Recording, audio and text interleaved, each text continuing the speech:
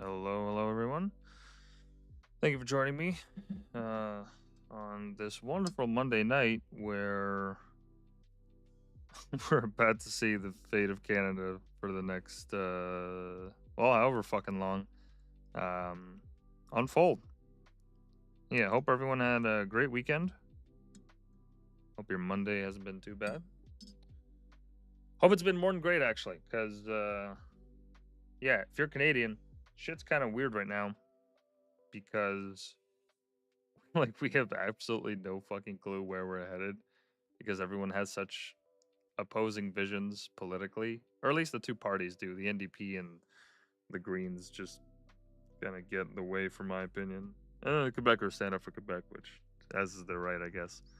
Um, but yeah, it feels like the two visions that the parties have outlined and that people are backing are so diametrically opposed to one another that no matter who wins, it's still going to be a loss because the other half of the country is just not going to go along with what the other wants, and the whole thing just comes to a standstill, which I understand. Democracy, that's part of it. Totally get it. I'm not retarded. Um, but it sometimes feels so fruitless because even if Pierre wins, right? Let's say he does, which I hope he does. I'm not going to be pretending to be unbiased here. Even if he wins, the Libs and the NDP and whomever are going to try to form a coalition to combat that, even though they're going to still look out for their own interests. And they've actually openly said this. They basically said as much. They're like, yeah, well, we're just going to do everything we can to block you.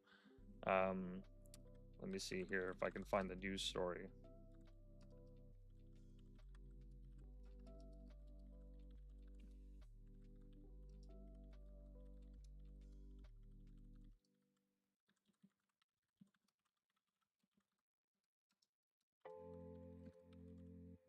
Let's see if Perplexity can help me out with this one.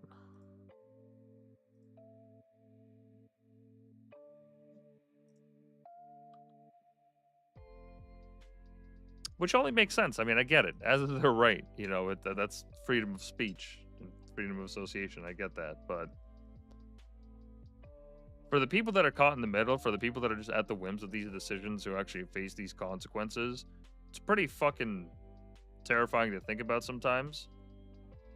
Because there's no consequences. Like they if the government spends $10 million, $8 million, and God knows what, and they don't make back their money, or it's just a sink, we're the ones left footing the bill. And it's not even the problem with money. The problem is that that money came from you taking the temporary period of time that you have on this planet and turning it into something of value or something that can be used in a value exchange. And that's what they're trading. It's our time. Fundamentally, that's exactly what it is. And so with every wasted dollar, you have just effectively wasted someone's time because it went towards nothing or it didn't go towards its desired purpose or optimal purpose. And I'm not saying that that it's somehow possible for the government to act like a robot and automatically know where to put money, and I understand that programs fail, but Jesus fucking Christ, dude, like this is a crazy amount of money that we're spending for what? For people to wait 6 months for a doctor? For immigration to skyrocket to the point where you have an outbreak of landlords putting 6 people to a basement? Like we're modern Canadians, just young Canadians, we can't even picture of getting a home. It's a joke. It's a butt of a joke. Like we'll joke about that sometimes. It's the equivalent of saying when pigs fly, which is a fucking crazy sentence or a crazy notion to have in what is a first world G7 country that has some of the most sophisticated technologies available to it on the planet. If we're just ranking it, like, sure, we're not like America, fine, but we're pretty modern. Like, we got roads, running water, electricity. The biggest and one of the most influential engineering schools in the world, from my understanding, is located in Waterloo. We put out so many code devs and engineers and people that go into AI that are so good at their fucking job that they end up going to San Francisco because there's better opportunities there and you get paid in US dollars. Like I'm kind of ranting here at this point, but my point is there's so many issues that are plaguing Canada right now, and it seems like the tools they've been using for the last 10 years have been nothing but just a slow climb towards our own self-implosion, if left unchecked. And I'm not trying to be a doomer or like black pill here, or like none of that shit. It's just to say that like the good quality of life that we have now, despite all these difficult things, like that, there's no rule in the law of nature that says that this is how it will go on forever. Like that is something that you have to actually fight for and work towards. It doesn't just fucking happen. You don't just get that. America doesn't get to where it is by sitting around on its ass. Neither do European countries or Southeast Asian countries that are developing from third world to first world at a rapid rate. Like that doesn't just happen. People actually have to put in work. There have to be incentives. Like ideas have to align within the society in terms of what is good and where we're headed. There has to be something like that, and Canada has completely lost the plot. There's no sense that we're a nation behind something. There's nothing that is seemingly uniting us. Except I might argue that the one thing that could actually unite all Canadians is the fact that our fucking time is being fucked with, right? Back again to that idea that the money that they waste is the time that we put into working day in and day out for these fuckers. And I'm not even talking about like liberals exclusively. I guarantee you there's plenty of conservative politicians that have fucked around with people's money too. I am neutral when it comes to this shit. And this might be one of the few things that actually get people together to unite over the fact that these people are fucking with our time. The precious time that we have that we should be spending with loved ones, creating magnificent things, whether it's creative or otherwise, pushing ourselves, or just doing literally anything else. It's ludicrous. It's ludicrous how much time you have to spend working a job just to be able to order fucking takeout or go to a hockey game or do any of these normal things that everyone should be able to do.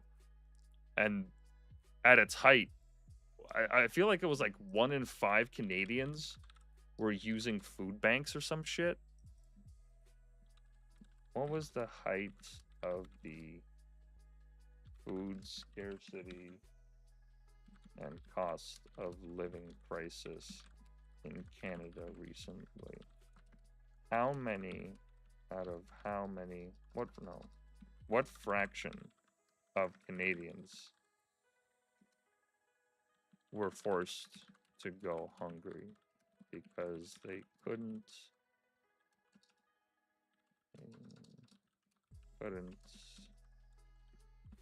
Jesus Christ, couldn't afford to feed themselves.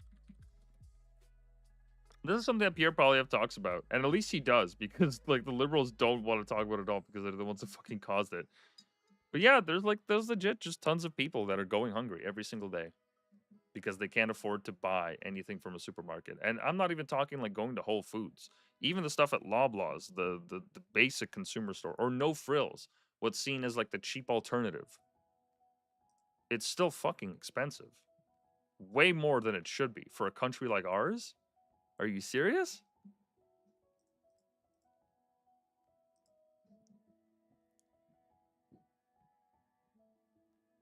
%23 of Canadians reporting they were unable to purchase sufficient food. Now, okay, mind you, that's 23% of the responders, right? And how many people were actually asked?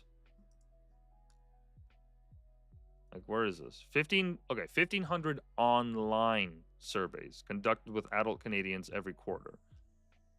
Now, that might be a diverse group in terms of the provinces and where they live. Who knows? But it's certainly a problem that I've heard my friends talk about and people that I work with, that it's a concern for them. So I would wager, and especially since I've seen it myself too, I would wager that, yeah, there is some truth to this fact. Over 40% Canadians reporting that they feel worse off financially compared to the previous quarter, marking an alarming 11-point increase. And honestly, no amount of statistics will even fucking teach you this. Go to a bar. Go to a bar and have a night out with 3 pints or 4 pints and see how much that costs you. Okay? Like, I don't want to be a boomer about this. Like, oh, fucking shit used to cost a nickel back then. Okay. But my friend Stain Haynes pointed this out, that, like, it's accelerating. The rate at which the effects that our previous generation would tell us about in their later years, like, the gap between that time is closing because of just inflation. What I mean to say is, like, your parents would be talking about this kind of stuff, that, hey, I remember food used to cost a nickel. But now you have people in their 20s saying this, which is a huge jump of devaluation. But back to that other story that I started this all with. Let me see here.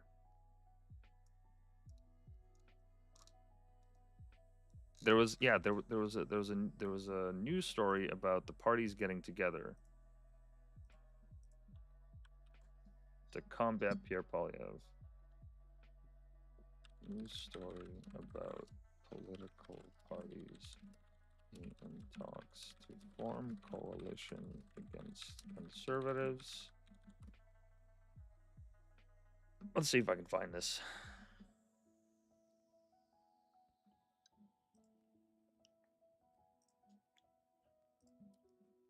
Also, you know what? Let's change up the music a little bit. It was a little too tranquil for my liking.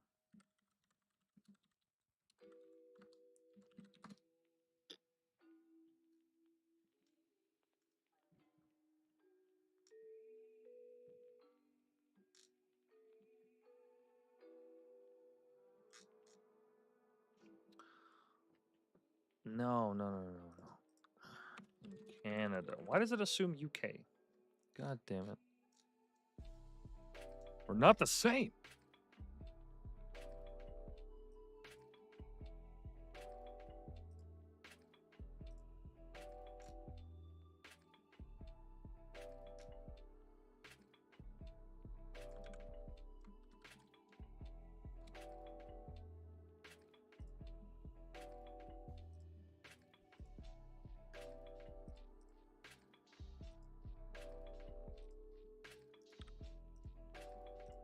Oh, I think we got a contender for the music. Let's play some NCS House. This is House?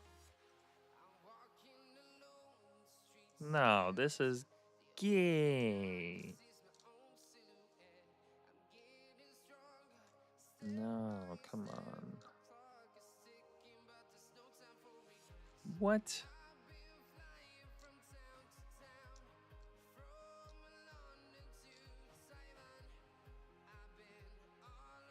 No. That's ridiculous. Too passionate for this stream. This is a political stream. Come on.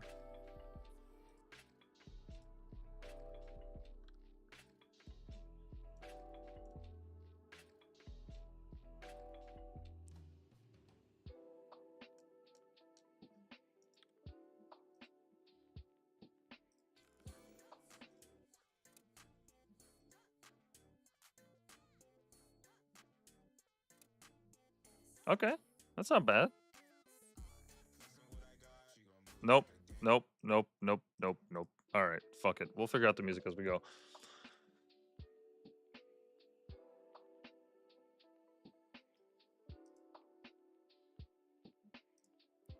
Let me see if I can find this. I can't believe I can't find it. Oh, in any case, let's move on. Let's see if there's any results with the current election. Canada election live results. Because some writings should have been called by now. Oh, here we go.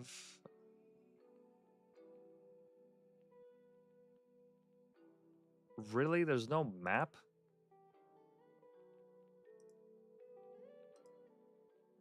Are you serious?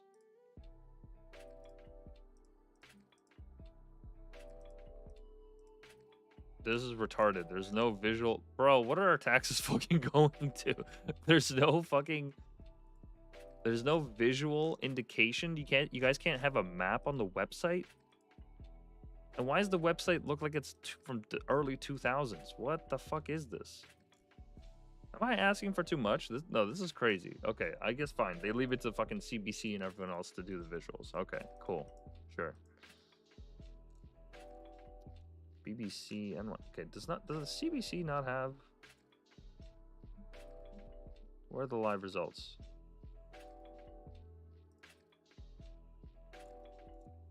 Thank you. Finally, they got a map. Alrighty. Let's refresh that.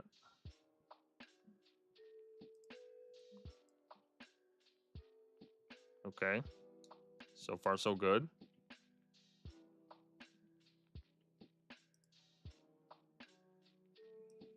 So far, so good. Well, that fucking came close. Jesus. Interesting. It would be cool to see a comparison in real time as to what the last year's or last election's results were. Because this is nice and all what right now, but I would like to know what's been happening since then to see if there's a trend. Because that's actually what's important. All these counties, or sorry, all these ridings flipping. That's what would be cooler to see, or just how close to get to being conservative. That's a fucking blowout.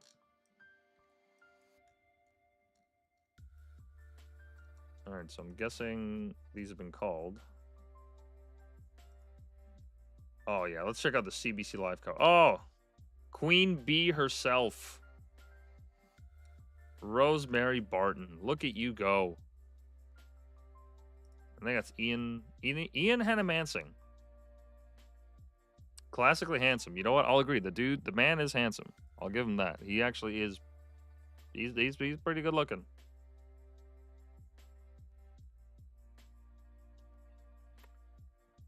$313 seats still waiting.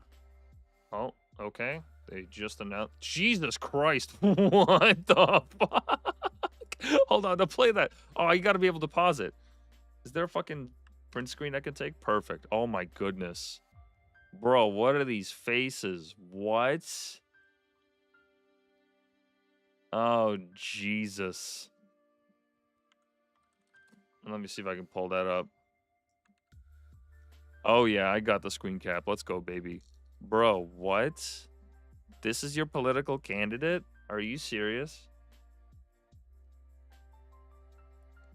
Look, I'm not trying to, like... I'm not trying to just make fun of people for, like, just for looking funny because that's how they were born and they can't control it, but this looks like she just literally opened up her arm and took a selfie. Like, no, like these at least like look staged, right? They went to a place. I don't know what he's scowling at. I guess he just worked out in the sun all his life and decided to be a politician yesterday. Yikes. You would have thought they would have like sent somebody to that district to replace him. Because that is a little nutso. Okay. And that, Jesus, yeah, I mean, look, I hate to assume like what somebody thinks based on what they look like, but I feel like this is okay. Like I kind of get the gist of it. And your NDP. Okay. Alrighty. Just gotta keep that open for later. Alright, these fucking yap artists. Let's pull that tab over here. We don't need to see that. That's okay.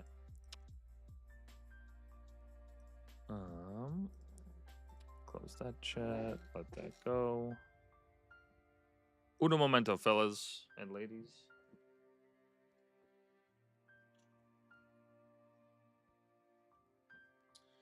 Okay.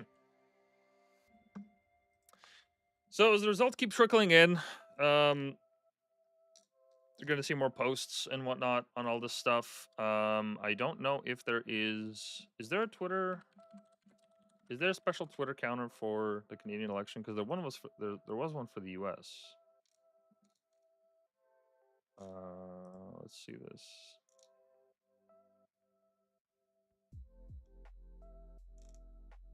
Okay, so they're not even doing like a live stream or anything. I guess they're just counting and doing the results. One cool thing, this election has had a turnout of 7 million people in just like the preemptive vote. 7 million people, which is like the highest that it's been at for a very long time, I think. Several years. Like when was the last time this happened? When was the last time 7 million or more people turned out for the pre-vote in a federal Canadian election? Or advanced vote, not the pre-vote. Jesus Christ. Advanced voting. Let's find out. Let's pop a Zin while we're at it. Sorry, not a Zin, a Zonic. Buy Canadian. Buy Zonic. Which is actually not an advertisement because they make the tobacco product. So, YouTube and Rumble, please don't kill me. I just wish that we had brands like Zins here. It's actually ridiculous. You know, we can't buy nicotine pouches Canada-wide unless it's from a pharmacy. How fucking crazy is that? It's a nicotine pouch. Like, you go to the States, you can buy it at fucking bodegas. They sell it everywhere. And I understand the problem of selling to kids. Like, don't get me wrong, I'm not ignorant to that. I used to work in that or an adjacent industry anyways. I understand the risk. But like, what, you can't card people? You can't restrict it to like official tobacco shops even? I can walk in and I can buy like tobacco pouches. Like, those actually exist. They're not like pure nicotine and whatever else they put in here, like filler, like propylene glycol or whatever. But I can buy tobacco pouches. So I'm not really sure what that law does exactly, except limit adults' access to this. Which is so stupid because at the same time, Doug Ford, the premier, or in other words, the what's the American term for it? Not senator, governor. The governor of Ontario, or the premier. He made it so that people could buy alcohol at corner stores, which never used to be a thing in Ontario, ever. It was never a thing. You would either go to the government-owned liquor store or, well, basically, yeah, to just government-owned liquor stores. Which, look, I'm all for free markets. I understand that. But if you're going to let corner stores do that, why don't you just let, like, anybody do that? Like, mom and pop stops. Like, anybody. And not only that, but, like, the purchases still go through the LCBO. So it's all still government-owned. It's not like these people are buying it straight from Anheuser-Busch or Smirnoff or any of these big alcohol brands. For the Canadian corner stores, they're buying it from the LCBO. So it still goes through the government. It doesn't even open the market, because then corner stores, for the most part, are just chains. Like, I have yet to see liquor or beer offered at like a regular corner store or like grocery place independent. Maybe I just haven't been to enough, but so they limit Zonics, but now you can buy beer at fucking gas stations and highway stops. What sense does that fucking make? Like, what? Alcohol is by far the worst predictor for car crashes and for alcoholism, or for a lot of bad shit. I'm not talking shit about it. I love to drink. It's fucking awesome. I'm gonna be drinking tonight. You goddamn right. But that's insane. Like, nicotine pouches, no, you can only buy that in certain places. Whereas alcohol, hell yeah, dude, to your fucking heart's content. By all means, please buy it anywhere and everywhere. Within certain hours, but like still, like that's. Anyways, I'm fucking ranting. That little stat that I was looking for earlier. The 2025 Canadian federal election marked the first instance where over 7 million people participated in advanced voting, where they approximately reported about 7.28 million. This shattered the previous record of 5.85 million advanced voters set during the 2021 federal election. So, how's about we show stats about advanced voting turnout for the last 100 years in Canada?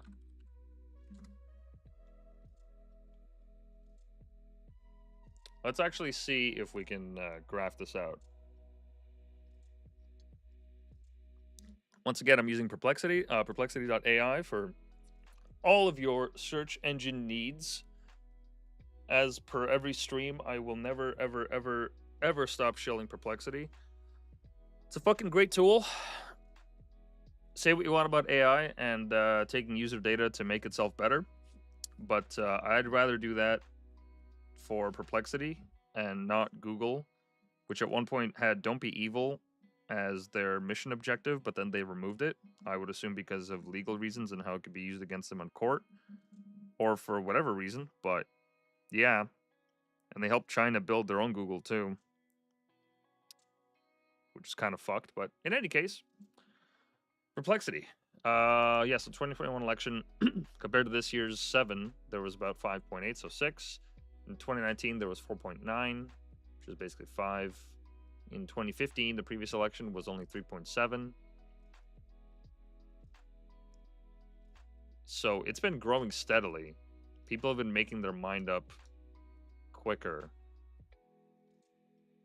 which is, I guess, it's one of the indicators. It's not the only thing that stat says about it, but yeah, it looks like people have been making up their mind a little bit quicker, to the tune of millions of people.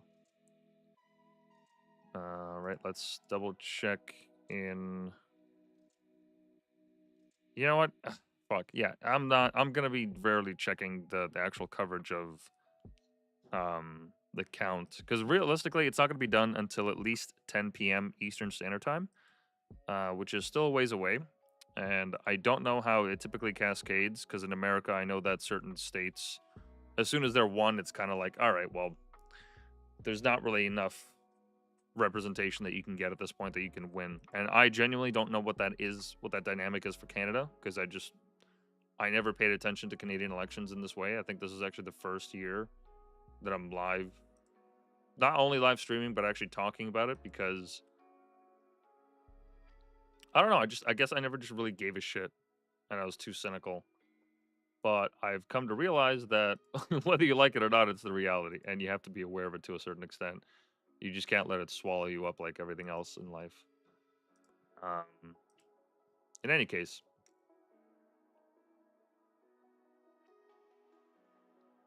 okay, looks like people are tweeting that the Conservatives are currently 12 seats, outperforming Stephen Harper, who is the last prime minister before Justin Trudeau, who was a Conservative, who Pierre Poilievre actually worked under as housing minister, and I think some other positions as well. Currently the Conservatives are outperforming Stephen Harper's majority victory in Atlantic Canada with some big early wins in Newfoundland. I've squat diddly knowledge on what that means. I don't know if Newfoundland is historically conservative or liberal. I know that for those who don't know what Canada looks like, I don't know why you'd be tuning in. I appreciate it, but if you want to learn some stuff, this is what Canada looks like. We're divided into provinces. We got Ontario, Quebec, the Quebecois, Newfoundland and Labrador. Is that fucking... Oh, sorry, New Brunswick, Nova Scotia, Prince Edward Island right here. Actually, what am I doing? Why don't I just zoom out? Yeah, fucking, this is so much easier. And it's in dark mode. Yes, Quebec, Newfoundland, Labrador, Prince Edward Island, which is tiny, tiny, tiny little fucking thing that's... Oh, there's only one bridge? Oh my god, you would have thought they would have made more bridges by now. That's very strange. Okay, interesting. PEI, New Brunswick, Quebec. Ontario, and the majority of people that live in Canada, I think it's like 70 or 80% of the population lives in this, like, in the southern coast here.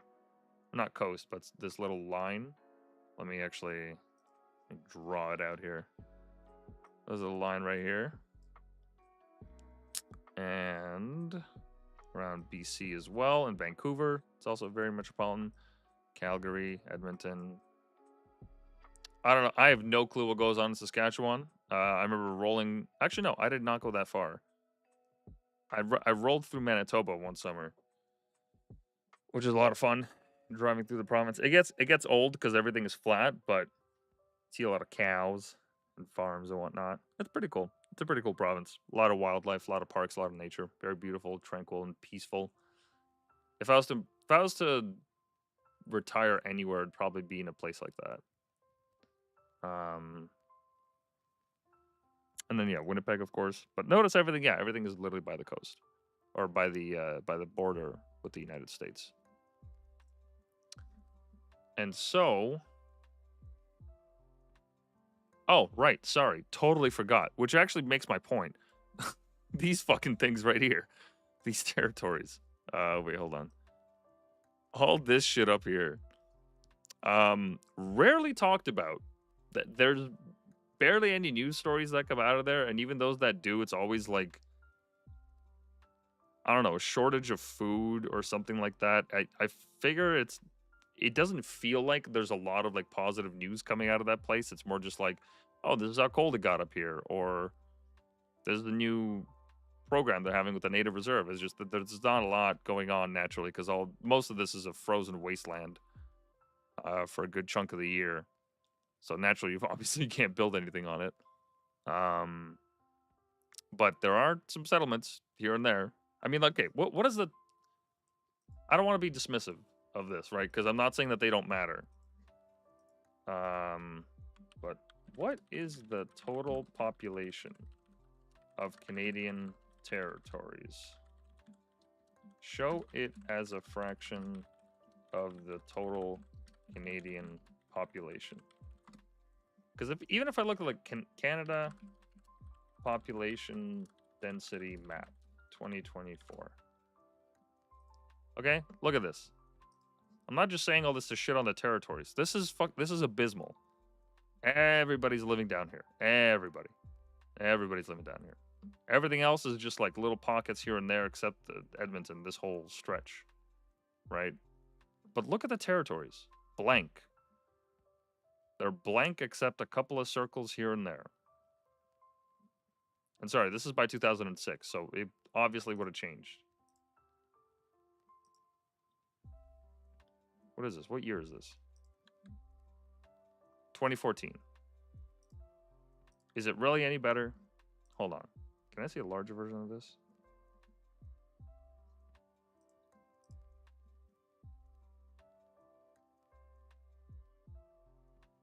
Oh, here it is. The Quebec City-Windsor corridor is the most densely inhabited and heavily industrialized region, accounting for nearly 50% of the total population. That's quite a bit. That's quite a bit. This whole corridor right here, Windsor, going to Quebec. This right here, this little spot. Let me draw it for you on the screen. This right here. This little spot. 50% of Canada's population lives here. And you can drive through it in a day? To get to Ottawa from Toronto, it's like 5 hours. So yeah, you could probably make that in a day. Maybe a day and a half, something like that. And you drive through 50% of Canada's population. So yeah, not a lot goes on in the territories. We don't really hear from them all that much. Let's keep that window open.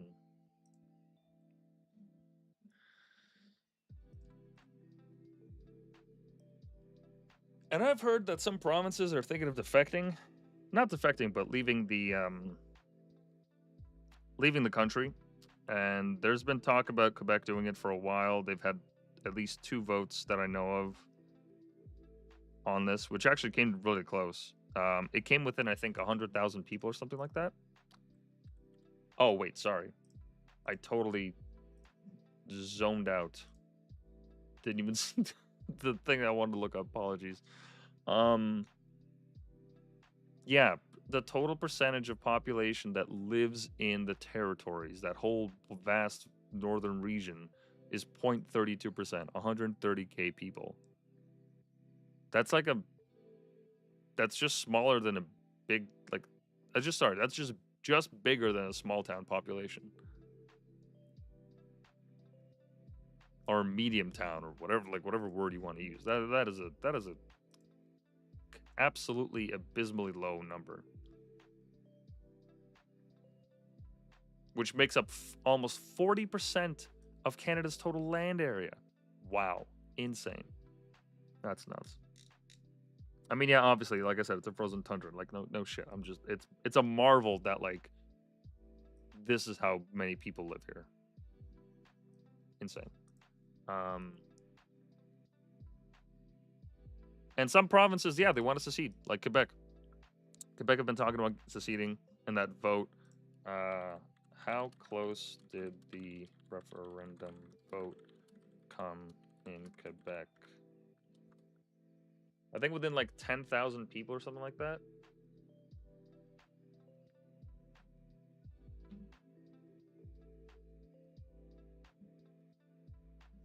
Let's see. 54,000 votes. The difference amounted to 54,000 votes, with a record-breaking 93% voter turnout. Yeah, so they've been wanting to leave for a while. They have their own reasons, many of which I'm actually not familiar with at all.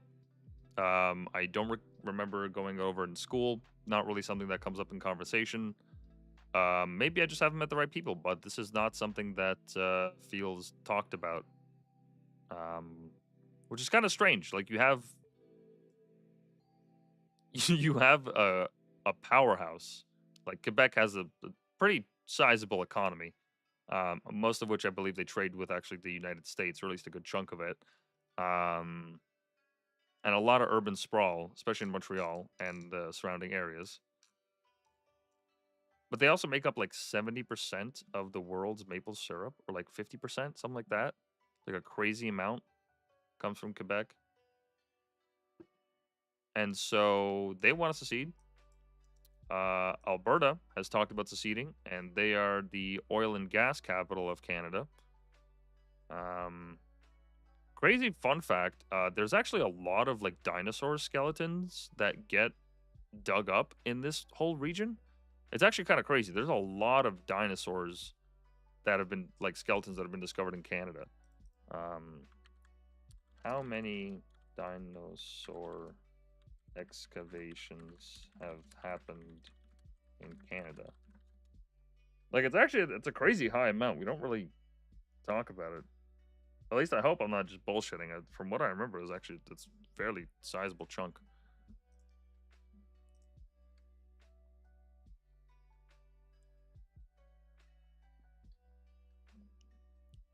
Yeah, Canada has been a focal point for dinosaur excavation, particularly in Alberta's Badlands, where extensive fossil discoveries have been made since the late 19th century, so the late 1800s. While the exact number of individual excavations isn't explicitly recorded, the scale of findings underscores the country's significance in paleontology. There's... Holy shit, the Dinosaur Provincial Park in Alberta, which is a UNESCO World Heritage Site, yielded 58 dinosaur species and over 500 specimens, now displayed globally. More than 100 dinosaur species have been identified across Canada, with nearly half from Dinosaur Provincial Park alone. Okay, you would think this would be a point of national pride. Like, I understand that like we didn't exactly build anything, we just discovered them, but that's a great propaganda tool. Are you serious? We have like some of the largest collections of dinosaurs in the world. Over 1,000 complete dinosaur skeletons have been excavated in Alberta's Red Deer River Valley since the 1800s. Okay, what percentage of the world's dinosaur findings have occurred in Canada? I misspelled occurred? Are you serious? It's 2 C's and 2 R's? Oh, okay. That makes sense.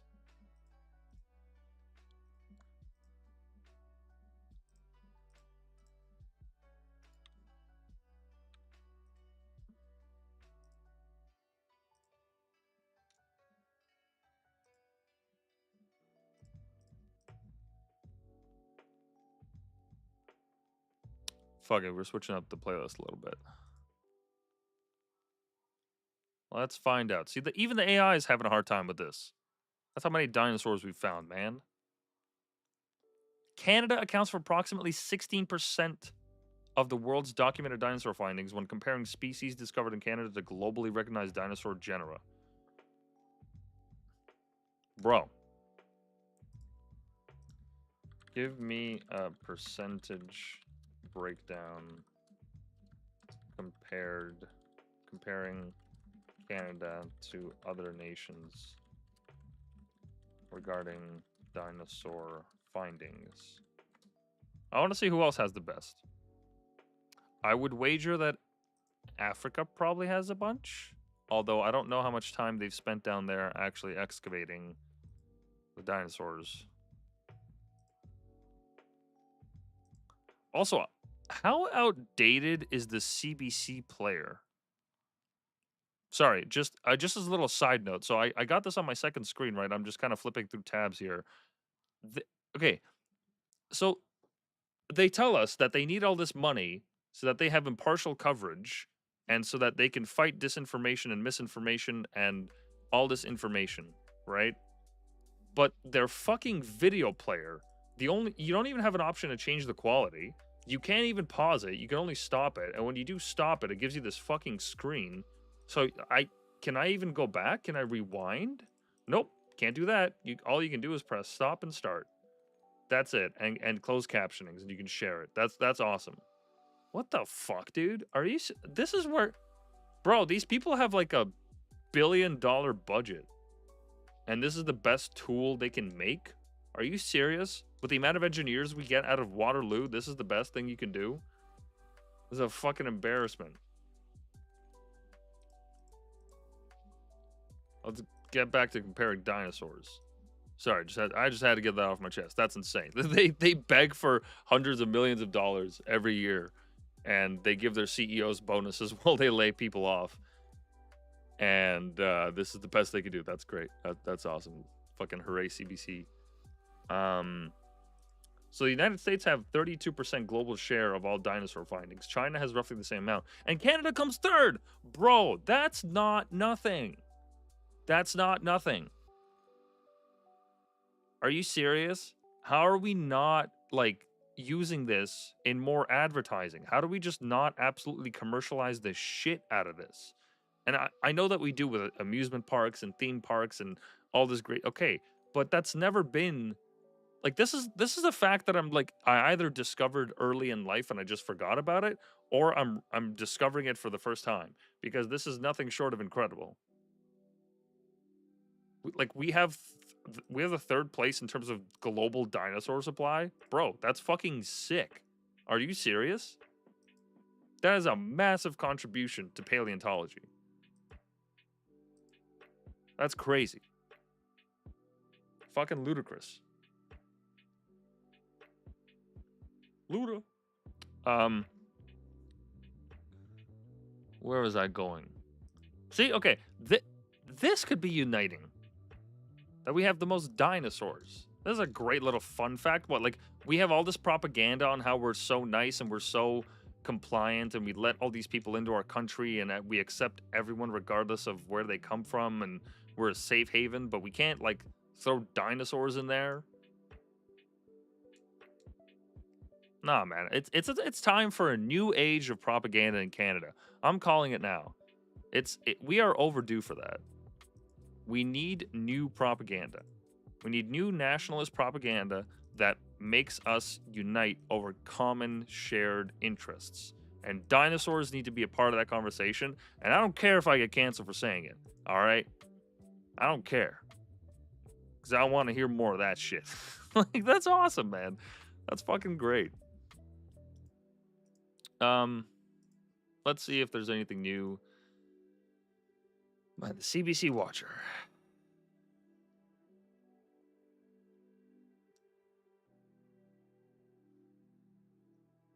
Oh, this is great. Let's hear this. We've had one additional poll close in Les Îles-la-Madeleine, Gaspésie, and we'll have another big dump of them at 9:30 Eastern, of course. But let's go to Adrian, who has some results. Adrian. Well, I'm very relieved to see that Charlottetown is okay. Good. We're getting first results from Charlottetown. Let's have a look at that. The incumbent. Hey, what the fuck does that mean?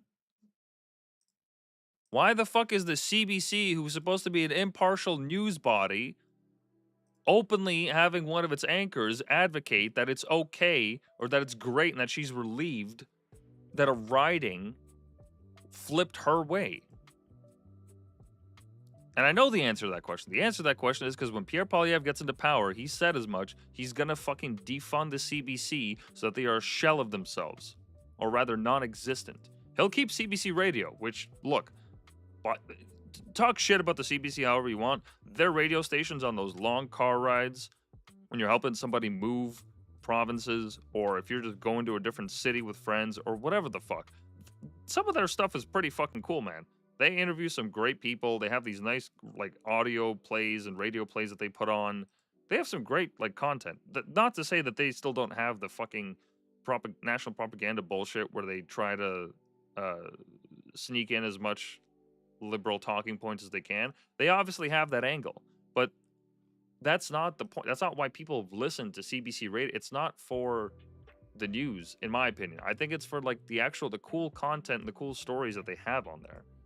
Which, fine, they have their own bias, but they're just interesting to listen to. Like, I grew up on them, going on road trips with my family members, listening to CBC radio.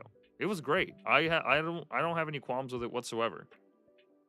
I'm sure their news coverage is slanted just like their TV coverage here, because this is insane. This is, how can you say that? Like, let me play that back just so that I'm not crazy. This is insane. We've had Adrian, who has some results. Adrian. Well, I'm very relieved to see that Charlottetown is okay. Good. We're getting first results from Charlottetown. Oh, it's so funny. Oh my god, it's so relieved. What the fuck? Yo, what the actual fuck are these people smoking? Are you serious? This is insane. They're not even hiding it anymore. They're out in the open, just laughing about it. Which is crazy because look, people that disparage the CBC get this label put on them as if they hate, not that they hate Canada, but that they're alt-right, that there's some kind of like, just there's a misalignment between their ideals that makes them the other, and that they don't share your vision for what Canada should be and try to make it the greatest country it is. Like, that's essentially the messaging that it sells to people when you believe in that kind of idea. Is that the people that hate on it, they just want to destroy stuff for the sake of it, or they're greedy capitalists, or like, that's not true in any shape of form. Like, I'm sure there's conspiracy theorists that think that and think even more crazier fucking things, but their bias is so clear and so evident that you can't help but just laugh when you see it live on display like that. Like, oh, they're cool, great. Anchors are just laughing about who they want to win. Like, at least pretend to be impartial. Guys, you're the national... Like, we all pay into this. Why is my tax dollar going towards somebody that's speaking on behalf of a certain political group? I don't want that. If I want a national news teller, right, a news organization, I would want them to be impartial, but they can't be. You can't operate in that space and be impartial. They are obviously leaning against against Pierre, against the Conservatives, and they're heading towards the Liberals. And here's some more proof, okay? Because people don't really see this kind of coverage on the regular, because it's not really... you could really only find it on Twitter. But there was a story recently where... Let me see this. Okay, that's also a great meme. That's... Bro. That's fucking awesome. That's great. That's just the CB... For anyone listening, this is the CBC logo, which, for those who don't know, it's like a circle, and then halves of the circle are geometrically on the left, right, and the diagonal side. It's just kind of like a circle that explodes. And so somebody drew an asshole where that would be and just put a pile of shit going out of it, which is awesome. But let me see if I can find this post, because this literally proves how the CBC, at least with this one story, is not just politically impartial. They're absolutely leaning heavily left, and they're supporting all these policies. And they want to support this party through and through. There have been moments where they have been against the Liberals. I'm not saying that those don't exist, but there is a clear bias that has been indicated over time through their mistakes, their lack of corrections, or both. And I gotta be able to find this clip because where is what's her face? Rosie Barton. Rosie Barton. Somebody's gotta have that post because there was a comparison. Oh, here it is. Found it. So, just to give some context to this clip, at the beginning of the campaign, when the parties were starting to announce some of the policies that they were pushing for, a lot of people started to notice that, hey, this is, for the Liberals, this is actually a lot of the stuff that Trudeau was saying, and so it seems like you guys are just simply taking his plan and slapping Carney's name on it, which is exactly what they did. It is literally exactly what they did, and they admit to it on air, like at least the CBC's coverage did. Right, the party would never, because obviously, like, that's a bad look. How could you just slide in the guy, but you keep everything and you just press Control F and you remove Trudeau? Like that seems really extremely disingenuous, because then it's like it's not what that person wants. It's not what the message that the person who you put up as a representative is getting behind. It's more like, this is the party line and we're pushing it regardless of who is in it. Because during the Liberal race, this wasn't a big enough scandal because because the media is what it is up here in Canada. But Carney because Carney had never served as a member of parliament, which you do need to do in order to run as the prime minister, because you represent a riding. So every prime minister not only runs federally, like they do in America, where everybody just like goes to the ballot box and votes for them, but they also have a riding because they're a member of parliament. And every member of parliament has a certain riding, which is essentially like a district. Like here, let me show you here. Canada ridings map. So Canada is split into all these different ridings in the same way that in the States, they have their districts as well. And so each politician of the federal party has their own riding that they're in. Pierre Poilievre, for example, is in Ottawa. I think it's the Carleton riding. And Carney is... He's not Orleans. He's something... I forget Carney's riding. Let me see if I can find it using Brave search. Nepean, which I believe is... Yeah, so that's Nepean. And where is Carleton?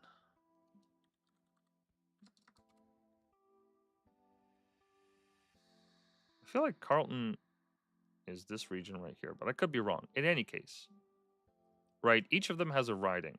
And so Carney, because he hasn't even lived in Canada for 10 years. The man has literally not lived here as a resident for 10 years because he's been in the UK and Ireland where he has passports, which he has since rescinded his citizenship, or so he has said.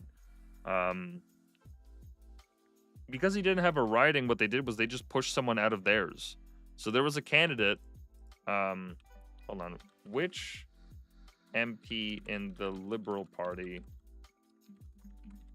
got pushed out so that Carney could have a riding and be eligible to run for Prime Minister.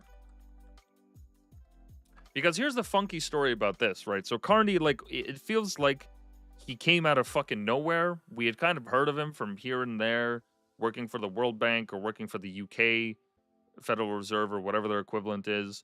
And then he just comes into Canada as if he's been here all the time. And everyone's like, who the fuck is this guy? He was also Justin Trudeau's financial minister for the last 5 years. So if anyone's to blame besides Trudeau and the people around him at the time for where we are now for the last 10 years of fucking stagnation, Carney was at the he was at the base of it for 5 years, which is half their time in office, essentially. Especially, like, throughout COVID. Like, he was his financial advisor. And I understand that an advisor just simply advises, but, I mean, like, the guy was literally helping make, like, he was helping Trudeau make decisions. That was his whole thing. You're advising the prime minister on how to act, because he doesn't have the time to sit there and research and understand all these difficult dynamics. He has people around him that help him. And if you have a hand in that, well, you're directly responsible for what your actions and recommendations have done, which is where we are right now. And there's not really any real way to quantify this, because there's shades of gray in this, like with anything in life. But he definitely had a hand in where Canada has essentially headed for the last 5 years. To what extent? That's arguable, sure. But he has. Even if little. Like, even if it's slight. And it doesn't look like it's slight, because he wrote a book where he essentially talked about the exact same things that Trudeau was doing. If anything, Mark Carney actually went further. In any case, there's an MP, Liberal MP, called Chandra Arya, who had represented the Ottawa riding of Nepean since 2015. So 10 years. He was removed as the party's candidate to make way for Mark Carney's candidacy. The Liberal Party revoked Arya's nomination for prime ministership, because he ran for prime ministership. And they revoked it in March 2021, saying in 2025, citing a review of new information as the basis of its decision. This move cleared a path for Carney, the newly elected Liberal leader, to contest the Nepean seat in the April 28th federal election. Now, here's the thing. The reason that this guy lost his seat, right, this gentleman here, Chandra Arya, he said on live television multiple times and during his campaigns that he didn't really care for learning how to speak French, and when he was asked about it, he basically responded with the same thing. Why was removed? Now, that's...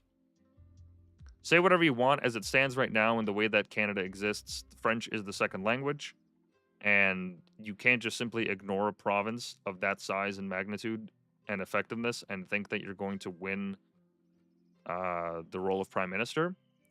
So the fact that he was so vehemently against it kind of showed a lot of people like, okay, this guy doesn't want to play ball. And sure, there's an argument to be made here that, okay, officially our language is English and French, but like how many French speakers actually exist in Canada? And not even that, but how many French speakers exist like that because of their environment and where they live versus people that just have to learn it as a form of necessity, because everything has to be translated in English and French in Canada. Everything. Every single label, every single poster, every single, well, just about every single roadside.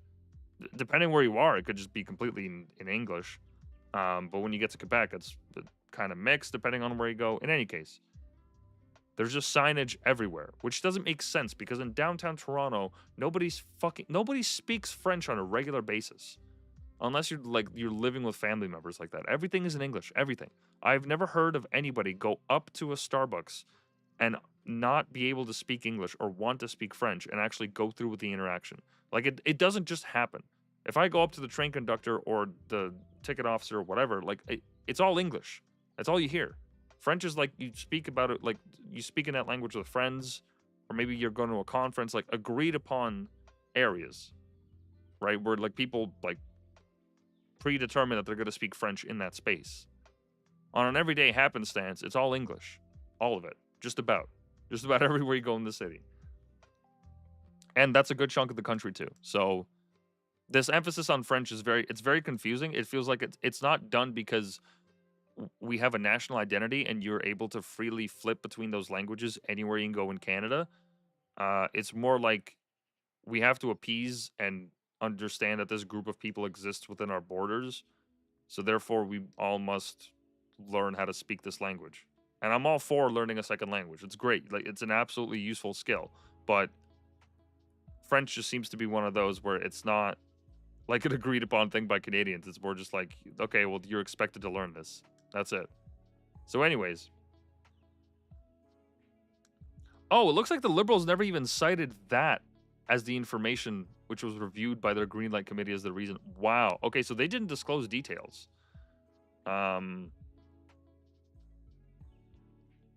But he did draw criticism, it is also a fact, for dismissing the French language proficiency requirements and advocating policies seen as divisive. I don't know what his policies were. In any case, they just removed this guy off his post and put Carney in charge. Now, here's the other weird thing. This guy's son, right, is... His son works for a company that is tied to Mark Carney now. He has, like, a high position. Is it true that... Let me see if I can find it.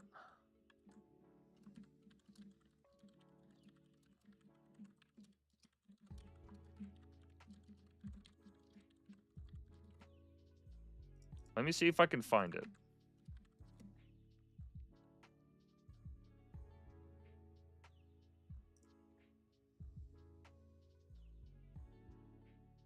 Yeah, here's the story. Here's a LinkedIn screenshot of Siddhanth Arya. And before I dox myself, I'm actually going to look this up on LinkedIn. I was about to open up a tab and look at it, but no. Where is it? Siddhanth Arya.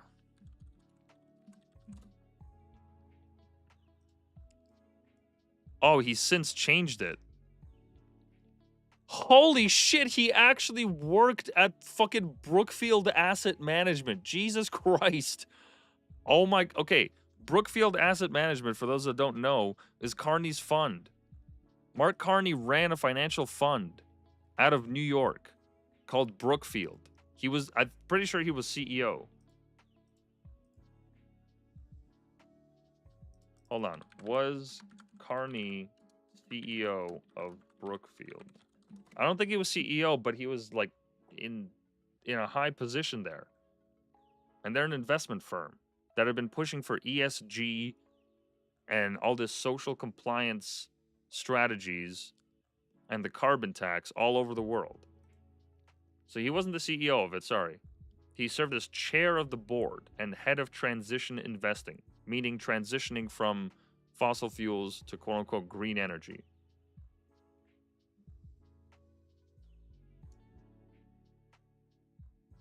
So let me get this straight. All right, this might seem a little conspiratorial, okay, but maybe it's just happenstance that the guy who was cleared to make space for the current runner of, or the current representative of the Liberal Party in the federal election, the man who was cleared to make sure that Carney could have a seat, an automatic seat in part, like he wasn't elected.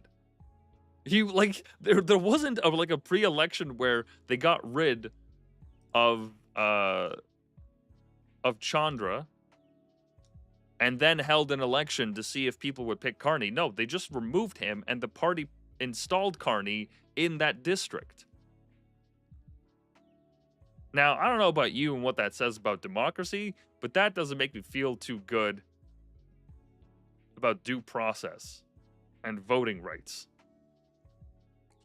I understand that the party has, like, lateral moves when it comes to that kind of stuff, but, like, that on the face of it looks corrupt as shit.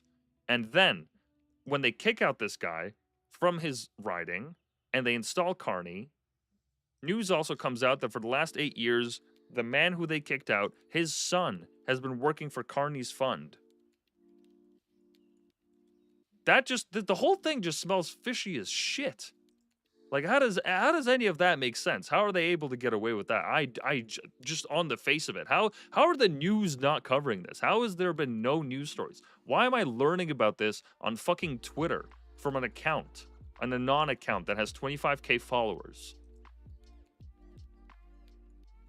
That's fucking weird, man. That's really fucking weird. That's really fucking weird that I'm learning about this on Twitter. So in any case, that whole story, mind you, I've been explaining this fucking context for like 20 minutes now. This is how deep rooted the issues are in Canada, because you start pulling on one thread and it just unlocks this whole other world and series of events where you're like, holy shit, this is insane.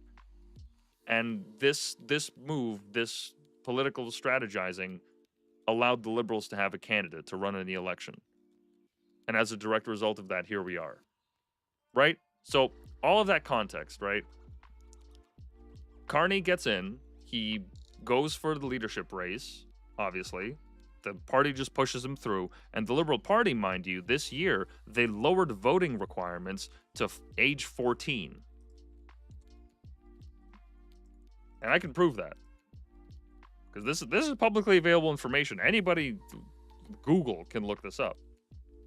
What requirements did the Liberals lower or add in their latest leadership race?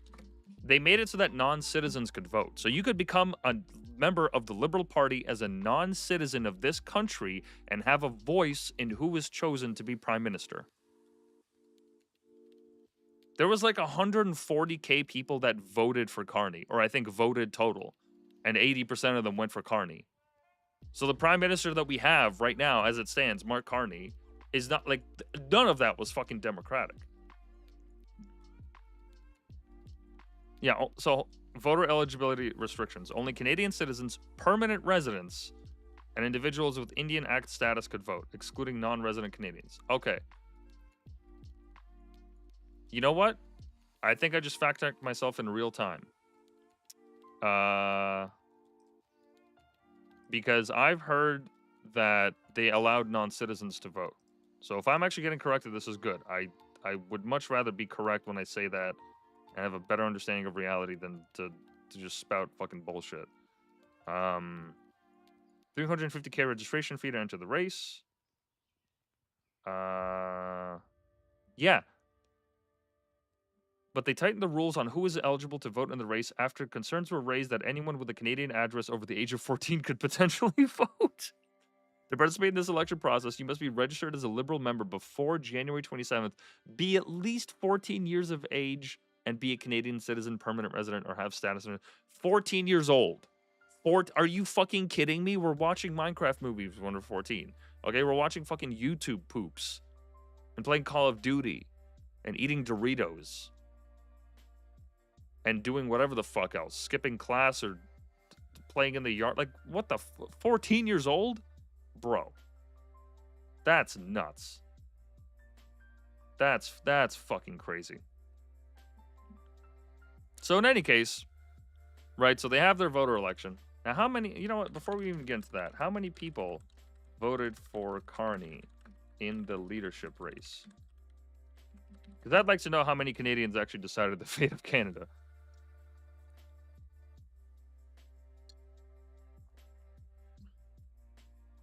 Let's see what they say.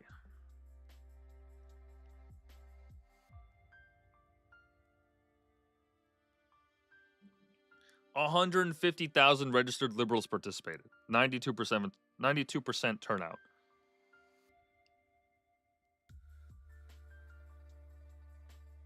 $85 of 150,000. 1 second.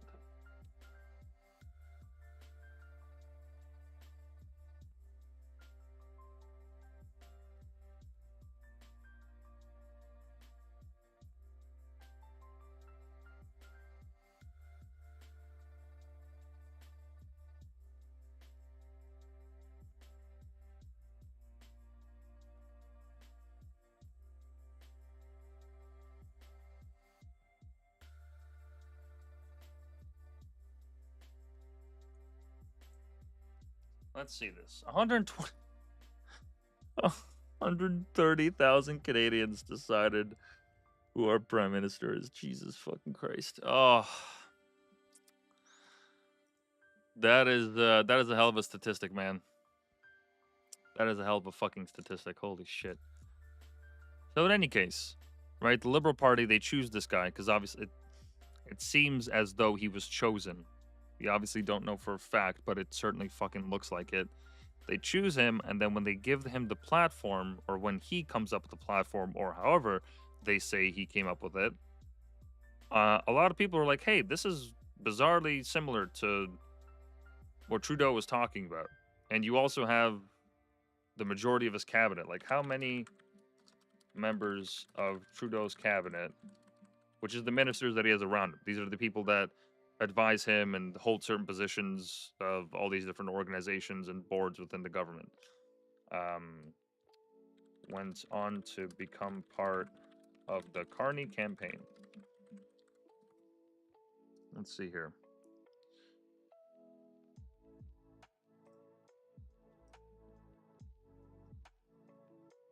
Because I think it was at least half that I know of. Not to mention that Mark Carney is Chrystia Freeland's son's godfather. So 16 members of Justin Trudeau's cabinet endorsed Mark Carney during the 2025 Liberal leadership race. Foreign Affairs Minister, Environmental Minister, Transport Minister, Defense Minister. So they endorsed. Okay, but how many are part of his current team? I don't need endorsements. Tell me how many are actually part of his election team.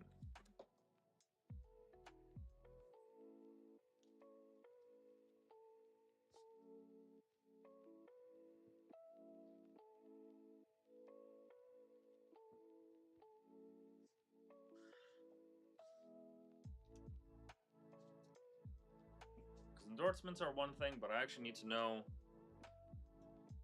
his team members. Oh, wow.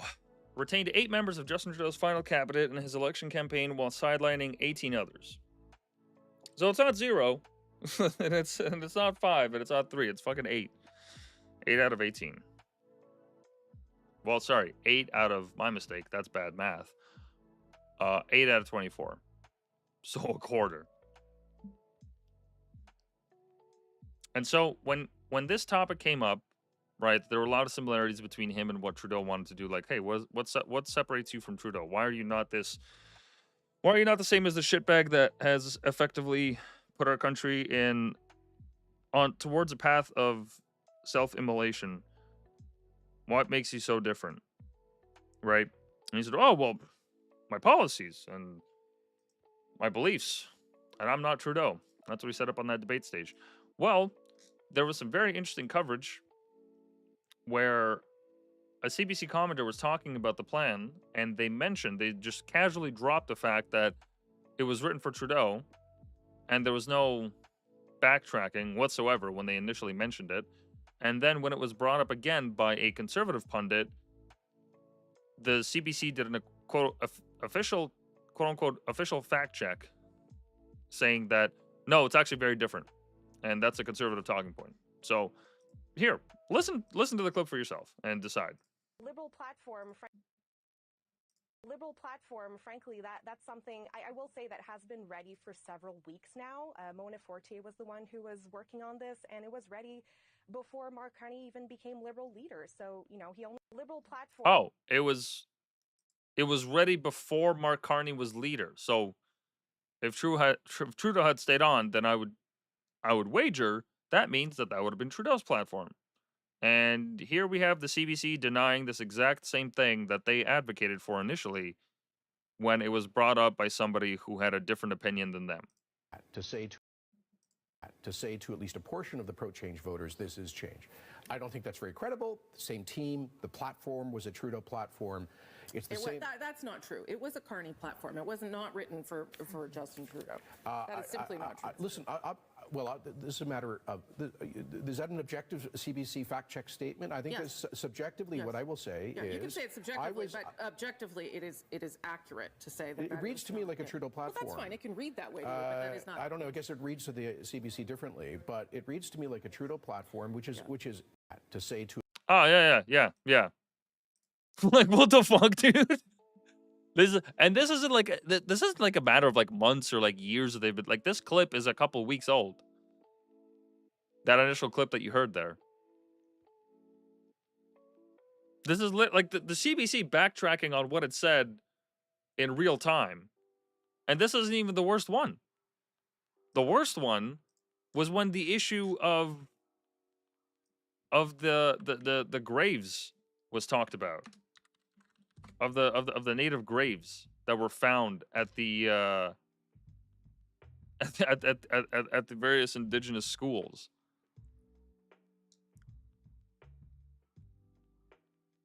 Right. So at the end of I believe it was the French debate.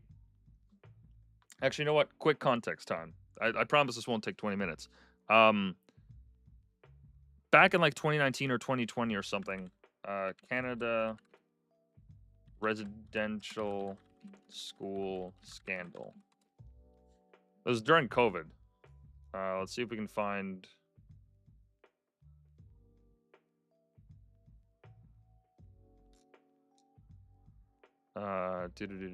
Unmarked graves. Where is this?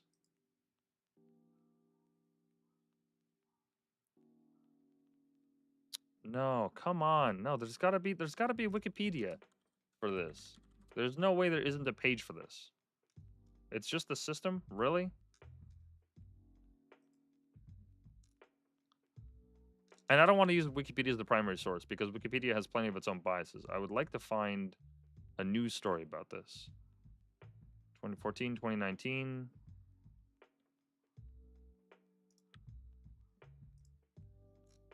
No. What, is Google going to give me better results?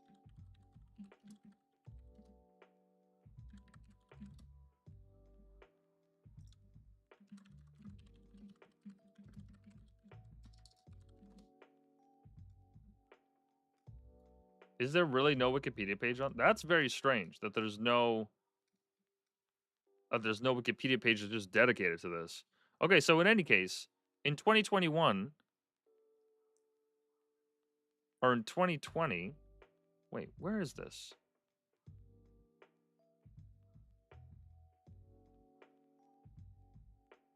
Where is this? Come on.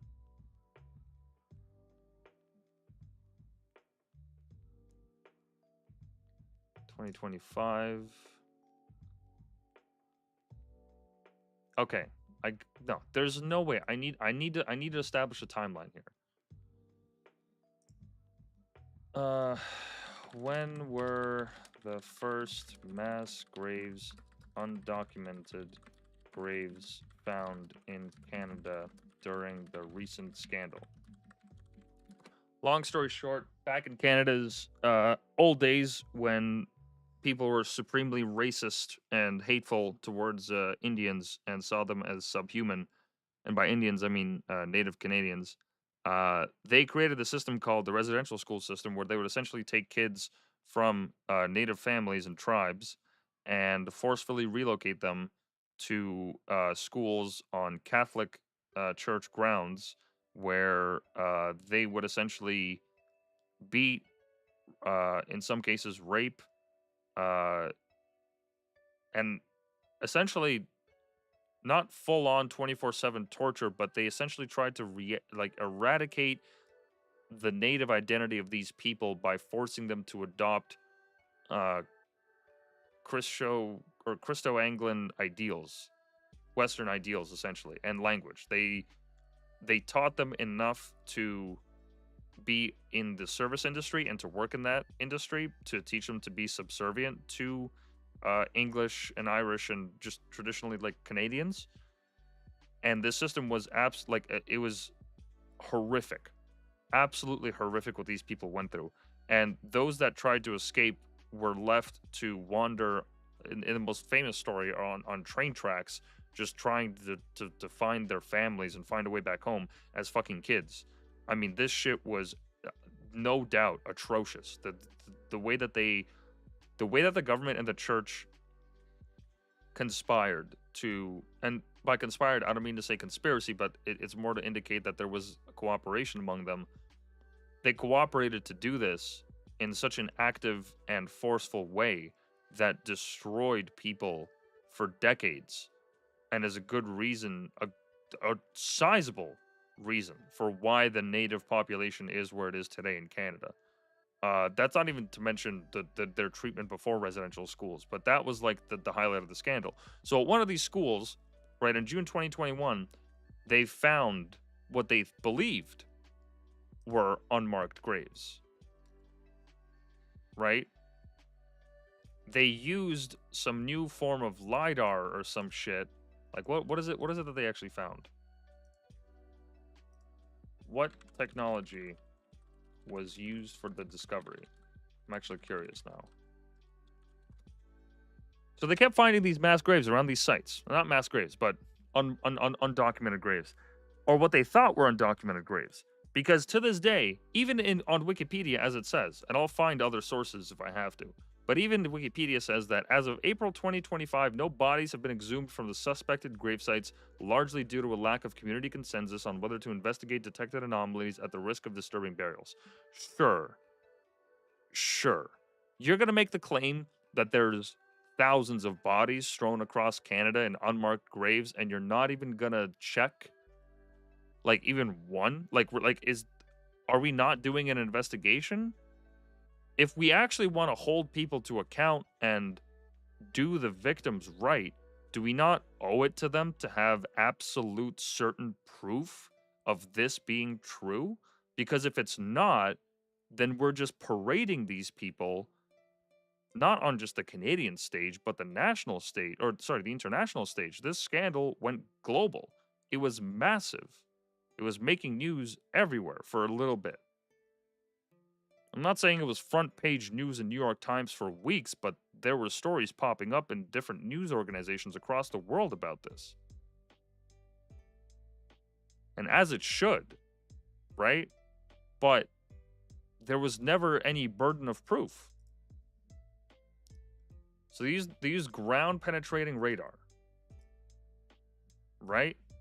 And just so that, like, because this is a point of contention. A lot of people think that any kind of questioning of this, at least here in Canada, they think, oh, well, like, what, you want to dig up a bunch of dead bodies of kids? You're fucked. Like, why would you ever do that? Why can't you just take these people at their word?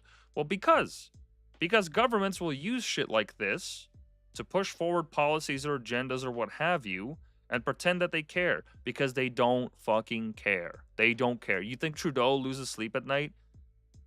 You think really he gives so much of a shit about the Native community that he's restless, that he's just beset by anguish? Like, really?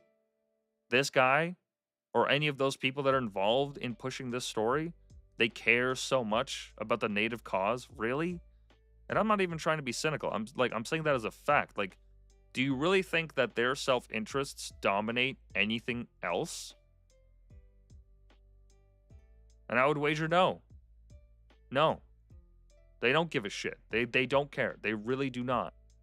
They will use any and every opportunity to get themselves ahead in their world, whether it's in politics or economics or what have you. Whatever game they're playing, they want to try to get ahead. And coming out as a bleeding heart liberal for this kind of cause is perfect.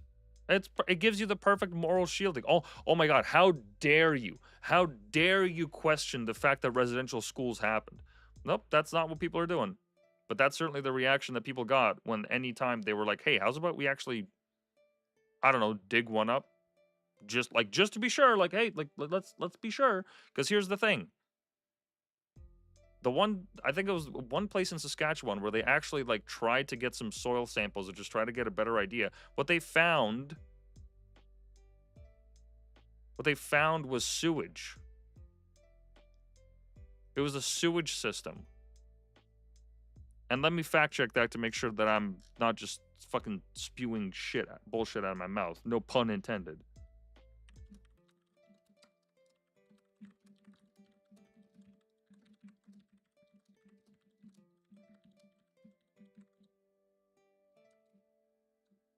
Let's see if this is real, because this is also something that I've heard on the internet. Obviously, haven't been there, haven't dug up the soil myself. I'm not, what's his face? That fucking guy that went on the Joe Rogan recently. I'm not a quote unquote expert.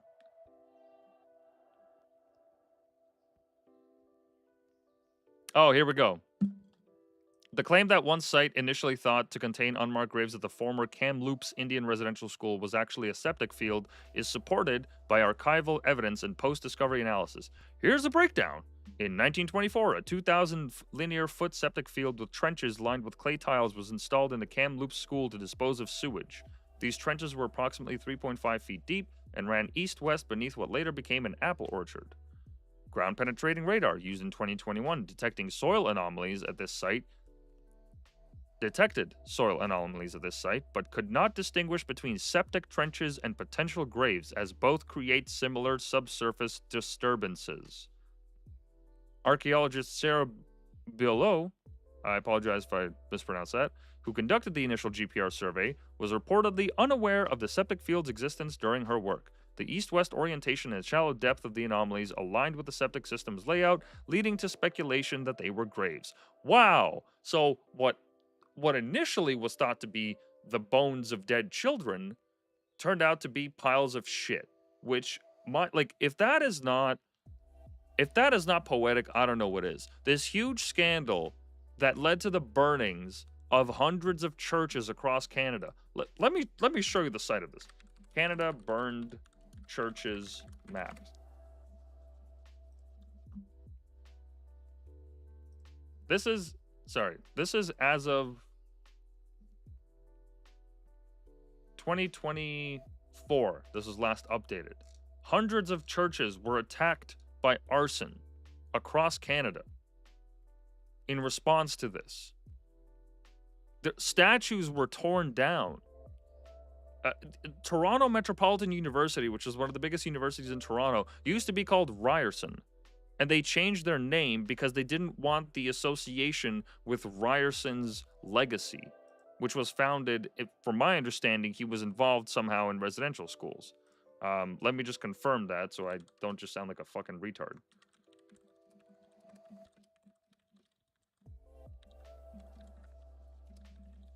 Like, my point is, right, this whole scandal starts with, oh my god, there's graves, and we know for a certainty there's graves, and we should all be ashamed of what the government and the church did to these people. Now, there's truth in that, because they should absolutely be ashamed of what they did to these people.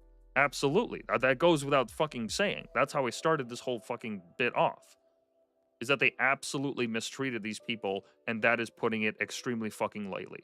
I could not imagine what it must have been like to have your entire culture wiped out and have it done by children getting ripped away from their fucking parents. Like, that would kill any person on the inside. That is insane that they've managed to persevere for so long despite all this fucking aggression and force that the government has expended upon them. It's crazy. It's nothing short of a fucking miracle that these people have kept going for so long when their quality of life has been decided by people that live far away, and now they're dealing with the consequences of it. It's insane. It's insane. I could not even imagine what that must have been like to go through that. But in any case, right? So Egerton Ryerson, who is named the university in Toronto, that is now named Toronto Metropolitan University, or TMU, they used to be called Ryerson. So there's, okay, according to this, it says his role in the system is subject to debate, but he did propose agricultural boarding schools combining manual labor with academic and religious instruction to be built, and he envisioned assimilation to the Euro-Canadian society. His model emphasized segregated education to Christianize and civilize Indigenous children. I mean, there's no way of defending that, and fine, that's the time and place that they lived in that time. I'm not saying that I don't understand why somebody would think this. I get, in the historical context, it makes sense that somebody of his stature would do that. That doesn't take away from the tragedy and how awful it is, but you have to recognize historical context. Like, we can't just look through this like lens of, oh, these people are demons, because then we'll never actually get to the bottom of the truth of their ideals and understand that, so that we don't have to make the same fucking mistakes again.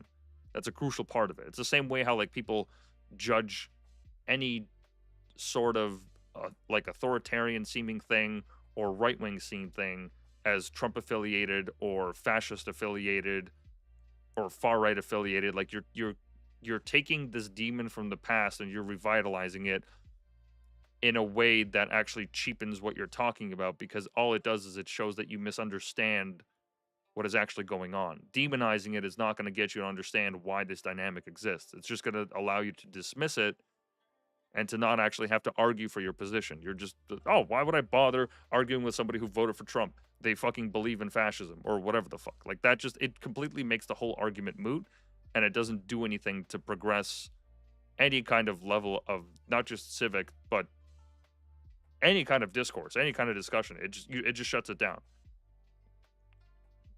So all of this, right? So Ryerson's legacy and the Toronto University changes their name.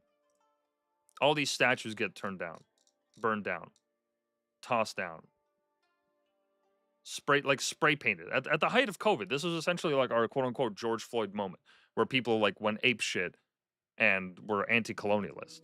It's like, okay, fine, be angry at it, rage at it, sure, I understand. And there has to be some kind of course correction so that we don't just slip back into these ideals and whatnot. Like, I feel like we've evolved enough of a society that this isn't really happening anytime soon. There's not really any land to colonize at this point, unless we want to do it through force, which is not happening. But the fact that this was seen as some kind of like revolutionary moment, as if people were like waking up to the injustices of the past, like what does this accomplish? What does this actually accomplish? You torn down a statue of somebody who, whether you like it or not, built Canada. And understanding the legacy through a nuanced lens is going to get you much farther than just seeing everything that they did as bad and awful, and that should not be in any way, not maybe celebrated, but like understood that there was a contributing force that actually built Canada. Whether you like it or not, we were built on taking advantage of the natives, and you have to make your peace with that. And if making your peace with it means you go out and you riot, well, like, you're not helping anyone. You're not doing anybody a service. You're just taking the angers of people's past and you're revitalizing them for what? And anybody that questions it is automatically a Nazi or right wing or whatever. Like, that doesn't make much sense to me. Right? So all of this context, because I would imagine that anybody listening to this still, for the majority, doesn't live in Canada and may not have a history of this. All of this context, right? All of this hate and rage and just pure emotional power that got unleashed that one summer, and I think the summer after as well.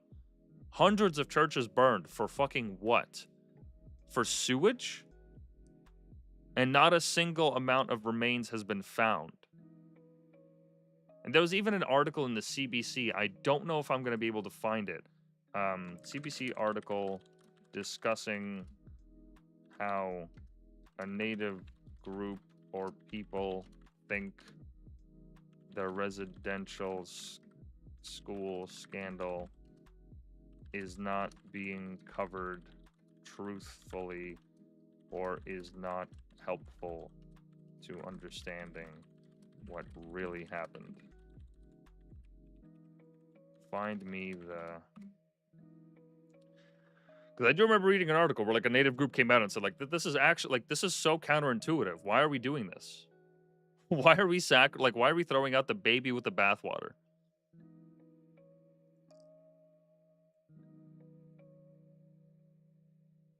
It just didn't make any sense.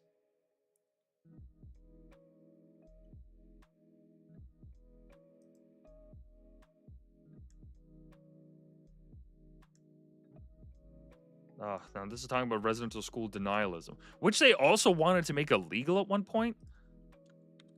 Hold on. Was there an MP that argued to make residential school denialism an illegal act? Because I'm pretty sure there was. Yeah, this is all talking about denialism. Whoever's denying that residential schools happen just hasn't read enough. That's like it's not that they're stupid. It's that they're not aware of it. Like if you just put them through like some documentaries and you hear testimony from people that actually went through this stuff, which we did see in school at times, it's beyond heartbreaking. It's awful. The experiences that they detail. There's even a famous song that talks about this story between these two kids that get out and they follow the train tracks to the next city, and it's in the middle of winter, and I think either they both died or one of them died, which I think it's a true story. In any case, I wouldn't be surprised if things like that happened.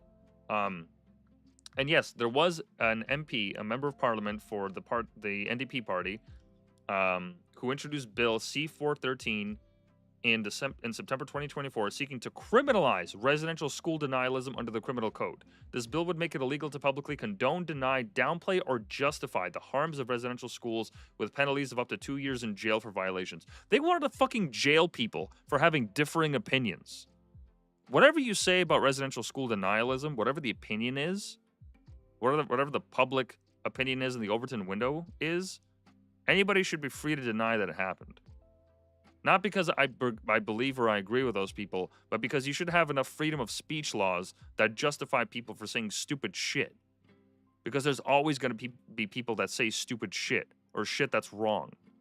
You can't just criminalize speech that you think is wrong. Because to those people, it's real.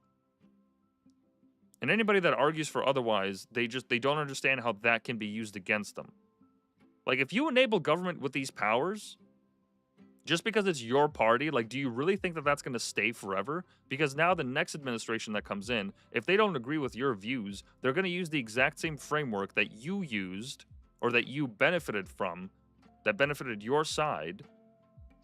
Now it's going to be used against you or a group that you're a part of. Like, just because people think that, oh, this is good, like, we need to, we absolutely, I'm agreeing with them.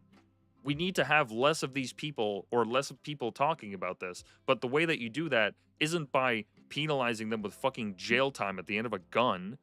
The way you do that is by talking with these people, by educating them, by sitting down and showing them these documentaries and videos of people that have survived these awful, beyond awful, indescribable circumstances. Like, could you imagine going to a school where you're not even allowed to speak your native tongue? You're forced to adopt those values or get beaten by adults and you're powerless? And you have to conform to the system where you're subservient to the white man? Bro, that would break you. Fundamentally. You're crushing the human spirit of somebody who has different ideals in a different culture. It's one thing to assimilate by fucking watching Tom and Jerry and learning how to speak English and coming to this country voluntarily. It's another thing to be ripped from your parents and be forced to live in a place that's unfamiliar to you. You don't know the language, you don't know these people, and yet you're forced to go through the system. Like, there's nothing more I can say that could in any way picture it any differently besides an absolute fucking horror show. An inhumane act. But that doesn't mean that anybody who disagrees with that or doesn't agree with it should go to jail. It's the same thing with Nazis. Like, people can celebrate and parade in the streets and all that. It's like, okay, but we know those people are retards. And we need to make sure that they're out in public, because if they're at least out in public, like, we know who they are. We know how many numbers they have. We understand their beliefs. The moment that you try to put these people in a box or make it so that they only speak on Signal or in secret Facebook chats or WhatsApp chats or forums where the public doesn't have access to it, that's when those people multiply. That's when those kind of beliefs have an echo chamber and they just build and build and build and build. But if it's out in the open, we can ridicule them. We can propose an opposed vision. There's an argument to be had. There's a dialogue. And as long as your argument is convincing enough, you can defeat theirs. And the argument against residential school denialism is pretty fucking strong. I mean, if I ever met somebody like that, I would not be surprised if they believed in chemtrails. And I mean, like not that we don't seed clouds or anything like that. I mean, like, the crazy, like, tinfoil hat end of chemtrails that the government is purposefully putting chemicals in the air when every plane that has a stream like that in order to, I don't know. I don't even know what the end game of chemtrails is. That's how far out I am with this shit. I have no fucking clue what their actual end game is with that. But those people should be able to have their stupid opinions, by all means. Let them be out in the open. It's much better than having to sequester them to certain areas of society that aren't accessible to the public. Like, No, this should be out in the open. You should be able to talk about it. And this fucking person comes in with this, I mean, essentially communist. Like, this would be a perfect law during communism in Russia or wherever. Which I know seems kitschy to say, but what is this if not authoritarian? You're denying people's speech on a certain topic if they disagree with you on it. That's insane. Right? So all of that, right, was the background to this shit. So people make a big whoop out of this news story, and then everybody goes crazy, burning churches down. Not everybody, but the good chunk of the population goes out and riots out in the street and tears down statues and calls for the changing of names of schools and universities, as if changing that is going to erase the history somehow and absolve us of our sins. This collective struggle moment where everybody, quote unquote, came together. And so then the government also instilled a day, what is it? Is it Indigenous Remembrance Day? No. Indigenous Day, Canada. I forget what it's called. National Indigenous Peoples Day. The Trudeau government created this holiday called the National Indigenous Peoples Day. Right, so they created this holiday to not appease the people that were hating, or maybe it was to appease them, but it was to give Canadians something to unite against and to say, hey, we're done with that section of our history and we're moving forward and we're going to have a day where we all get together and think about it. So guess what Trudeau did on the first day when he did that? What did Trudeau do on the first National Indigenous Peoples Day? Let's stop that one. Let's make a new one. You'll never guess what he did. You'll never, in a million years, you'll never guess what he did. Because this really opened up my eyes about what the people in power are really like. This was an absolute, like, this was the easily one of the most disgraceful parts of this whole scandal was the fact that Justin Trudeau, when he was the one that created this holiday and pushed it through as a law, I'm pretty sure, or whatever the legal infrastructure is to make this a holiday. So that, like, people, I'm pretty sure it was like a nationally paid holiday too, so that if you didn't work, you get paid for it. Trudeau visited... No. That's in 2024. News story about Trudeau going on vacation during National Indigenous Peoples Day. During National Indigenous Peoples Day of the first year that Trudeau created the holiday, he went on fucking vacation with his family. Even though he was invited across Canada to various Indigenous communities and businesses to go and speak with them and meet with them and sit down with them and actually embrace what the meaning of this, not holiday, but what this day was about. In 2021, it was established. Initially, his schedule stated that he was in Ottawa for private meetings, but then he was photographed vacationing with his family in fucking Tofino. Tofino, which I'm pretty sure is in British Columbia. And as you can see, they got fucking resorts and hotels here. Oh, great. He was at a fucking resort on a beach. You want further proof? By all means.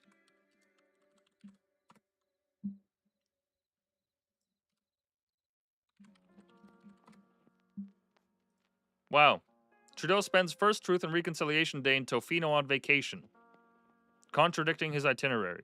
So he's glad to sit down with a fucking teddy bear at the quote-unquote residential grave sites with an orange shirt pin.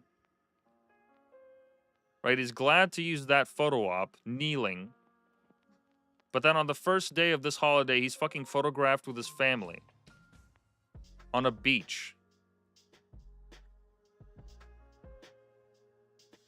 Yeah, I'm getting the sense these people literally don't give a shit about us. I'm getting a strong feeling that they actually don't fucking care. And that they just do as they please, and that everyone else around them and every opportunity around them is just a pawn that they can move around. Like, this is just diabolical. How could you possibly in any way defend this? I genuinely don't understand. Maybe diabolical isn't the right word, but I genuinely don't understand how, as a prime minister, you create the fucking holiday, and then on the first year of the holiday, like, you know what's going to happen. You push the law. It's been all over the news. And you decide to go on a vacation. Like, just none of this made sense. And now we find out that those were actually sewage sites. And this leads me to finally, the only time in my memory that Canadian media, especially the CBC, has recognized this as a fact, because they were pushing this shit. They were pushing this story. Not the fact that he was on vacation. I'm sure they covered it at some point briefly.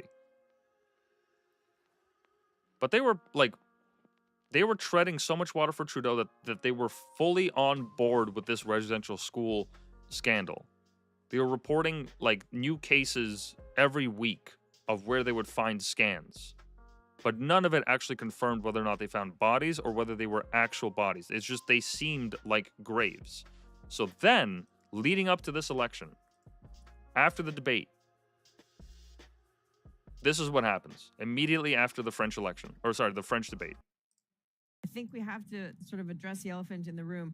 How are these people chosen to answer these questions? And I don't know if either one of you have an answer for that, but I think there will be people at home saying, some of these seem like odd questions. Some of them aren't getting answered. How come we've heard so often from this one particular outlet? Any idea what's going on there? There's three right-wing, very right-wing media, we can call them media, websites that are present in there. They get in line to ask a question like anybody else. Their accreditation has been approved by the Commission of Debates, and so they get the right to stand in line and ask a question that they choose to ask. In this case, you saw Mr. Singh, and this has been his position for some time, to refuse to answer questions. Rebel News in particular traffics in misinformation, facts, lack of facts, and as you heard in that question, which was woven with some truth and some things that weren't true. Yes, there have been burnings of Christian Catholic churches. Yes, there have been remains of Indigenous children found in various places around the country, which she misrepresented. We'll see if Mr. Poilievre gets any questions from churches. Yes, there have been remains of Indigenous children found in various places around. You heard that, right? You heard that. Everyone heard that. Everyone listening heard that. She just claimed, right? Rosemary Barton or whatever her fucking name is, just claimed that yes, there have been actually remains found. And she's a main anchor on CBC. She shows up just about every single day covering politics. So she's been around. She understands the landscape of this scandal. She understands the details. If you've been covering it for this long, and if she doesn't, then who the fuck put you in charge? Who the fuck gave you that job if you're not aware of what's actually happened? And here she is live on TV, immediately after a debate, treading water for this story that has actually been a nothing burger because they found fucking nothing. Let me just repeat that. And some things that weren't true. Yes, there have been burnings of Christian Catholic churches. Yes, there have been remains of Indigenous children found in various places around the country, which she misrepresented. We'll see if Mr. Poilievre gets any questions from right-wing organizations. I would suspect no. Oh, I'm glad he's laughing. That's great. Okay. All right. Let's have a listen. Here. Yeah, let's have a listen. Are you serious? And so, immediately after this, right, the great thing about having national media, and emphasis on great, fucking Christ, you can write a letter to I believe it's the ombudsman of the CBC, who overlooks fact checks and any kind of truth or misinformation or disinformation or whatever fucking is information word they want to use, right? You can write to them and you can complain and you can say, hey, that was some bullshit. You guys actually need to check your facts on this because you're actually wrong. And they will issue corrections. Except what they will do is they will not actually post this correction in any meaningful way. What they do is they just post it on the site that you can simply just keep track of, and it's all in text. They don't actually go on the air and say, hey, yesterday we covered this. We were actually wrong, so here is the truth. Which you would expect a national media body to actually be able to do all it would take to correct that is 30 seconds every 4 hours, and then it becomes a viral clip on Twitter, and people clip it and they share it, and that's it. So even if you're worried about this not getting out or not enough people seeing it, at least do your part to fucking correct the record, which they didn't, right? So let me find the post that actually talked about this. Because the CBC ombudsman was written about this, right? And they did eventually issue a correction saying that since the start of this scandal, no bodies have been found. That no proof that there were ever bodies found at these sites, which is their claim. If that's the claim that you're making, then you would expect to have some fucking proof behind it. Now, bear with me while I check out CBC Watcher, because I need to find this. This is incredible. This is the first time that they've ever had to admit that that they were wrong about this, and they never actually did it in any significant way. I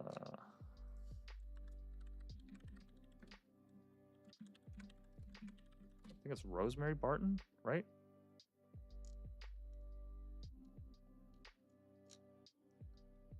Oh, here it is. Here's the live corrections page. Why would I bother showing you a clip? Here it is. April 17th, they issued this correction. On April 16th, during a live broadcast following the French language federal election leaders debate on CBC News Network, let me just blow this up here. Chief political correspondent Rosemary Barton said, yes, there have been remains of Indigenous children found in various places across the country. As CBC News has reported on multiple occasions, what several Indigenous communities across Canada have discovered on the sites of some former residential schools are potential burial sites or unmarked graves. So they're not even fully coming out and saying we haven't found shit, and she just said we found shit, which actually isn't true. Put it in the plainest terms, right? They're saying that, oh, we've always reported on multiple occasions that some communities of some former residential schools have potential. There's 3 layers to these maybes. What the fuck is this? Just report the facts. That's all we ask. And I apologize to anyone that's getting annoyed or mad about me ranting about this shit, but like, this is what it means to live in Canada, is that when you look closer to just about any major story, you actually find that there's a lot of fuckery and that there's a lot of people that are misleading people on purpose for their own gain, whether it's political or economic, and that the people are getting taken advantage of. In my opinion, this scandal did untold damage to the Native community and their reputation in Canada, because this allowed for a lot of people to point their finger and say, hey, you guys are just nonstop hooting and hollering about this shit, but you haven't found anything, and now you're tearing down what used to be Canadian icons and cultural landmarks and all these people that we once recognized for being founders of Canada. And whether you like it or not, with their, like, not even, complicated isn't even the word for it. I struggle to find a word in the same way that I'm sure people could struggle to find a word about the founding fathers and how they owned slaves. Like, yeah, they absolutely did atrocious things, and yet at the same time, they helped build their nation. Same thing here in Canada. And we have to reconcile with that. That's the whole point of reconciliation, in my opinion.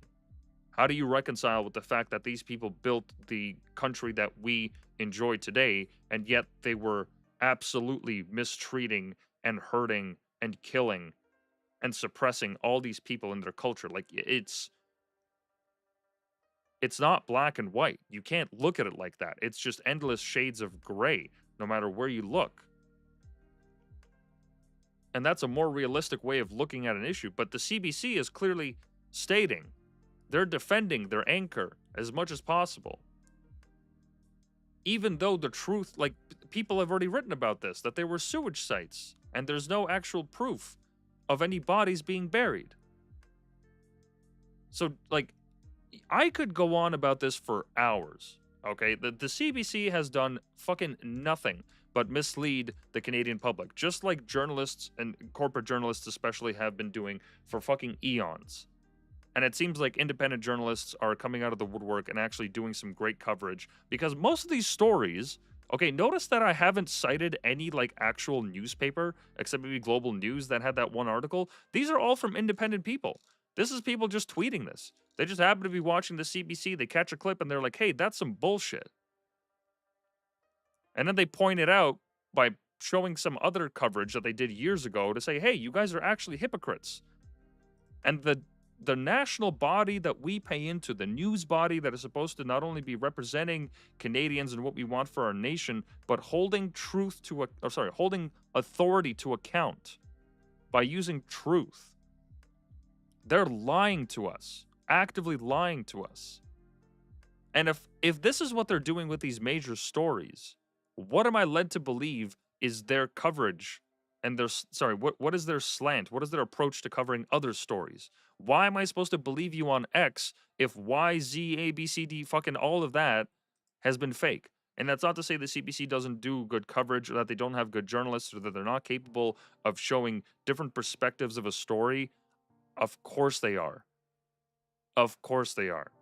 Any national crisis or anything bad that happens, I usually go to them first just to at least understand some basic facts. But then I immediately get off because of the fucking Pedialyte commercial, because the CBC is a bloated carcass that's operating on fucking boomer bucks, because they can't find the young audience, because they're getting lapped by fucking Joe Rogan and kids with webcams playing fucking Minecraft with their numbers, because their media player for their live stream of the most influential election to date doesn't even have a fucking pause button. They're dinosaurs. These people are relics, and they don't have our interest at heart. That's why this shit is so infuriating, because when real shit goes down, when all these scandals go down, like, I haven't even covered the fucking convoy and what the CBC did to those people. That's a whole other fucking 3-hour episode that I can do easily. Because I know somebody that was on the ground there, and they showed me footage of what it was actually like. And I've seen YouTubers walk through the crowds and talk to people and interviews and all these live streams as it was happening. And people that I had met in my own city that were supporting the convoy. And that it was nowhere near what the coverage of the corporate media was, or the national media was. And that's just yet another example. If you go even back further, I'm sure you could find more. So this trend keeps going and going and going, and they're clearly not doing their job in representing the voices of the people or fighting for the people in any significant way. And they absolutely need to be removed from power. Absolutely. Like, this is insane. To be a national news organization that's supposed to tell the truth, and this is your angle of coverage. It's disgusting. It's frankly disgusting that this is even a problem that people have to contend with. So, all that ranting aside, let's check out some stats. Let's see what's going on. So according to this stream from Juno News, which used to be called True North, they're worth a read. Once again, another independent media outlet. It's actually fairly big. They did have Pierre Poilievre's wife on earlier, just to give an idea of like their scale. They're able to get like the wives of party heads to actually come on the show, and maybe Pierre might even come on the show later. We'll see.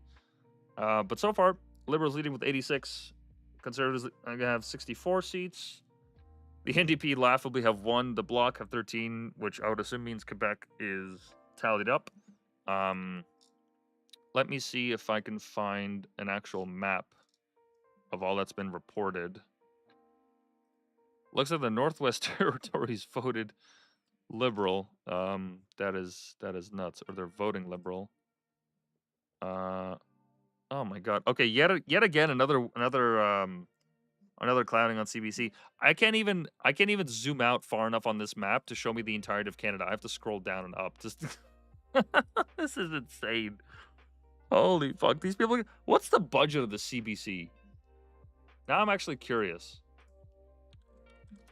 What's the budget of the CBC?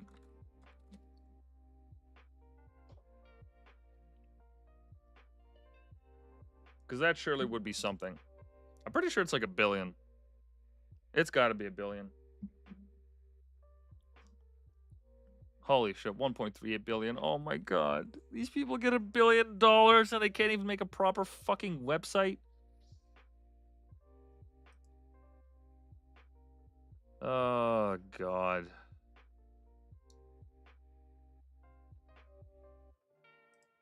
Legendary.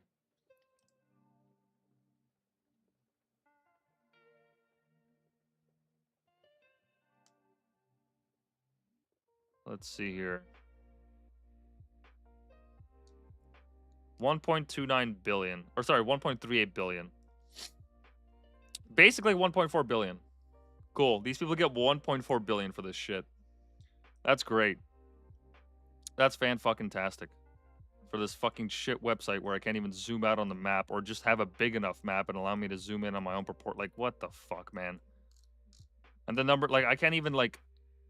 Oh my god, as I scroll through this, it zooms in on the map because the edges of this thing are, like, all the... What the fuck? This is so poorly designed. Oh my goodness. Then you have to click in and it automatically zooms you in instead of just showing you the fucking thing so I can look through. Okay, this is... Oh, God. All right.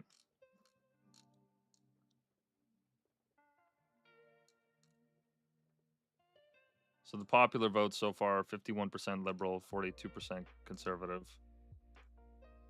No resulting in their ridings. Bloc Québécois. Of course, yeah, of course easily. Yeah, they're going to win their ridings. They're going to win their respective ridings. Otherwise, they wouldn't be the candidate. Oh, sorry, my mistake. This is for Newfoundland. What about Ontario? Neck and neck for Ontario. Interesting. Can we just get all of Canada? I can't get... Bro, are you serious?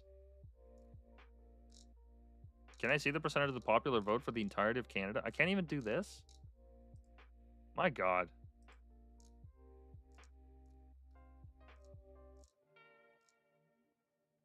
Yeah, this is a little bit nutty. I can't believe the website is this fucking bad. There's not even that much customization. All right. Cool, whatever. I'll stop griping about it. Let's see. How much of the election is yet to go? Let's tune into this stream for a little bit and hear what they're saying. Hear your thoughts on Vancouver Island, which is set to change entirely. There might be one riding. Okay, well, they're just doing their coverage. Let's not. If people want to go there, by all means, head to Juno News. They got some great coverage there. Certainly with an angle. Obviously, they're conservative leaning. But I like to think that at least there's someone out there talking about this shit, conservative or otherwise. So can I, besides the CBC, there's got to be like, there's got to be another website, like Global News, maybe? They should have the election coverage in a visible enough way. So 195 of 343 seats are reported. So 8% of polls are reported. Oh, dude, we got a ways to go. Unless that number is going to fucking skyrocket all of a sudden. We got a ways to go. All right. So they've counted basically 1 million votes so far. Or just above 1 million. And population of Canada, last I checked, is 40 million. So we are long ways to go. Oh, see this? Okay. How is it that Global News can come up with a better fucking map that allows me to actually zoom out? And when I highlight over it, it actually tells me who leads by how many votes and how many polls are... See, this is so much better. If Global News could do it, why can't our national media do it? Let's see what Toronto's calling for.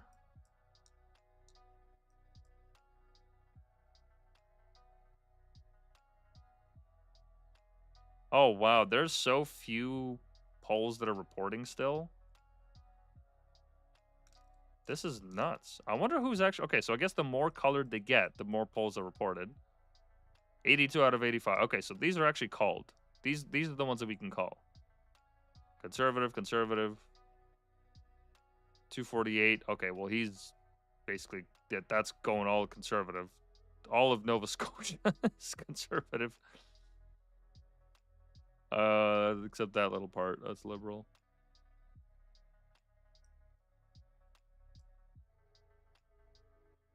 Okay. So yeah, so we have a very, very long ways to go. The night is not over yet. Last polls that I saw were showing essentially the liberals and the conservatives neck and neck, whereas like 3 months ago the conservatives actually had like an outsized lead against them. Which I don't know what to make of, besides the fact that as soon as Trump came along, the entire focus of the Liberal Party was, let's not talk about Trudeau and our accomplishments. Let's talk about how much of a baddie Trump is, and we need to defeat him because Trump is orange man bad, and he's throwing tariffs at us. Which, like, I'm not trying to downplay that. Trump has certainly had a strong effect on, or has the potential to have a strong effect on our economy, being, I'm pretty sure, our greatest trading partner. So I'm not being ignorant to his ability to fuck shit up for Canada, but to make him the center stage of your political campaign, instead of actually talking about the crises that we're in, is demonstrably awful.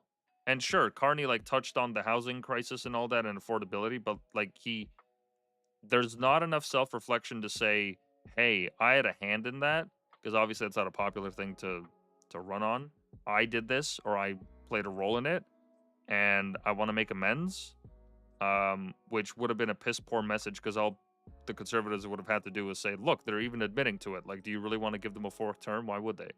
So yes, I understand why they chose Trump. It's just like, once again, fucking sneaky politics. Just trying to get the upper advantage of your opponent at just about any means necessary. So they put Trump as like the figurehead, and so that's allowed them to get their lead with retarded slogans like "elbows up." I don't know who here has heard of this, but there was that one SNL show which I'm gonna have to mute because I don't want the audio. Whoops. Shouldn't have clicked that. My mistake. I didn't even leak anything. I just showed my stats. There's nothing to brag about. SNL, Mike Myers, elbows up.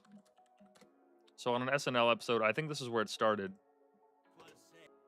Because in hockey, you gotta have your elbows up when you're going against the opposing team. And so Mike Myers on SNL, I guess, coined it and said, we need to have elbows up against the Americans while standing on stage with Americans. And he even wears a shirt that says Canada's not for sale.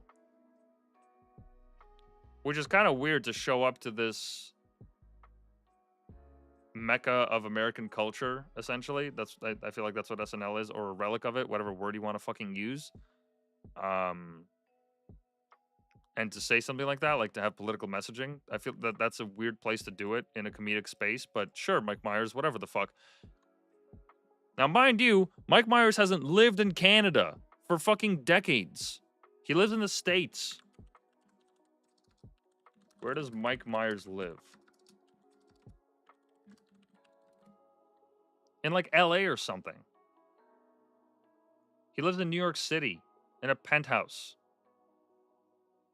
He owns a house in Colchester, Vermont.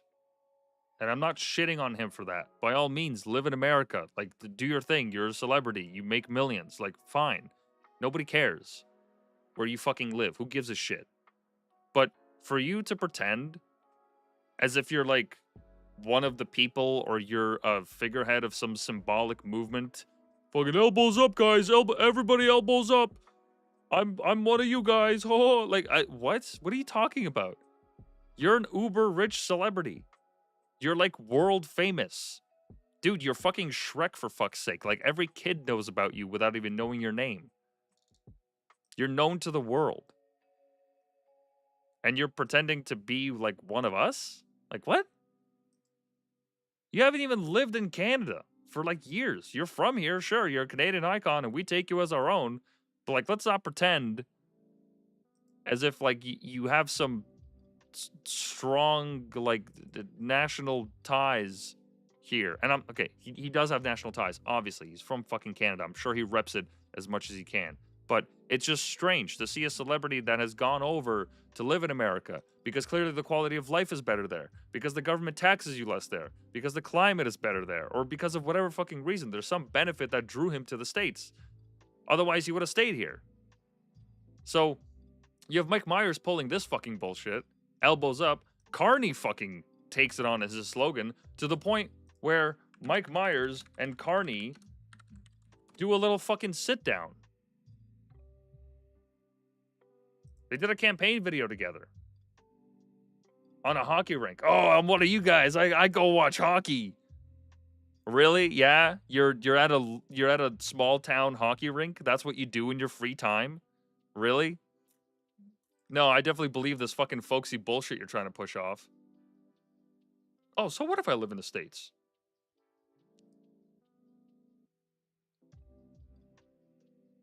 Are you serious? He's questioning him on Canadian trivia? That's what this commercial was? And I'm not playing audio on purpose, by the way. I don't want to get fucking copyright struck. What are the seasons in Toronto? Winter in construction. It's such a funny joke. I know local references.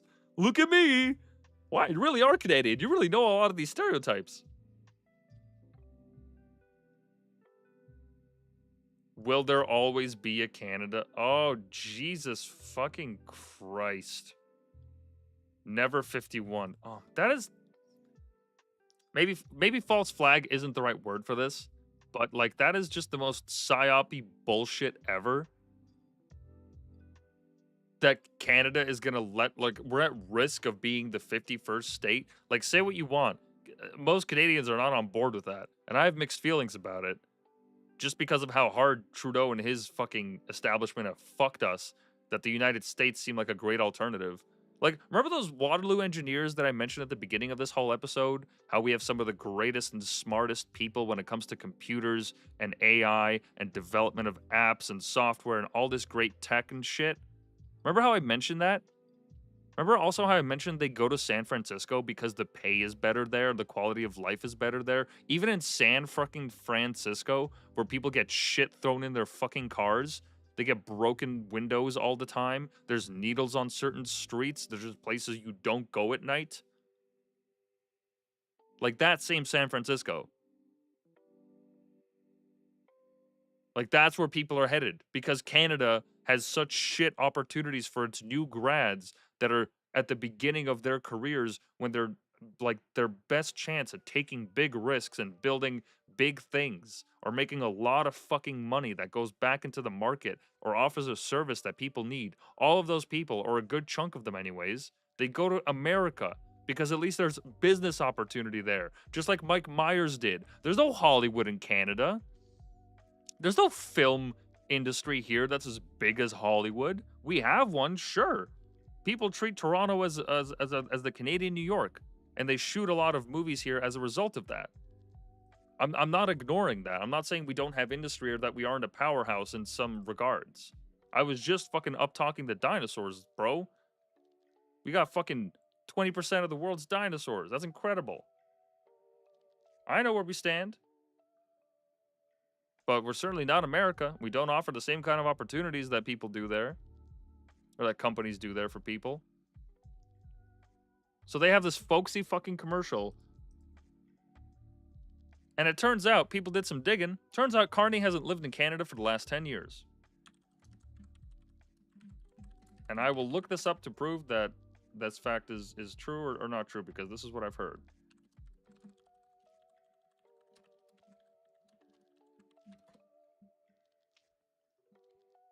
Because I'm pretty sure he's just been living in the UK and New York and elsewhere. Which is just an incredible fact. A guy that doesn't even live in the fucking country is now prime minister. And is running, again, to be the prime minister. So not only was he quote-unquote placed.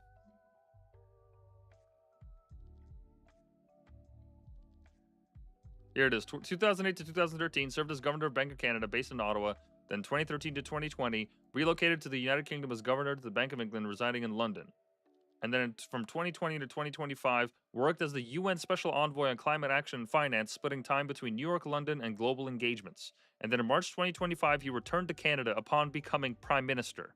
This guy hasn't even lived in the fucking country for over a decade, for 12 years, if we're taking this timeline correctly. From 2013 to 2025. He hasn't even lived in the country for a decade, and he's running to fucking lead it? Are you fucking serious? I know those people live in gated communities and they have security and all that. I understand that. They're not living amongst us, right? Unless you see like somebody from the municipal politics, from your city politics, these politicians all have their own places. They have their own beach houses and cottages and all that. Fine, that's the elite. I understand that. But if you're not even living in the fucking country for 10 years leading up to the election, and then you get to be the prime minister? What kind of fucking sense does that make? This guy hasn't even been on the street. It's one thing to hear about a place, it's another thing to actually live there and experience it. And I'm not, look, I don't want to be no fucking Douglas Murray being like, you can't understand until you live there. But it's pretty fucking rich for somebody to come into this country and say, I want to be in charge of it, having not spent 10 years here, the last 10 years. Even though you were instrumental, to an extent, in our economic decisions because you advised the prime minister for 5 years out of the last 10. It's mind-boggling. This whole fucking thing is mind-boggling, and the more that you dig into it, the more enraging it becomes, because none of this makes sense. Like, Carney should not be allowed to be leader. Just by people understanding that, like, you can't just have someone in power that hasn't even fucking lived here. This is crazy. He might have citizenship and he might have spent some years here, but he's clearly got priorities elsewhere. And then he just comes out of nowhere, and now he's the prime minister. Like, oh, that's cool. Like, what the fuck? It's nuts. It's pandemonium, man. Shit's crazy. Shit's crazy, man. So let's check the results. What are we at? 172 seats are needed for a majority. So we're not there yet. I don't even know what these... Oh, all polls are closed. Polls are closed. All polls are closed. Jesus Christ. Yeah, this is not looking good for the Conservatives. Let's hear what these folks have to say. Coming out of this, too, you've got to look at it from the Bloc's perspective. What will the Bloc want to do? And I think the Bloc, we have... All right, I'm not interested in hearing about the Quebecois. Because frankly, I don't give a shit. They want to act like their own country, by all means, have at it. Have at it. I dare you to secede, pussy. Oh, let's hear another clip of some more CBC bias. Play the clip. And if that is true, that the Conservatives are going to suffer in Quebec, that, I think, speaks to some of the choices that Pierre Poilievre made.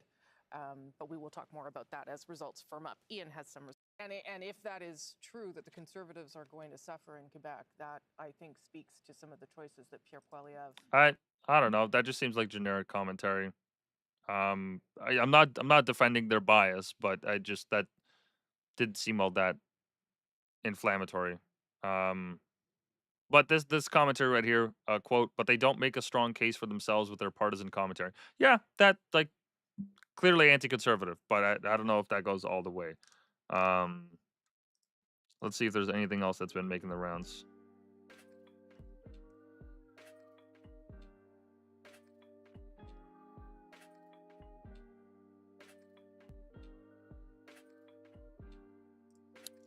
Let's see if we can find something.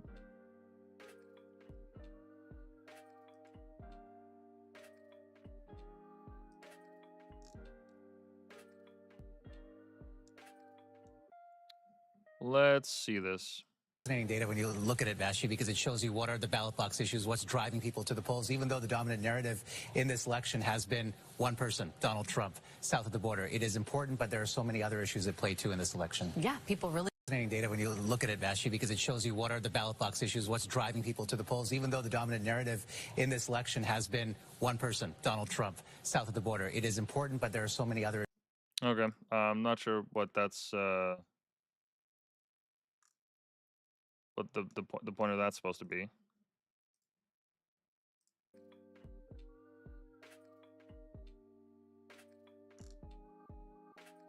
Okay, yeah, this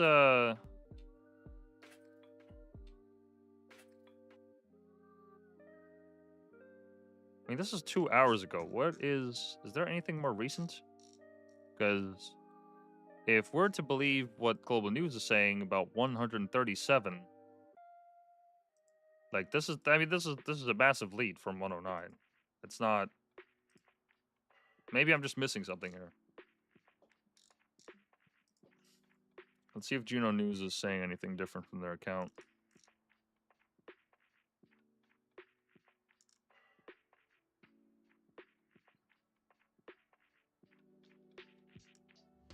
Oh, this ought to be good.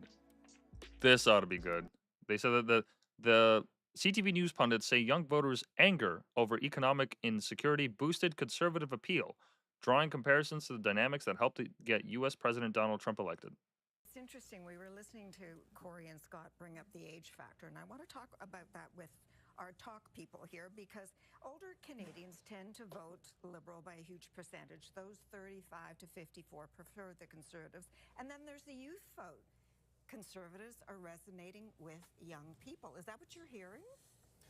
Well, the callers and the listeners tend to be a little bit older quite often, but I do have a lot of very engaged young people. And Justin Lang wrote this great column for the Toronto Star about why Donald Trump won, and it was a lot about sort of the bro culture and what young men are sick of, what they're afraid of, that they don't have job security, that never get a pension, they can't find a girl.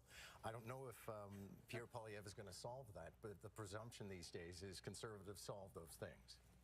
But I think, and this goes back to what you were saying before in our last chat about people being angry, right? Because if you look at the Liberals, is it the same party, just different leaders? So if they're angry about the potential of the Liberals winning. What I noticed in the last couple of days is that some of the older audience who I mentioned had become a bit defensive of Mark Carney. In the early days, the Conservatives were running against a resume, and it's a really good resume. And as they got to know him a little bit, I think they saw he had a cranky side. He was mean to reporters. Look inside yourself. I don't think that played very well with older people. So that started to soften up a little bit. But the anger of younger people played in, too. When the platforms got costed, I started to get emails and texts from people, younger people, saying, look at the debt he's going to put us into. So Trump went a little quieter. And then the economy became the issue again a little bit more. It's what I was saying earlier about musical chairs. And, if the music had kept playing for another week, where would we be? There was a little bit of a shift coming. You start to see that a little bit from Atlantic Canada, maybe. Does that hold as we move on into the areas where we talk to people every day on the air? I'm not sure yet, but it's gone back and forth. There's been a real ebb and flow.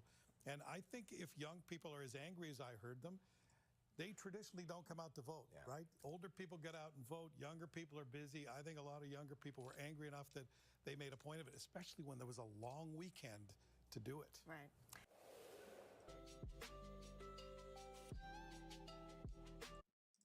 That's interesting.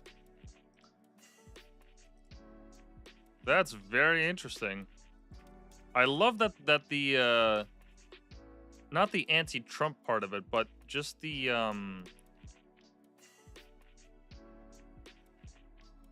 what he said about bro culture and how men can't get a job or a girl or they feel disaffected, how the same thing played up with Trump is now playing out in Canada. I don't know who that political pundit is, but that is that's a perfect example of exactly why Trump won, because these people don't understand that there's people with legitimate grievances. Like this isn't some wave of Andrew Tate enjoyers that is now backing Pierre Poilievre because he's a misogynist or some shit, or because he appeals to that base. Like, I feel like that guy was like a sentence short of outright just coming out and saying incels I feel like he was really fighting back those words because what else am I left to believe? Because that was just an absolute misrepresentation of what's going on. Like the liberals fucked the country. Our GDP has stagnated over 10 years. GDP per capita.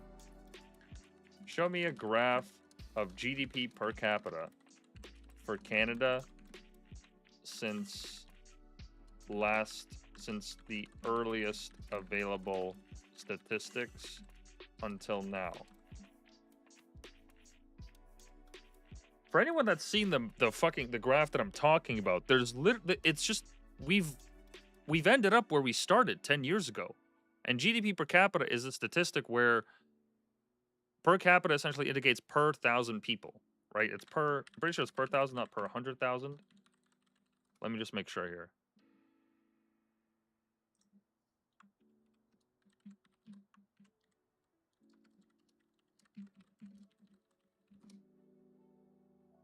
I don't think it's necessarily per person. It's per 1,000, right?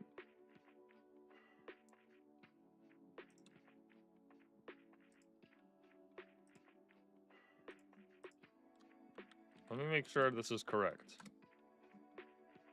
because I don't want to make the wrong claim.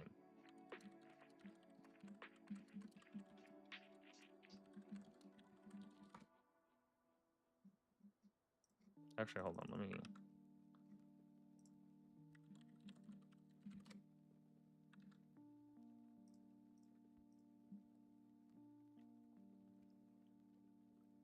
My apologies. It's not a rate per 1,000 people. Instead, it's the total gross domestic product of a country divided by its total population, yielding an average economic output per person. My mistake.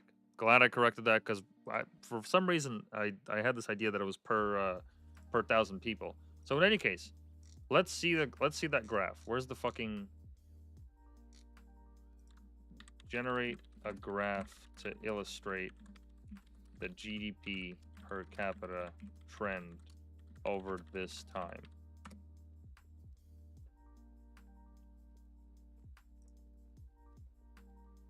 Come on, AI, you should be able to generate a graph. Because seeing all these numbers doesn't mean shit. Actually seeing the trend line is exactly what's telling here.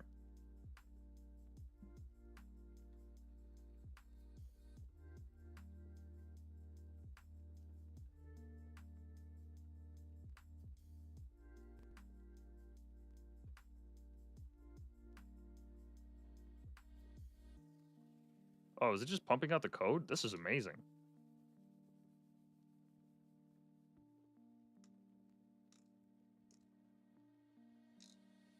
Is it? Oh, it's not a graph, it's a chart.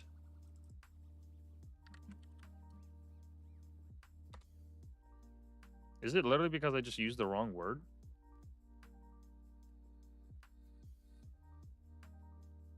But it is a graph. It's a line graph, is it not? It shows a trend over time. Am I retarded? There's no way. I refuse to believe that. I'm not retarded.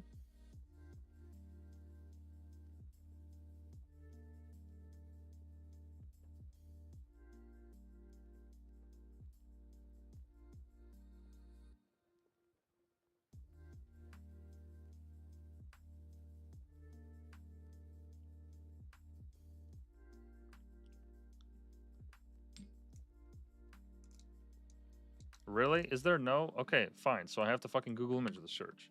GDP per capita chart Canada.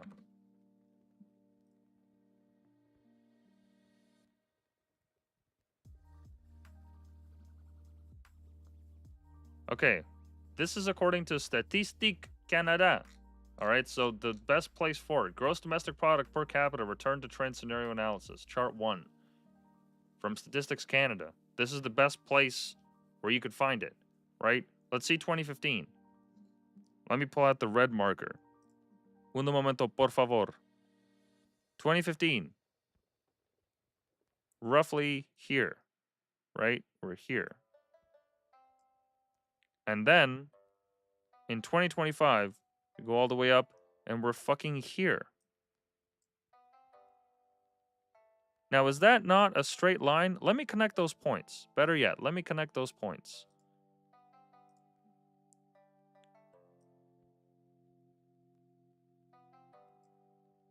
Does that not look like basically a fucking straight line? It certainly doesn't look like an upward incline like it did for the years past, except between 2007 and 2009 due to the financial crisis. But look at the rate of growth. We started, and we ended up back at almost the same place where we started. And we have 10 million more people to our population throughout that time, if not more.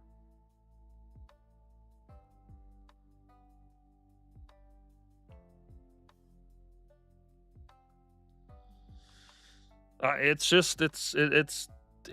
boggling, mind-boggling that we fucking ended up exactly where we started. This is fucking insane. Let me just get rid of that. There we go.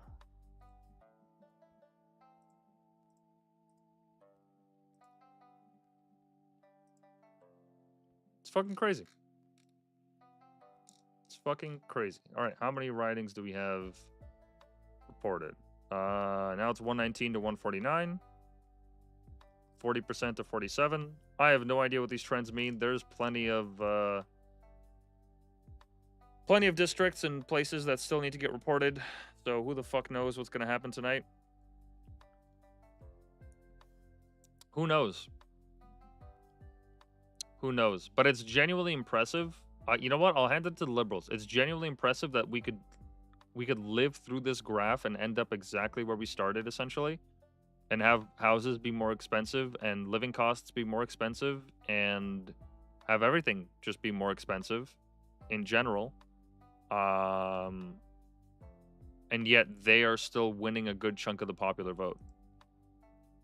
Of the vote that's still at this point been counted. That is that's genuinely impressive. Like, you have to be really fucking good at politics to be able to launch something like that. You gotta give the devil his due.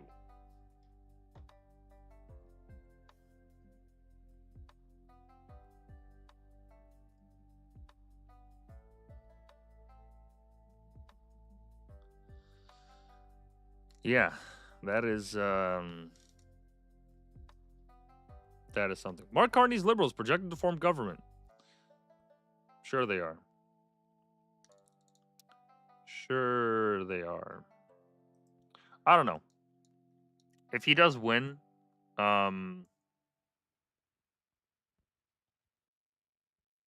if he does win, it's going to be very strange to see what happens in the next 5-6 years with him as prime minister, so long as he doesn't face a vote of no confidence and then we go back to an election.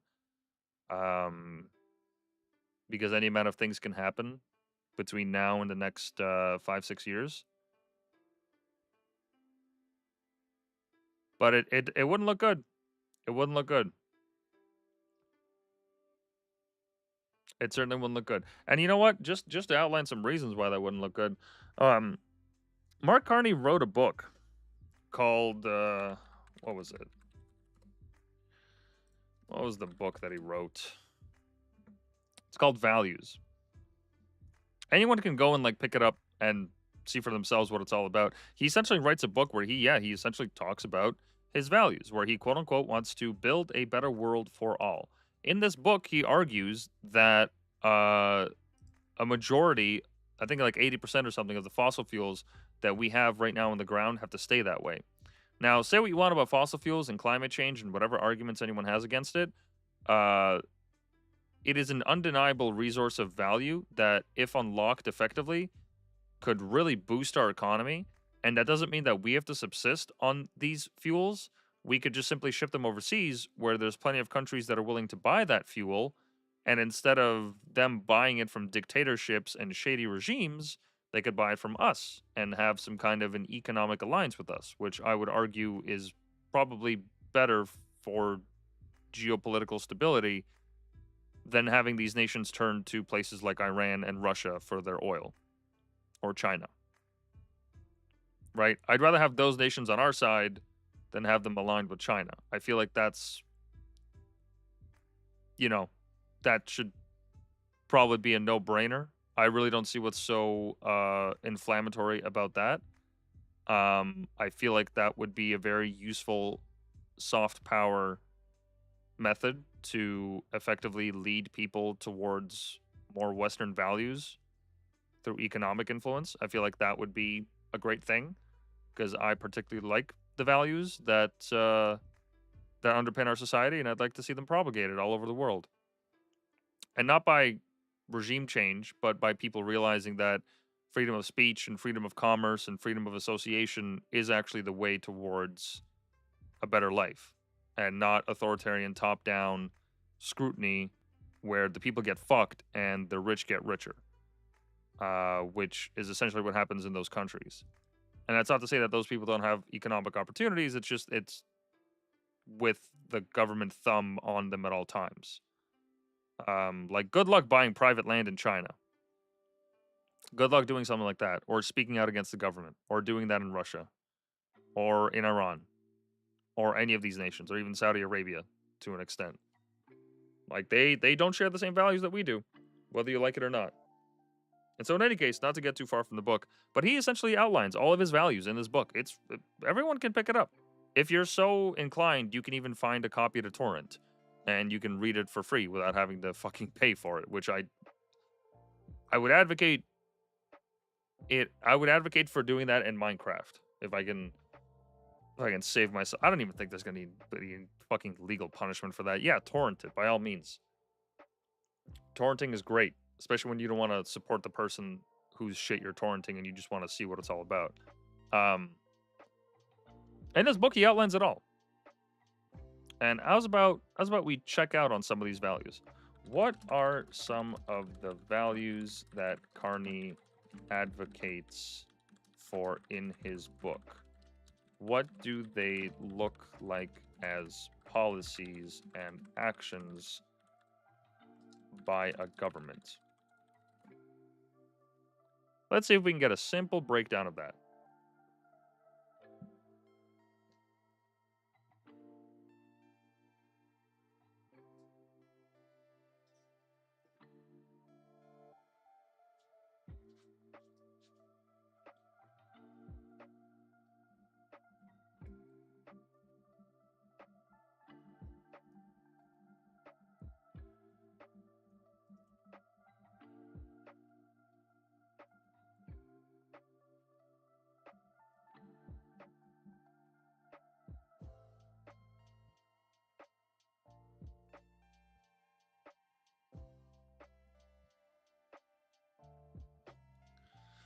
So, Mark Carney's book Values advocates for 7 core values as foundations for governance: dynamism, resilience, sustainability, fairness, responsibility, solidarity, and humility. My God, how could you go against any of that? Anybody that disagrees with that is actually a fucking bigot. Bro, you hate sustainability? You're a fucking racist, bro. The point that I'm making there is that he's taking lukewarm semi-poetic words and language to make it sound like this is something meaningful, but really it just seems like fucking PR mumbo-jumbo. Like, really, does he actually believe in these things? These are his values as foundations for governance? Humility? Really? Humility? This guy's humble? This guy advocates for humility? Let me show you a clip. Let me show you a fucking clip, all right? This is legendary. This is levels of humility I cannot comprehend. Says that this is a tactic China uses to exert influence. Okay, well, I'm sorry, but you can't believe everything you read in the Globe and Mail. Okay, let me find the full question. Let me see if I can find that. Here it is. Hi, Najid Amelis, Globe and Mail. My colleagues have a story today about a Liberal candidate's relations with China-friendly groups and a meeting that you also held with a pro-Beijing group. So my question is, why did you meet with this pro-Beijing group, Jiangsu Commerce Council of Canada, And is the party okay with the fact that Liberal candidate Peter Yan has been so close with the Chinese consulate and China-friendly groups, given the public inquiry into foreign interference, says that this is a tactic China uses to exert influence? Okay, well, I'm sorry, but you can't believe everything you read in the Globe and Mail. So in your question, and I guess in the article in question, you said I had a meeting with whatever your term was, Beijing group. I've never heard of this group, okay? Never heard of this group. Certainly didn't have a set-up meeting with this group. Full stop. So check your sources before you write things like that, okay? Or your colleagues do. I'm a politician. I go to events where there are hundreds and thousands over the course of a day of different people there. That is not a meeting. If somebody happens to be in the room and takes a picture with me, that's not a meeting, okay? First point. Secondly, with respect to Mr. Yun, this is a person who has served his community for decades. This is a person who's deputy commissioner of the police, okay? A person in discharge of those responsibilities meets with a variety of community groups in the community because that's his job. That's his responsibility. We're proud to have him as a candidate, and I honor his service, including on today. Thank you. Okay, so the Canadian Liberal Party had a guy in Carney's team as the guy who replaced Paul Chiang, who, for those that don't know, this is a story where a Canadian member of parliament, Paul Chiang, let me see if I can find it.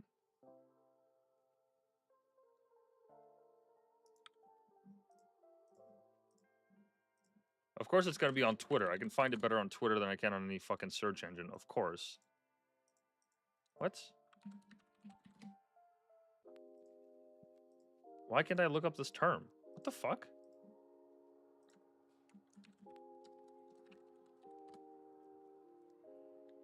What? Hold on. Okay, something's wrong with that. What? Do I have the VPN on?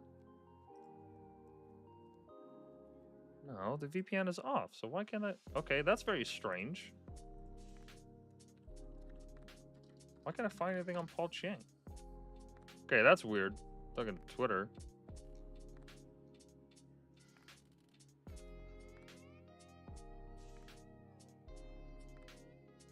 Is this it? Is this the clip? Have we found the clip? The other person that's running, most probably is, the Chinese community knows, Zhou Te, Zhang Jing. Right? He is looking for the nomination. The Chinese media knows him. He was in the media business in Hong Kong, and here in Canada, he's a radio host, or I don't know, for Singtel Media or so. Fairchild, he was a media person, so that's all he did all his life. But also right now, he is wanted by the Chinese government, and there's a $1 million reward on his head. So they want, if you guys want to pick him up and take him to the Chinese consulate, you make him $1 million. I'm just joking, but there is a... Oh, that's so funny. Oh my god, dude, that's so funny. A political candidate advocating another political candidate get abducted to a Chinese consulate to pick up $1 million reward on his head? That's so funny. Dude, we make jokes like that in Canada all the fucking time. Dude, that's hilarious. That's hilarious. What the actual fuck? So anyways, this guy, Paul Chiang, makes this statement and on the weekend, on like a Sunday or something, which, Jesus, how fucking stupid do you have to be to speak like this out in public? Like, you're in the middle of a fucking election, and this is the joke that you make. This is nuts. Like, of all the things you could have said, you could have just kept your fucking mouth shut. Insane. This guy just thinks he could fucking get away with saying like that. So, that happens, right? And Carney, the leader of the party, who is responsible for who is on the campaign and who isn't, and he has the authority, or at least the sway, to get people off the campaign. He's asked about this. He's asked about this the next day, right? And this is what Carney said. Paul Chiang, one of your candidates in Markham, talked about turning over a conservative candidate to the Chinese consulate to receive a bounty placed on him by the Chinese Communist Party. Can you explain why you've not dropped him as a Liberal candidate? Thank you for the question. Look, the comments were deeply offensive. This is a terrible lapse of judgment by Mr. Chang. He has apologized for those comments. He has apologized directly now to the person that he mentioned. Apologized directly to him yesterday. I've spoken to Mr. Chang as well over the course of the weekend to understand his position. He is a veteran policeman. Mr. Chang is a veteran policeman with more than a quarter century of service to his community.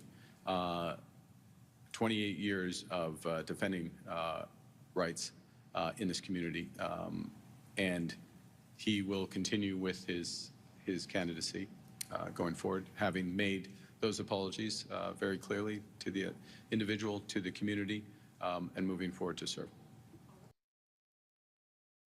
So that's what our prime minister says. A member of his party outrightly states, like, he's not yelling angrily at it, and he's not actually like on a megaphone standing on a soapbox, Paul Chiang. I mean, he was saying it and he was laughing at it, but like it's not really all that funny if the bounty is actually real and the Chinese government is out to get him, and you're kind of like, you're advocating for that. Like, that's not something that you can make light of without people looking at you and thinking that you have some kind of allegiances to Beijing. And then the leader of the party refuses to kick him off. And then when he does kick him off, eventually, because Jesus fucking Christ, how do you not... Like, we just had a foreign interference scandal where it was found that China was actively working to collude with members of parliament that are still, as far as I know, I guess up until today, if they lose their seats in the election, that are continuing to work on the Canadian dollar. We still don't have their fucking names. That he was advocating that his opponent be taken to, as far as I'm concerned, a rogue state, an enemy state, that is placing bounties on Canadians' heads. And then you don't replace him. So eventually he does, right? Eventually Carney does.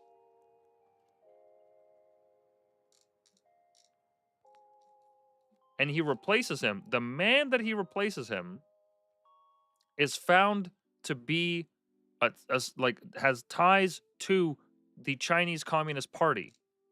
And when Carney is asked about this, that the guy that he replaced with him is even more deeply entrenched in China's politics than the guy before, he says to check your sources.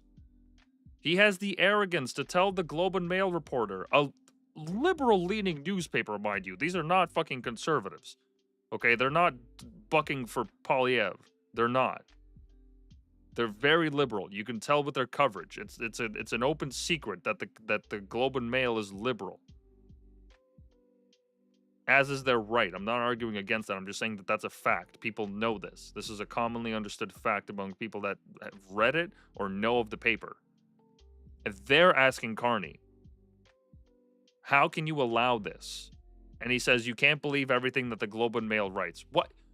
This is exemplified by his foundations of governance? Humility? Which one is this? Is this solidarity? I guess it's solidarity. Is it responsibility? Not really. Fairness? I guess he's fair to both of his corrupt, potentially Chinese-tied candidates. Sustainability? Yeah. It's a fairly sustainable practice. He could just keep recycling the same arguments over and over again. Resilient? Oh, it's really resilient. It's kept him in power. And dynamism? Oh, boy, is it dynamic. So you know what? I was wrong. These things, these characteristics here that Carney outlined, that incident matches all of them except humility. So that's, you know what? Maybe that's okay. Maybe I'm actually wrong about that. So this guy that purports to embody these characteristics, or at least sees them as important to his form of governance, that's how he acts when a foreign country is trying to interfere in your election and one of your party members references it as a joke. If any of the conservatives did anything close to that, there would be wall-to-wall coverage, and it would be talked about non-stop. Just like this. For those that don't know, Carney was at a rally and he recently did one of these. Whoa, that's fucking crazy. What's that? Is that a Nazi salute? Holy shit. Holy shit. Now I wonder if anyone covered it. I wonder if anyone covered it. Wow. Interesting. The only news story from Global News is from a month ago. Everything's from a month ago. Now, okay, fine. And then none of the news stories are actually about the salute that he did. Now, let's say Elon Musk salute. The Guardian, The Independent, NPR, Global News, BBC, The Conversation, New York Times, NDTV, whatever the fuck that is, Latin Times, Forbes, Forbes India, MSN, USA Today, CBC. Bro, what is this shit? Are you serious?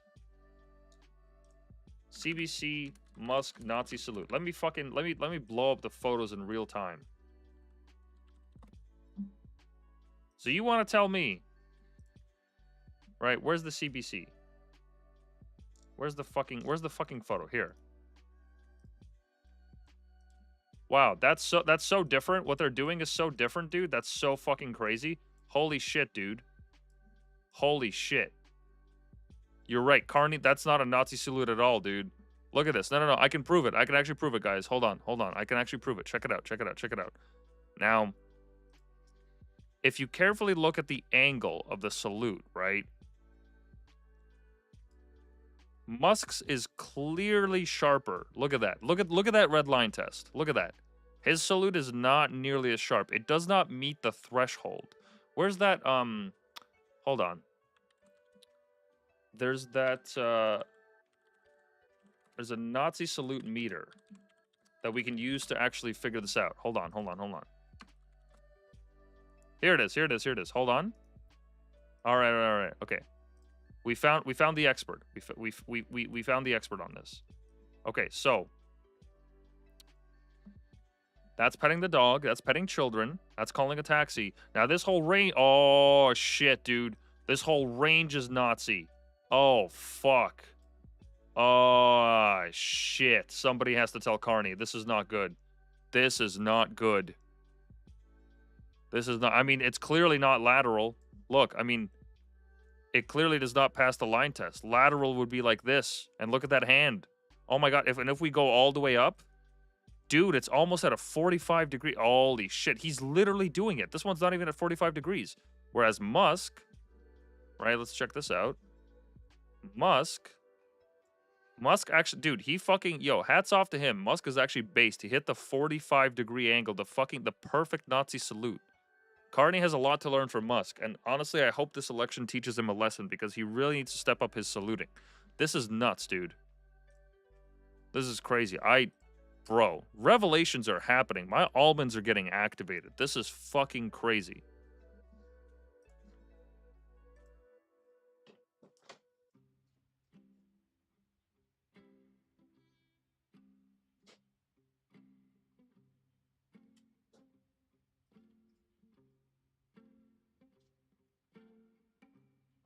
Is it cynical for me to joke about this in this way? Yeah, but Jesus fucking Christ, if the news coverage doesn't make me cynical. I mean, not a single news story on Carney's salute.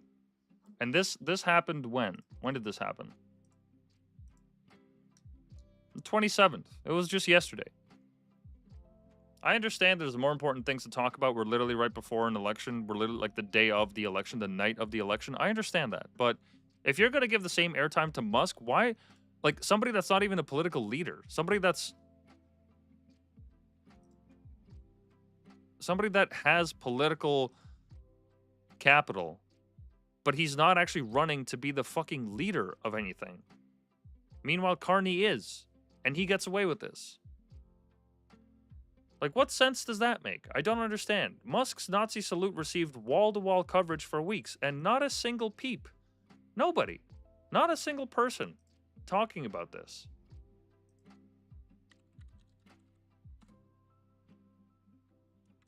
Mark Carney salute April 27th, 2025. Let's get fucking grainy. Anything in the news? Anything? Nothing. There's no news. Nobody. Nobody's talking about this. None of the news.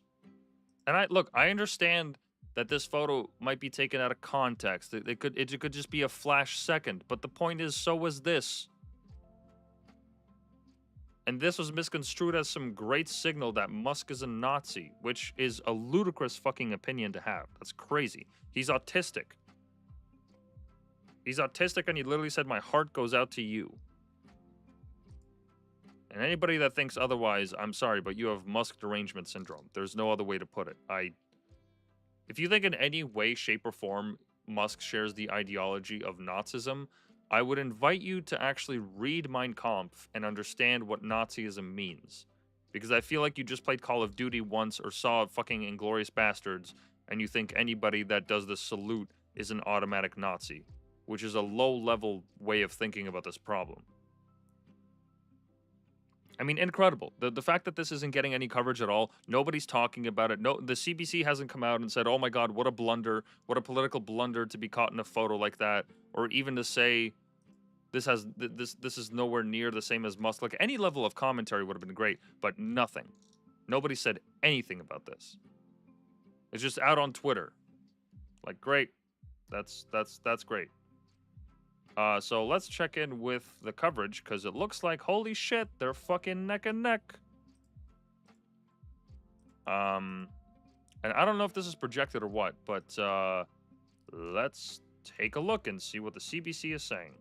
Really a liberal reign for all times. No. At some point, the seeds of change will come back, and they might have a better chance to bloom. Yeah, and liberals probably shouldn't assume that either. Andrew, and then Althea. But one thing I think we should be looking for is not just, will they get over the majority, will BC put them over the top, but also how will the Liberals do in Western Canada? One of the things people have been very worried about, some people, is will another Liberal victory cause Westerners, and some Westerners anyway, to give up on Canada? I should note that the numbers coming in BC and Alberta are looking pretty close to what the polling numbers were suggesting, and the polling numbers are saying the Liberals are going to do better, at least in the popular vote in those provinces, better than they have since 1968.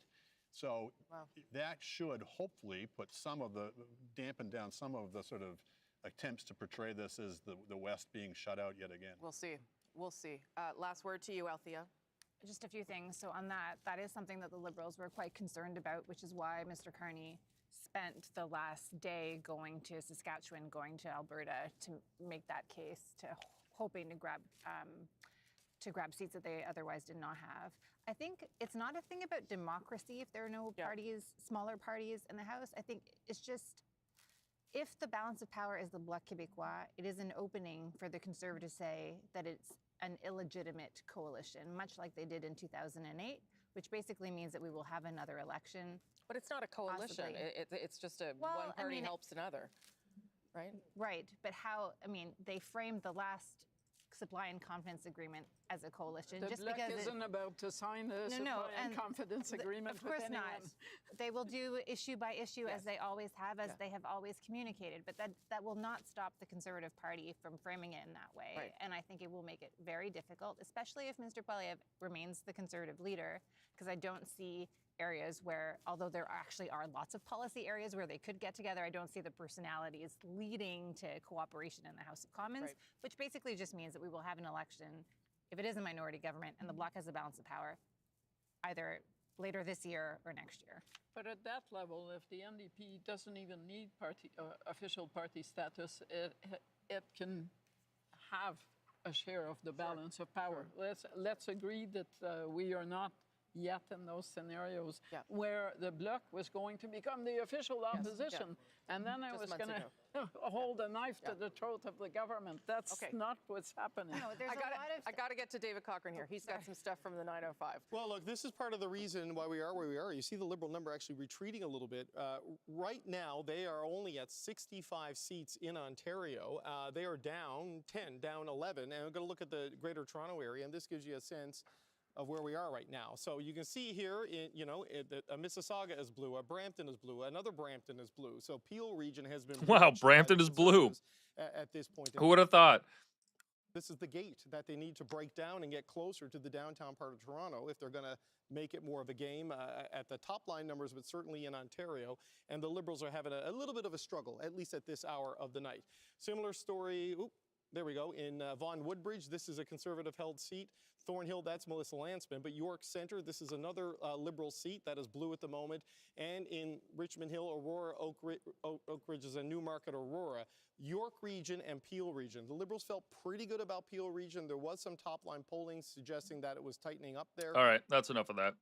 I don't need to hear any other fucking coverage. Yeah, if you guys want to listen to like some actual like political pundit, I would encourage you go watch the actual coverage. You'll hear plenty of talking heads that have much smarter shit to say than I do. I'm just trying to give a more I don't know, rounded perspective on these scandals. Because look, whatever you say about Pierre Poilievre, like I don't think he goes enough in a lot of respects. I don't think that there's enough talk about deportation for the millions of work permits for all these temporary visas that we have in Canada.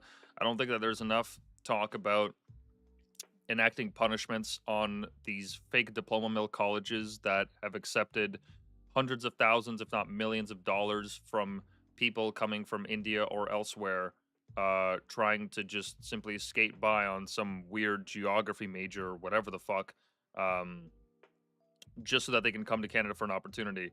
I don't think there's enough talk about that. I don't think there's enough talk about what the government did during COVID and how there should at the least be an investigation in terms of what could be done right.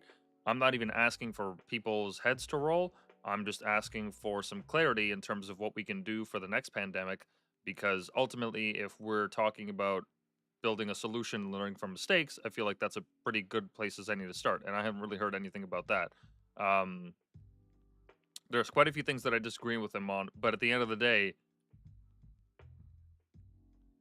if Carney is this corrupt, and he literally worked for an organization that set up tax havens, which he actively did. Like, let me fact check that. Did Carney work to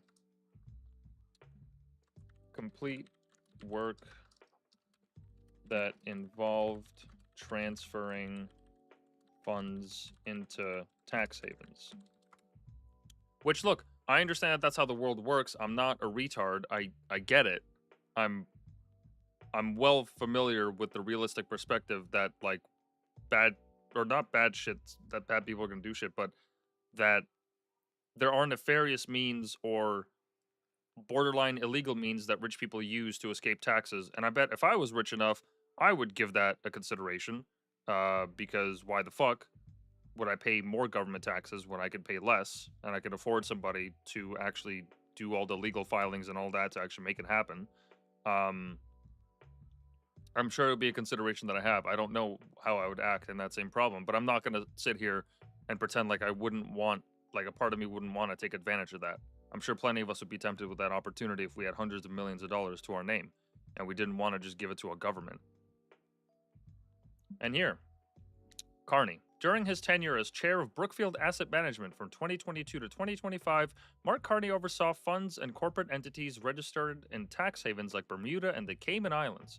While he did not personally transfer funds, the structures he managed utilized offshore jurisdictions criticized for enabling tax avoidance. So this is his record. This is like him coming out on stage and talking about in these debates, I know how the world works. I know how global economies work. Meanwhile, he's doing shit like this in his last 3 years there that we at least know of.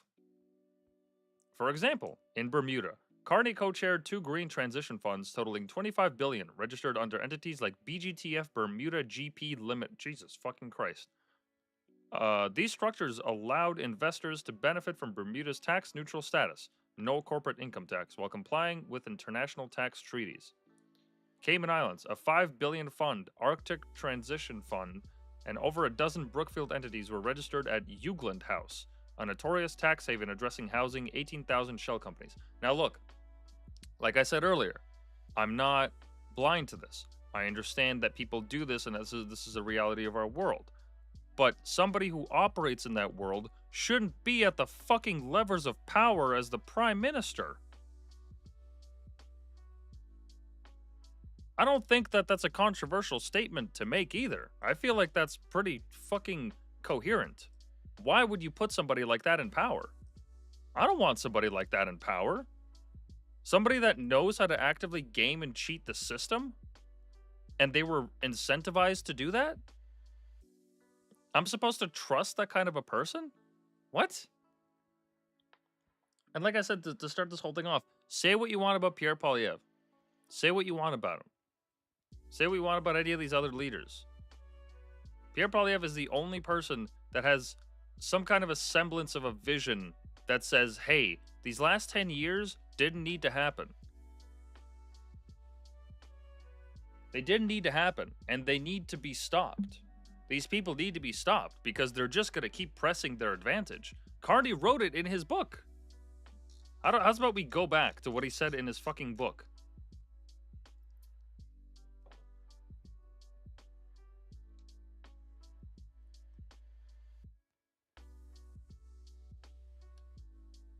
Carbon pricing. Initially supported carbon taxes, but pivoted to scrapping them in 2025 to address affordability concerns.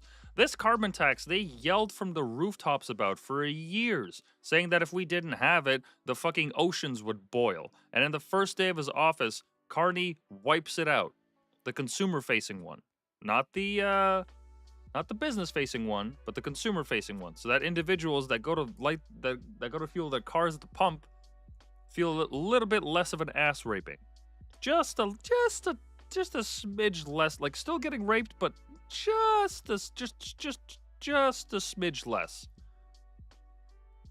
They decided to lube up this time instead of just going all in and raping your fucking wallet. Just in time for an election, by the way. This guy gets into power, and the first thing he does is he removes the tax that his party has been campaigning on for the better part of a decade, and has been defending vehemently by saying that because the conservatives are against it, therefore they hate the country and they want it to burn. Let me see if I can find that clip. If you guys think I'm sensationalizing this, this is absolutely true. I think it was Mark Miller. I believe it was Mark Miller.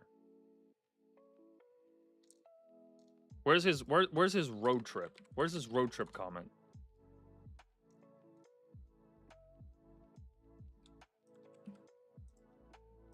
Wow, what a funny coincidence. I can't find it on YouTube anywhere, but I guarantee you I'm gonna find it on Twitter. Whoa, that was tits.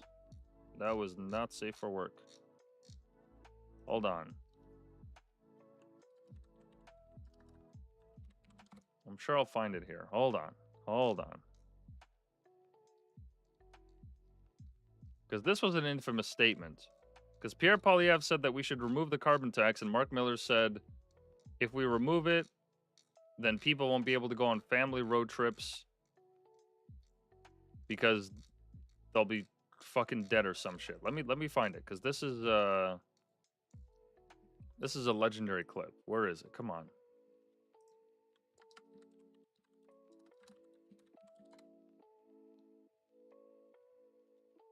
No, this is just federal ministers. No. I don't need that. There is a clip of him in Parliament. I want to see Mark Carney. There's a clip of him in Parliament where he's debating Pierre Poilievre about carbon taxes. Is this it? No. This is him and Trudeau. Actually, you know what? This might be good enough. Let's play this. Taxes up, costs up, crimes up, time's up. And now he wants a 300% carbon tax hike, all the way up to 61 cents a litre. Why not let Canadians choose a common sense conservative government that will axe the tax, build the homes, fix the budget, and stop the crime now? Here's the news flash for the conservative leader. Climate change costs money. And what would cost the most money to Canadians at all is his do-nothing climate plan. What did the opposition has spent any time listening to Canadians over the summer, he would have heard that they need solutions. They need answers to the challenges they're facing. That's not what he's offering. Indeed, he doesn't care about Canadians. He just cares about himself and his own political interests. He doesn't care about Canadians because he doesn't want to tax them. Trudeau's right. Pierre doesn't care enough Canadians to tax them. Dude, he's so right. Holy shit, he's right. He's so fucking right, dude. God, I'm so glad that fucking Trudeau was gone. Where is that? I gotta be able to find this clip, because at the time it was a legendary clip. Mark Miller, carbon tax. I like how they also named it carbon pricing. I love that they named it carbon pricing.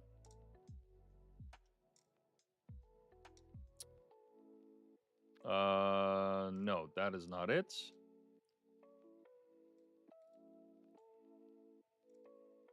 Oh, come on, man. How is this not showing up?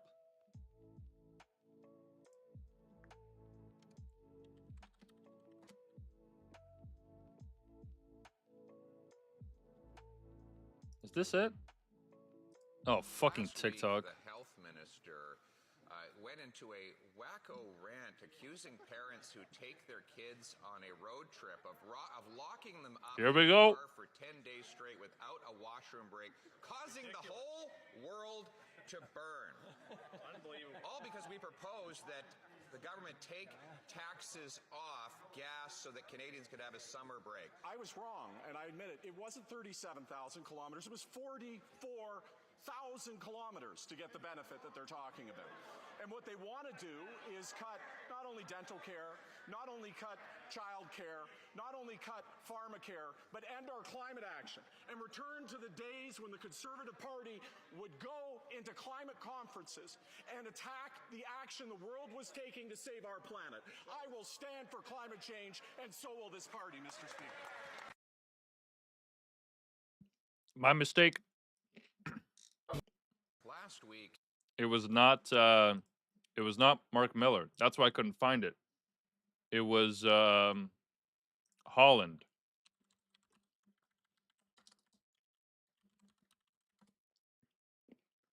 Oh, okay. If I look up Holland road trip, god damn it.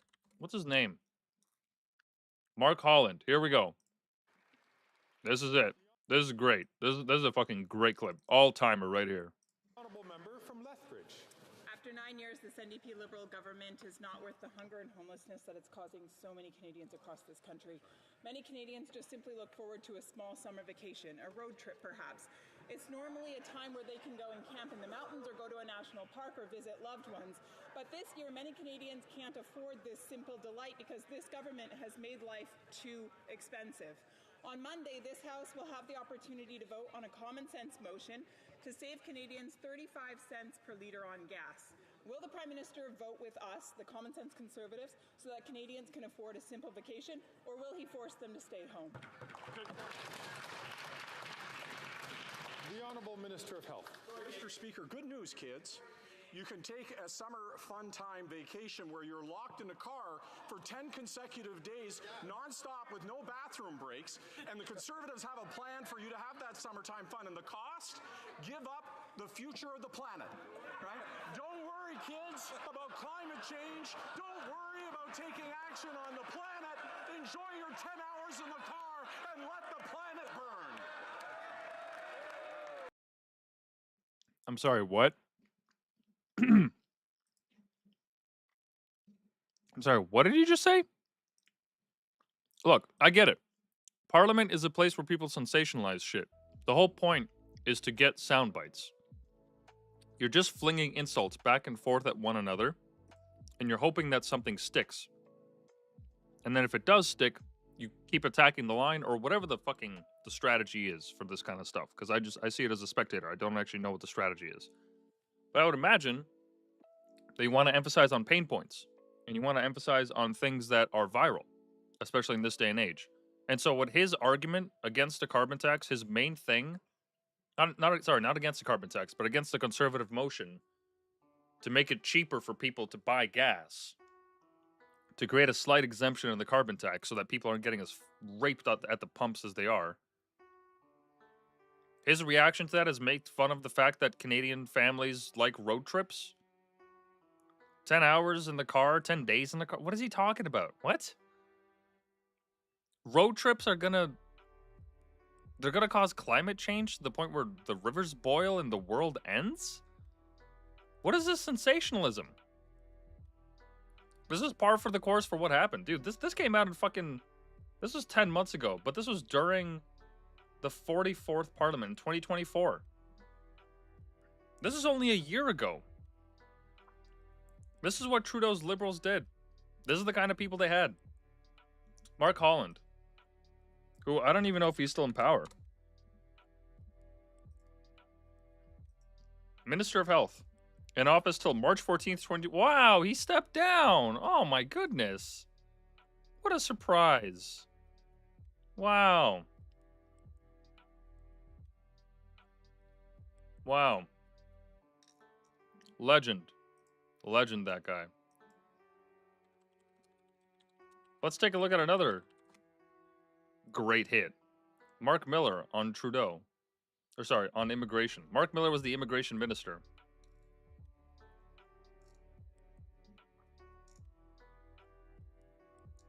Let's see this. Mark Miller on immigration.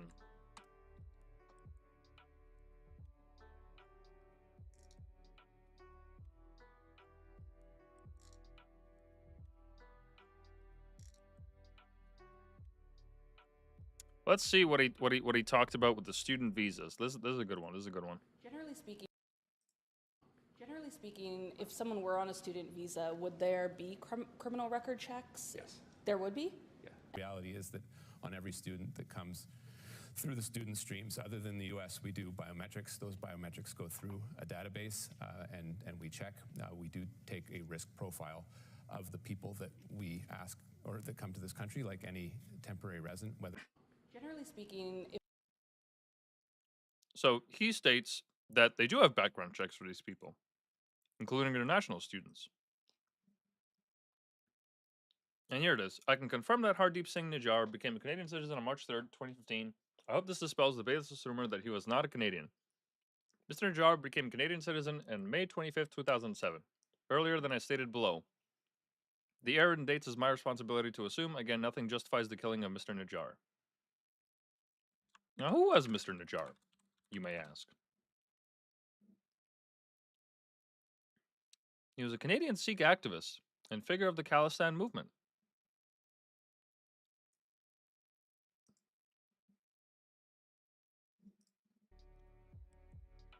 He was alerted by Canadian Security Service officials of a likely assassination plot against him. According to his son, he had been meeting with CSIS officers once or twice a week in the days before his killing and had another meeting scheduled 2 days after he was killed.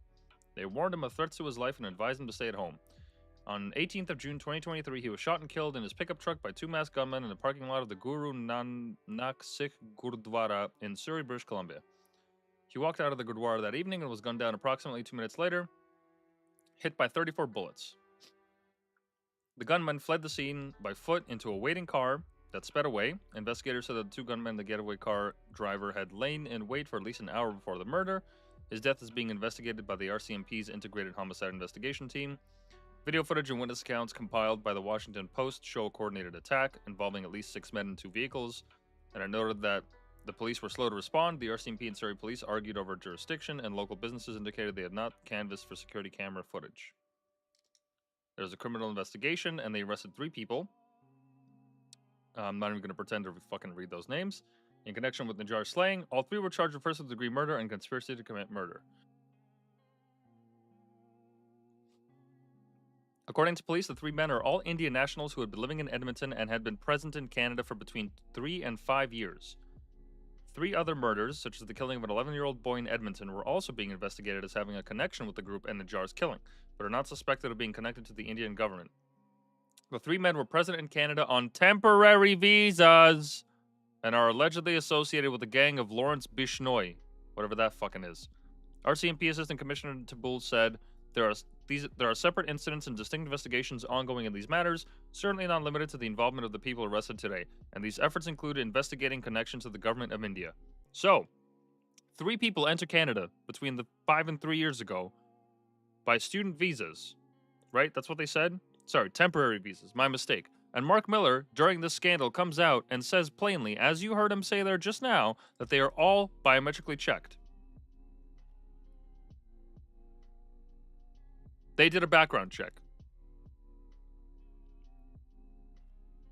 Doesn't look like it.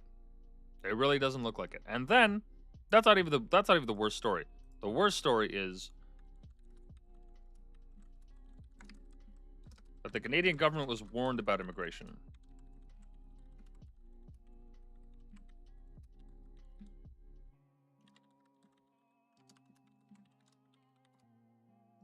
The Canadian government was actively warned by people within the government who had access to statistics of how this would affect the economy, how this would affect the quality of life, how this would affect a series of things. They were warned at least 2 years before the consequences really started showing up. And they did nothing about it.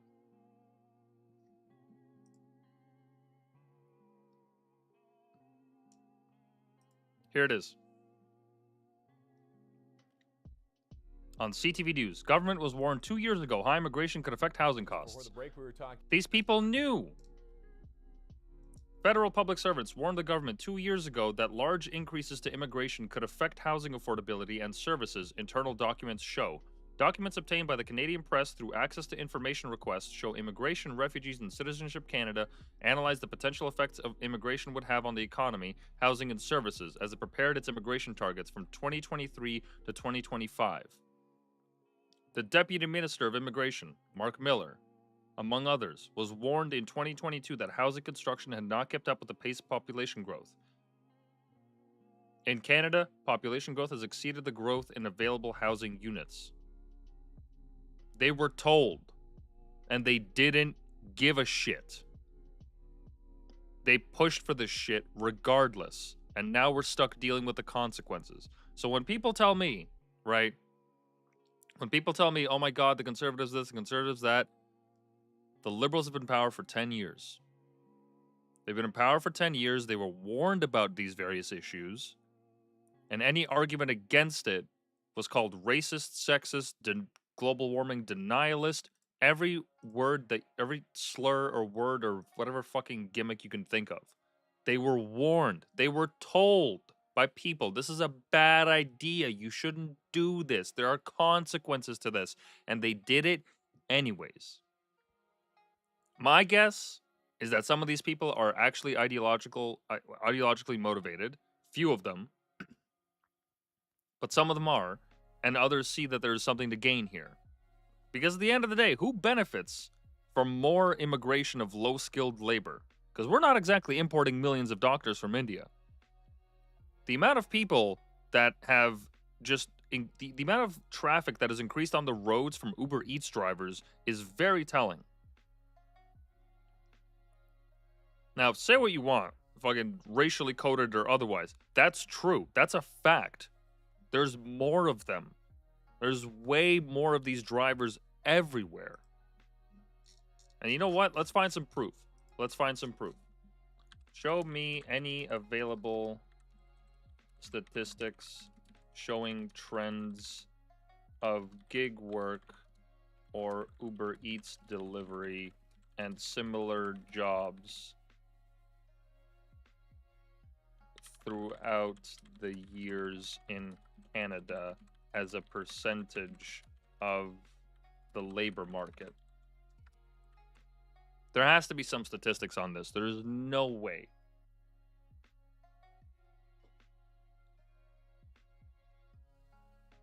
There's no way there isn't.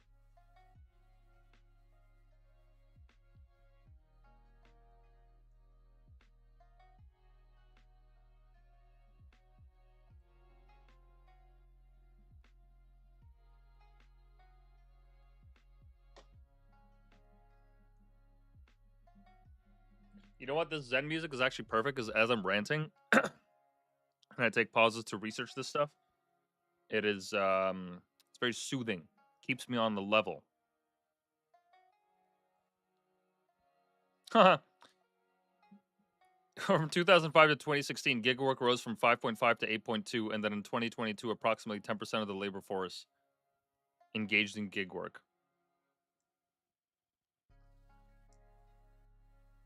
There's been a notable increase. Holy shit. In 2023, 365,000 Canadians worked for delivery rideshare apps, with 57.5% being landed immigrants. And this is from CBC. If we're talking about a paper that isn't exactly incentivized to cover the dangers or the consequences of the government that they are, in my opinion, working so hard to defend, and they write this, that 57.5%, almost 60% of the new Uber Eats workers and gig workers are landed immigrants.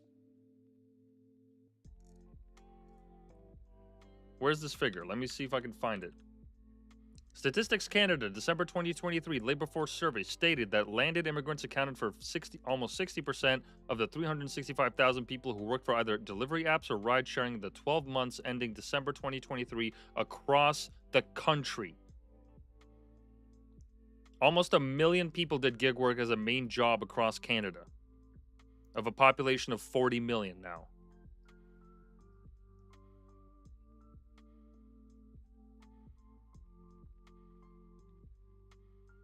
And these, like, they were warned about this. They were warned what this would do for the economy. But once again, more to this point, who does this benefit? This benefits the corporations. Because why would you hire a local Canadian who expects a fair wage and understands their workers' rights when you can have a newly landed immigrant who will work for as much, like, as little money as you can give them, so long as either under the table or with the agreement that they send the money back to their family, and they get to pay them cheaper, and there's more of them, so they get to come in and take this work. It's been painted as some kind of racist talking point, but it's true. It's the same thing in America. Why would I hire an American that does the job for $20 an hour when I can hire a Mexican that'll do it for 10 and that won't complain because their immigration status is in flux? Or Venezuelan, or whomever, or Cuban, like whichever illegal immigrant of your choice. Well, Cuban would actually be much harder. I don't know how many of them actually swim across the ocean at this point. But regardless, my point is, cheap labor is a benefit that you get from mass migration. And it's not a benefit that we get as the people, it's the businesses that benefit from this. Because now they don't have to do this. And you know what? Fine. Even if you don't believe me on this, check this shit out. The Canadian government has a program called the LMIA. This is the Temporary Foreign Worker Program. Okay, and some intrepid Canadian took it upon himself to create a map that shows just how prevalent the MLIA program is in Canada. Right? Just how many businesses participate in this. Bro, look at this fucking map. Look at this. Look at how many of them actually... Hold on, let me see if I can... Can I zoom in any further? Look at this! Just in Toronto alone. Look at how many businesses employ foreign workers.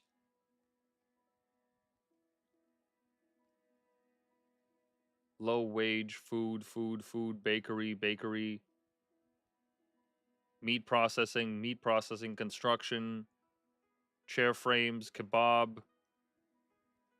These are all low labor jobs, or sorry, low skilled labor for the most part. If you work in the service industry and you're flipping burgers or you're pouring coffee, that's low skilled labor.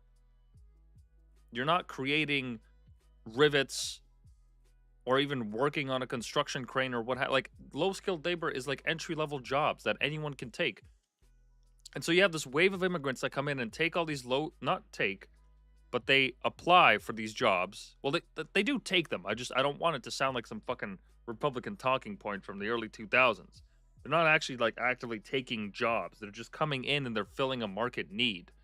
And so because the business has their wage subsidized by this foreign worker program, if any business that actually takes the money from the government on this, they're getting their wage subsidized. Let me show you this.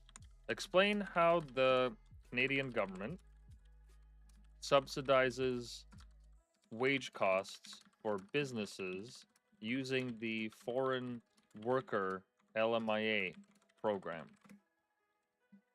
Since I'm not smart enough to memorize all this shit at once, Perplexity will do it for me.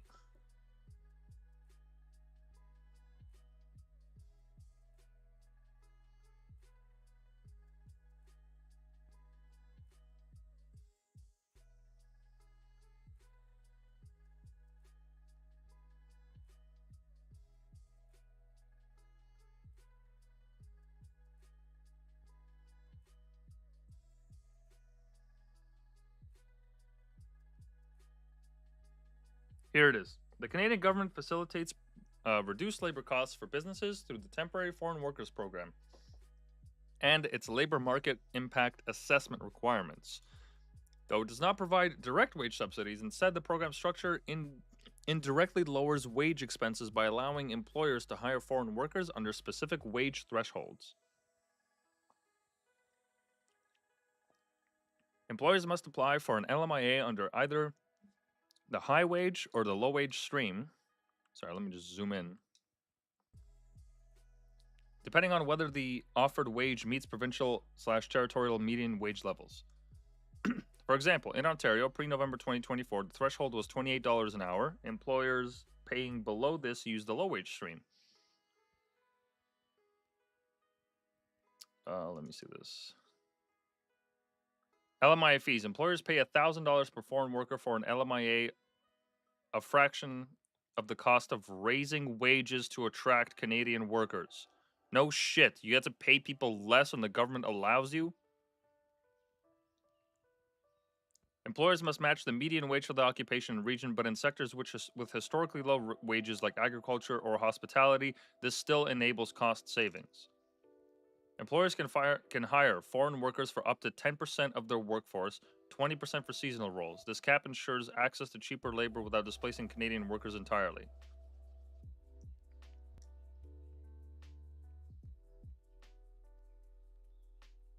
Critics argue the program depresses wages in sectors reliant on foreign workers as businesses prioritize cost savings over raising pay to attract Canadians.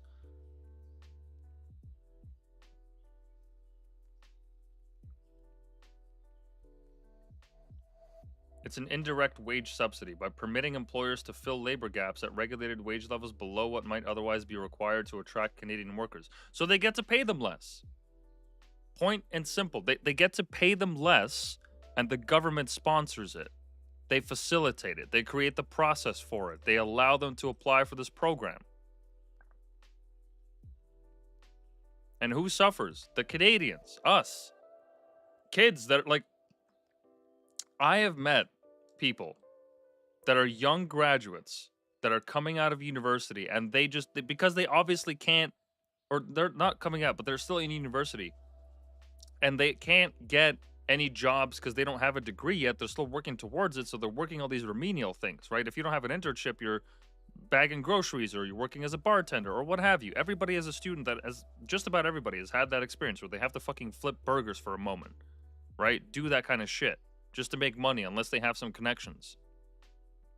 And so those jobs that would typically be filled by students coming home for the summer break, or just living in the city trying to study and pay through their studies, they have less opportunity as a result of this.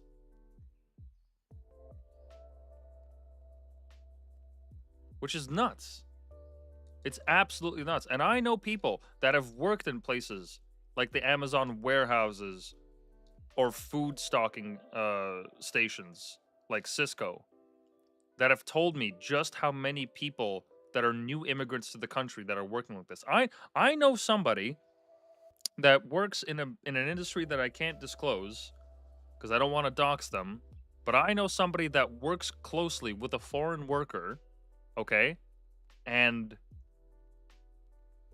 the foreign worker has admitted to this person that I know that they know they're getting fucked with. They know that their wages are getting cut, but because it's under the table, they're taking it anyways. And it's better because at least they're not getting fucking taxed out the ass on it. And I realize that that's an anecdote. That's a single one. But this trend is not... It's not based on some kind of myth. This is true. This is actively happening. And they were warned about this 2 years ago. They were told that this would happen. And they let it happen anyway. Better yet, they facilitated it. It's not that they let it happen, that they got out of their own way. They facilitated this. Because they thought it would benefit them. I would assume it's because some of these people have ties to these big corporations and big businesses. I would assume so. Benefit their friends. Or maybe they have stocks invested, so they benefit their stock. I don't know. What other benefit would you derive? Like what, these people were really watching out for the newcome immigrants? By letting them drive Uber Eats deliveries and work remedial jobs? Jobs that would otherwise be filled by Canadians? Look, fine. You don't believe me. If you don't believe me at this point, check this shit out.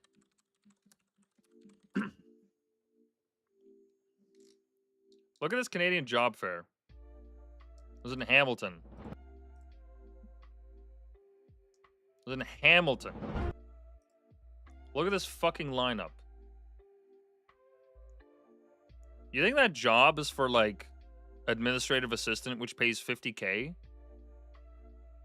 You think these jobs are, like, for people that have degrees? Doesn't look like it, because there's a whole wide range of people. You got everybody from teenagers to 50-year-olds. What kind of a job suits both of those age groups? Service jobs, entry-level jobs. And fine. Okay, fine. Here's an example for you. The Canada Exhibition Place last summer had a job fair. I think it was last summer. Maybe it was the one before. Where is it? Here it is. This job fair is for a 2-week fair that opens up in Toronto for 2 weeks. 2 weeks. Pretty sure it's for 2 weeks, right? Or maybe, is it a month? I genuinely don't know. Either way, it's temporary. Let me see here.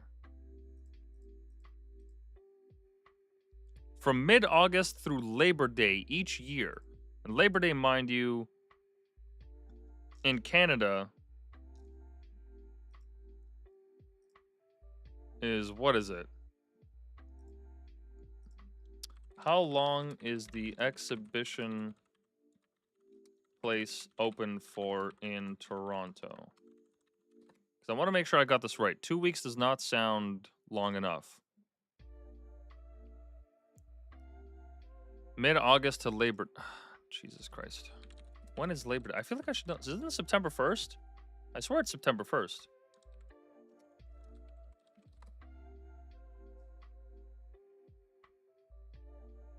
Monday, September 1st. So from mid-August, for 2 weeks.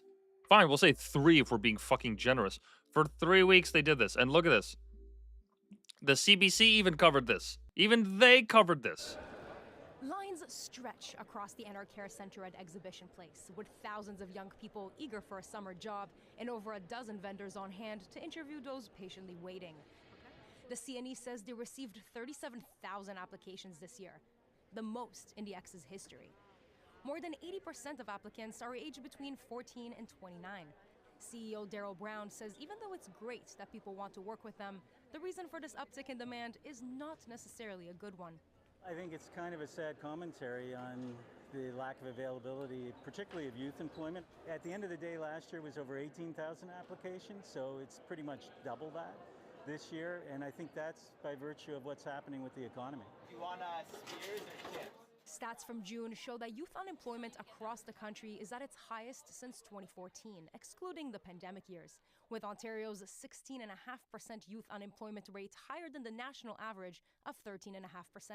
And teens say they're feeling the pressure. A lot of places won't hire if you have experience, if you don't have experience, and it's very hard to get experience if they need experience to jobs. It's kind of a loop and you get stuck in it. The competition was a lot because they wouldn't even read my emails, they wouldn't even call back. I've maybe had to apply maybe 4 more times and they still wouldn't answer me. Before I got here, I was so confident. I'm here like half an hour early, and then I walk in and I see the line and I'm like, whoa. And then I get nervous. Out of the 37,000 people who applied, only 5,000 will get hired for this year's CNE. And vendors know just about what they're looking for. Availability is number one, experience, and basically what they're looking for. I like to ask them what they're looking for in an employer and an environment, and then see if it kind of gels with what we do as well. Now, this job fair is only for today, with some applicants getting hired on the spot, already signing their documents in there. And some, depending on the vendor, will have to wait to find out whether they got a job at the CNE, which kickstarts August 16th. Nama Weingarten, CBC News, Toronto. So, even the CBC covers this and shows that for a single summer festival for 2 weeks, 2 weeks, even if we say 3 weeks, 3 weeks worth of seasonal work, people are so hungry for it that their number of applicants doubled over a year. Dude, people clamoring to work at a fucking carnival that's paying minimum wage in the hot sun, cleaning puke after kids. And look, I'm sure there's fun parts of it. I'm not trying to shit on it. I bet it would be fun to work at a fair, but it's a job. More so, it's a summer job. And these are the consequences of the Liberal government and their positions. Like, nobody forced them to adopt these measures. They did it of their own volition. The Conservatives tried to stop them. I'm sure the Quebecois did in their own little way by defending Quebec, and maybe some other parties did. I don't know. I just know the Conservatives. That's all that I saw in Parliament for the most part. They warned them. They told them that this would happen. They told them that this would be destructive for our economy. And yet they did it anyways. So I'm sorry, but I have no reason to trust these people. None. None whatsoever. I have no reason.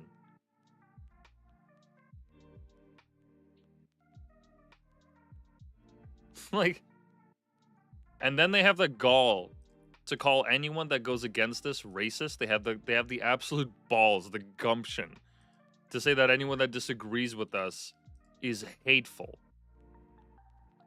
Is insane. It's insane. It makes you go crazy, which is why I understand that. I understand why people would tune out when it gets this like passionate or emotional about this stuff. But it's important to be pissed off about this shit because it's a shame. And it looks like, is this live? Are we getting news that this is it? The Conservatives have lost? Is this really it? Has Pierre Poilievre said anything?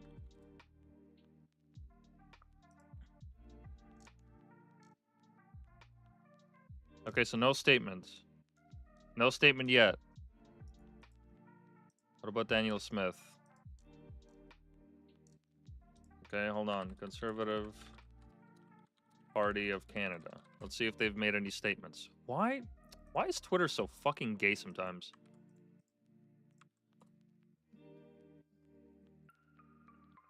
Is this it? Which? This has got to be it, right? So nothing. They haven't said anything yet. Has Carney said anything? Let's see if Carney's tweeted anything.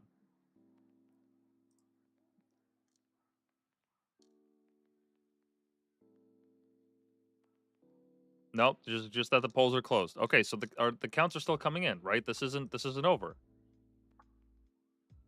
I realize that global news wants to project a liberal government, and they want to be the first to beat everyone to it. What about CBC?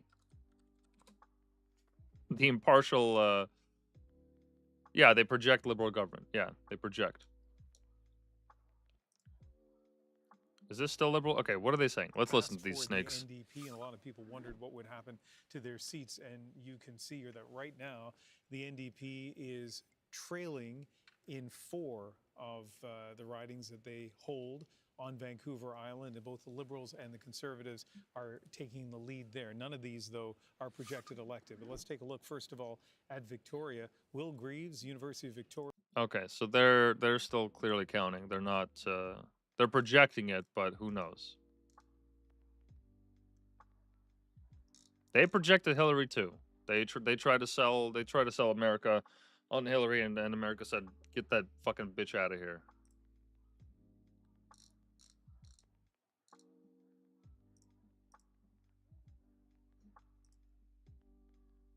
Let's see what's trending. Jesus Christ, that's dark. Oh my god. You know what? Fine. Let's have a bit of a lighthearted segment. Let's have a bit of a lighthearted segment on on some great memes. This fucking guy, holy shit.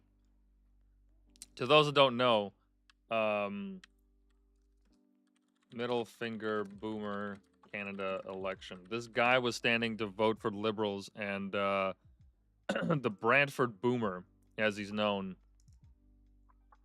was flipping his fingers to some protesters that showed up to a voting station, which is kind of weird. Like, why would you show up to protest a voting station? Those people are clearly already like made up their minds. There's no reason for this.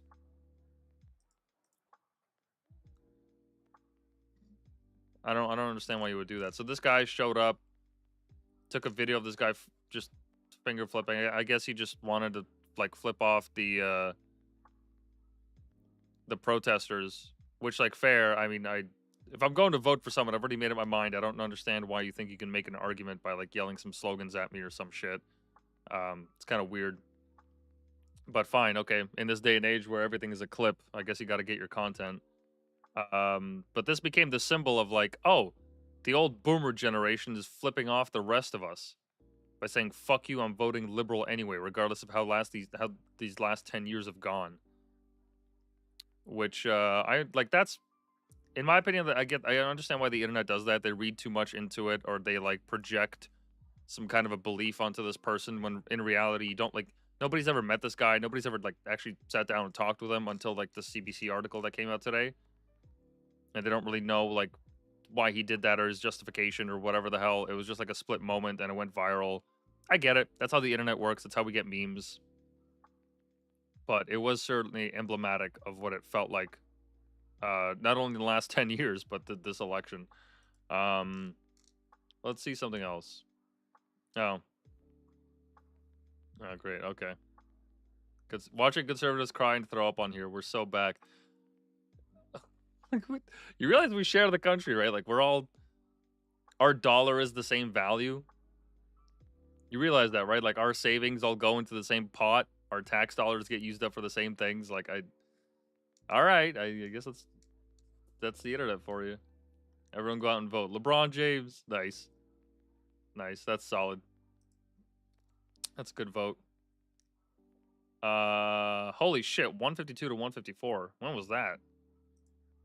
That must have been a while ago. And this one says 149. Yeah, see, who's, like, where are these numbers coming from? Here's my thing. Where's the count? This still says 111 to 104. 148 to 162. 149 to 162.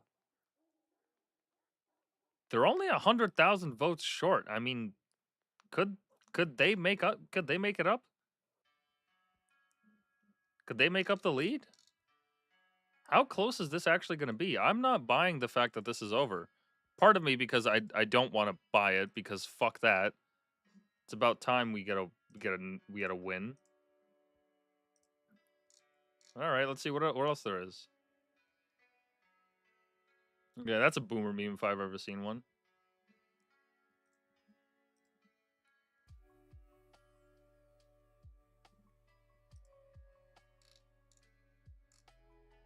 Yeah, also this. Um, yet another boomer meme, but because of just how pixelated it is, you can tell, like, what the fuck, dude? This has been, like, saved and screenshotted hundreds of times to get that effect. That's fucking crazy. That is another funny thing to point out, how, like, everyone was so against this tariffs and all this stuff that Trump was doing. Meanwhile, the carbon tax was about to get increased in April by 20%, and they canceled it just in time. Like, our own government is about to fuck us in the ass way worse than any tariffs could. Meanwhile, everybody's eyes were on Trump because Trump is such a polarizing figure. Conservative crashing out, we up. Bro, we're in the same country.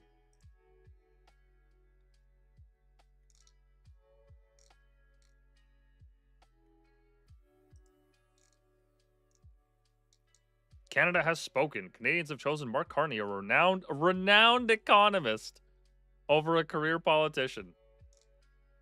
Oh, that's funny.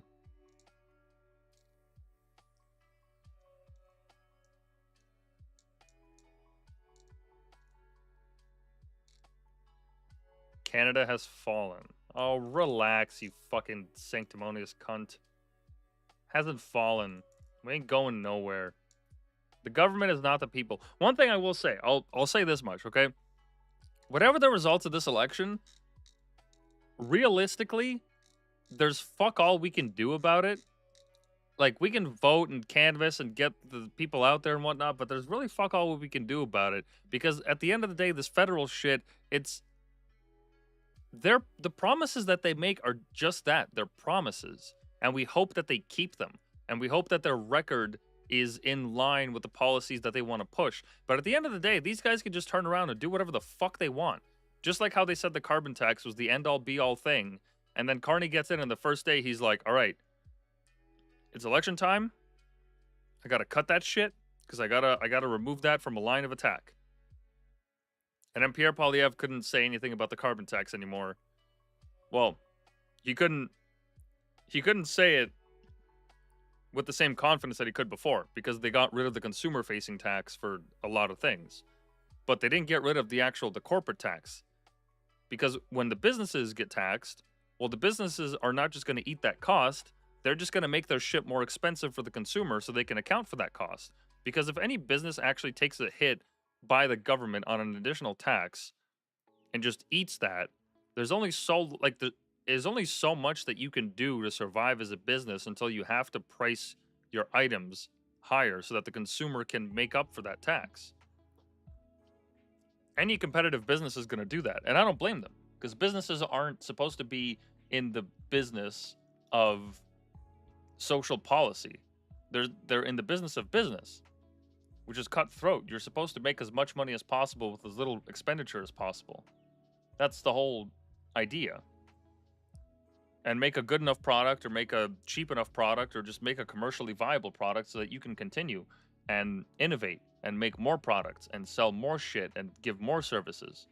That's the whole point of a business.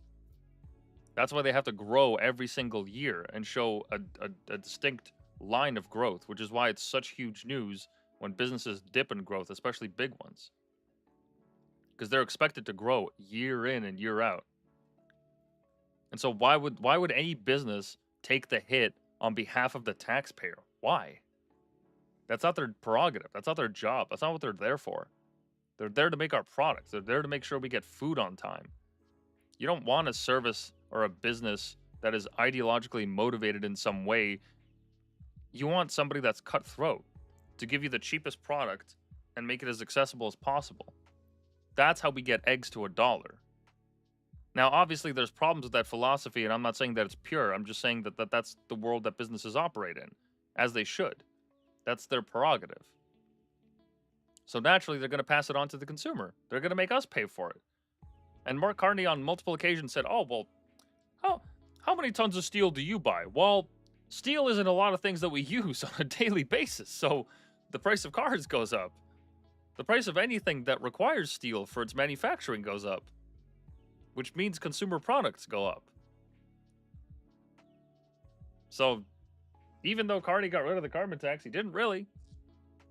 The business-facing one is still there.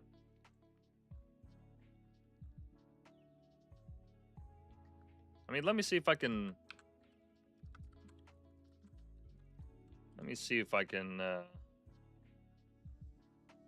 find the clip on this. Here it is. Here's the clip I wanted. Then secondly, what we're going to do is make sure not that the government pays, not that we as taxpayers pay, but the large polluters pay. And so what happens... But does that not ultimately trickle down? No, because what the big companies are producing, by and large, are not products that we are consuming. There's some element of that, but by and large, you know, a steel company, how much steel are you using these days, Todd? I mean, not as much we used to. So anyway, so that's core to... Then secondly, what we're going to do is make sure not that the government pays, not that we as taxpayers pay, but the large polluters pay. And so what happens... But does that not ultimately trickle down? No, because what the big companies are producing, by and large, are not products that we are consuming. There's some element of that, but by and large, you know, a steel company, how much steel are you using these days, Todd? I mean, not as much. Yeah, how much steel are you using these days, Todd? How much steel are you using these days? Like, yeah, the guy that sells steel to make your fucking knives or that goes into your toaster or whatever the fuck, he's just gonna jack the price up, as he should. Like, what the fuck? Anybody that, like, takes 5 seconds to think about this, like, eventually that's gonna trickle down to the buyer, one way or another. Like, this isn't even a debate. It's just, that's the way the what's it called? What's the word for it? Not product chain. God, what's the, not operations. There's a word for it. I can't think of it. Well, that's the, if we can call it the product chain, that's how that would work. That's how logistics works. They have to source the raw materials to make the goods, and then they sell the goods to the consumer or to other businesses, which then sell it to some kind of a consumer. One way or another, there's no avoiding the consumer. Somebody has to buy the product. And if you're making it harder or more expensive to make that thing that the business is buying to sell, well, they're going to raise the price in relation to that. It's very confusing, like, how he decided to use this logic in some kind of a way to distract people from the truth. It's very strange. I find it very strange. And I find it hard to believe that so many people fell for this. But it looks like... Is this it?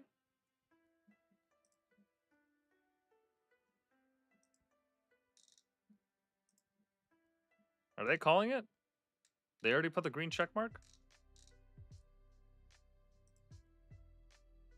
Is this it? Watch Andrew Coyne's face. Yeah. It was not on camera, but it was one of the most amazing moments of the evening. So good on all of you. I'm here for a good time and apparently a long time.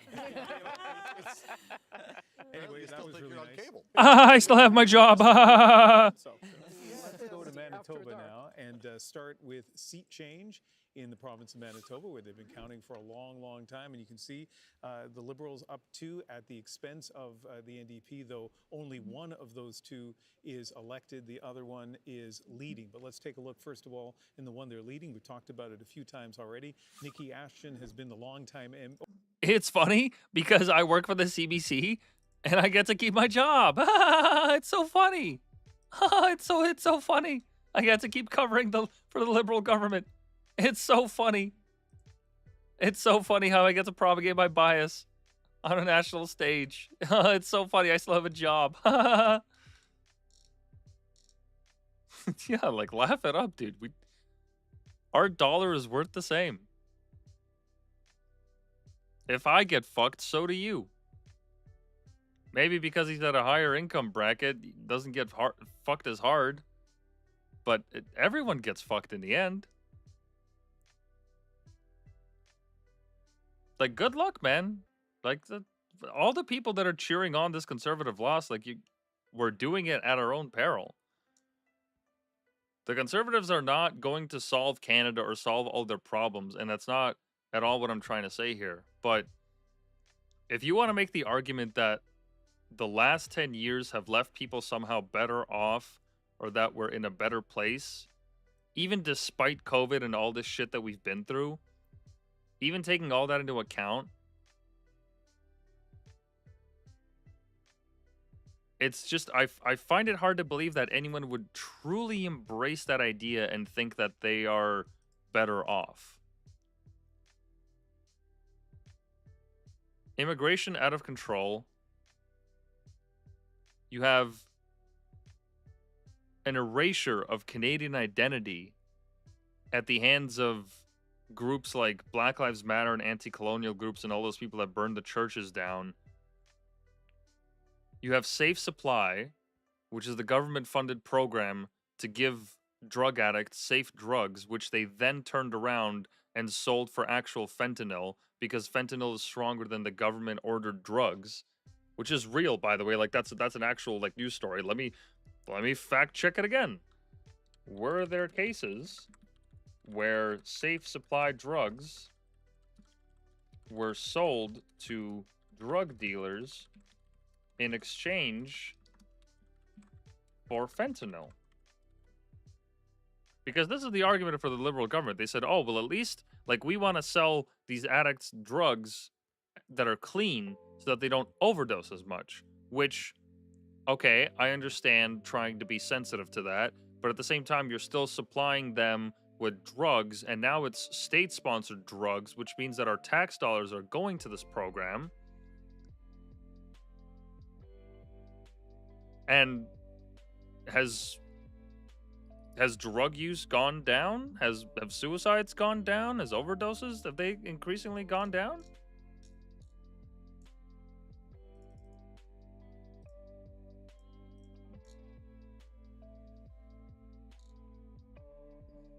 Let me see this. There's got to be a news story on this. There's been tons of them. Oh, here's the CBC news story. Here's the great CBC talking about this. Prescribed Dilaudid. What the fuck is that? From Safe Supply used as currency for illicit drugs, London police say. Wow, the London police.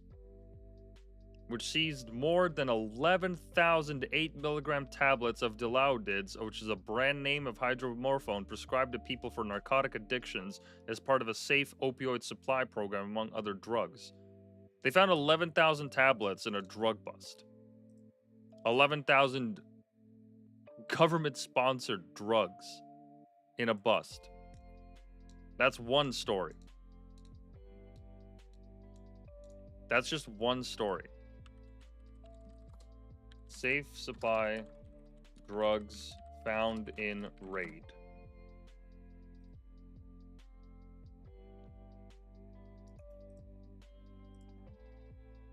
Here's another story. Campbell River RCMP search warrant that led to alleged find of 3,500 pills highlights issue of drug diversion. This investigation began with the alleged kidnapping last November of a bank customer in Campbell River, BC, who claimed he was being forced to transfer his car and thousands of dollars to drug traffickers. It ended with a raid on a fortress-like property with the boundaries of a tiny First Nation 10 kilometers away, and according to police, the seizure of thousands of pills originally provided to users of the province's Safe Supply program. Wow. Another story. That counts too.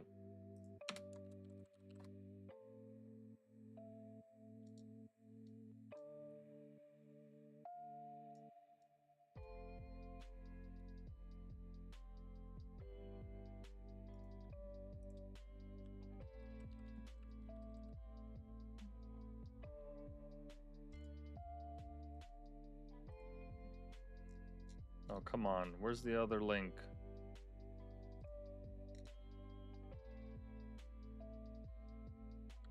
Wow, here's another story from National Post, which, yes, is a conservative leading paper, but here they are reporting on BC's safe supply drugs being sold by organized crime across Canada. So that's a great policy. That worked out. Enriching drug dealers and just giving people free drugs that they could exchange for stronger drugs, so they're still getting their drugs, and now it's a lot easier to get them. because the government just hangs it out for free as long as you're at risk enough. Or how's about MAID? How's about our suicide?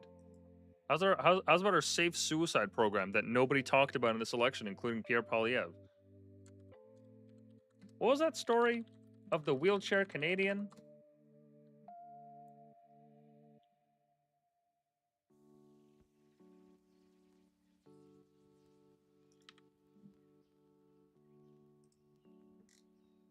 Christine Gauthier, a 54-year-old Canadian Army veteran and Paralympian, says the Canadian government would quickly approve her so-called medical assistance in dying, but will not give her the equipment she needs for her everyday life.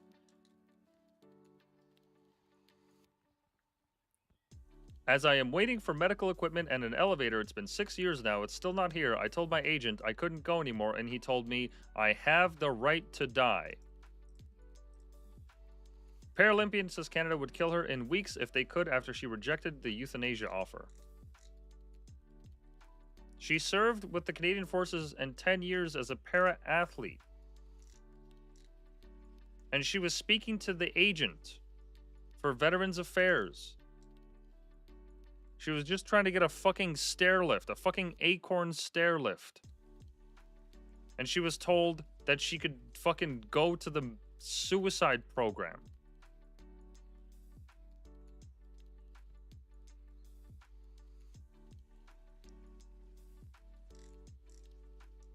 The initial offer of euthanasia is said to have been made in 2022, 6 years after Justin Trudeau's Liberal Party introduced new laws legalizing euthanasia for terminally ill Canadians.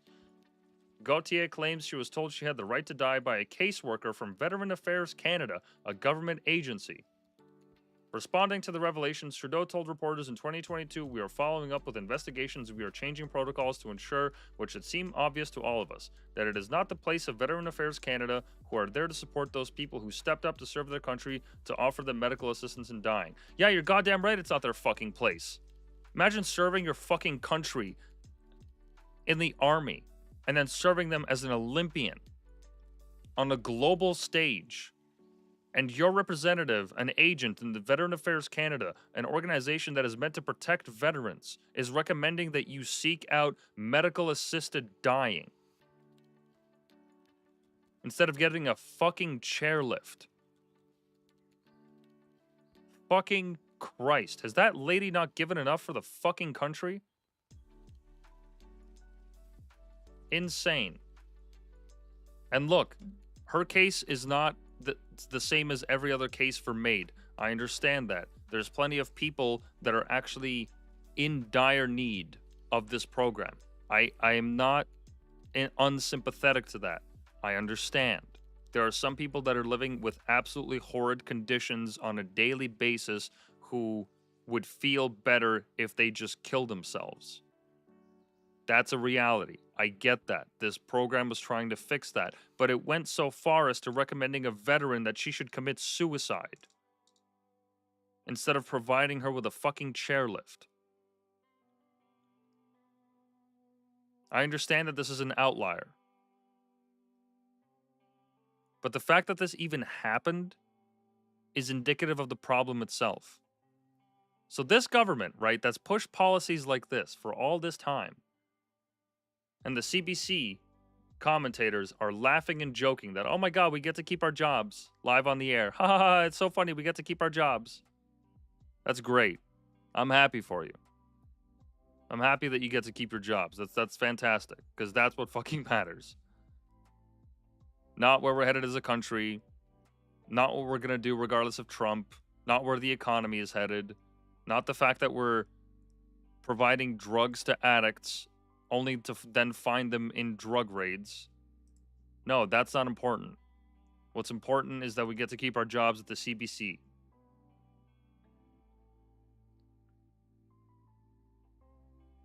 Exhibiting our bias with just about every story.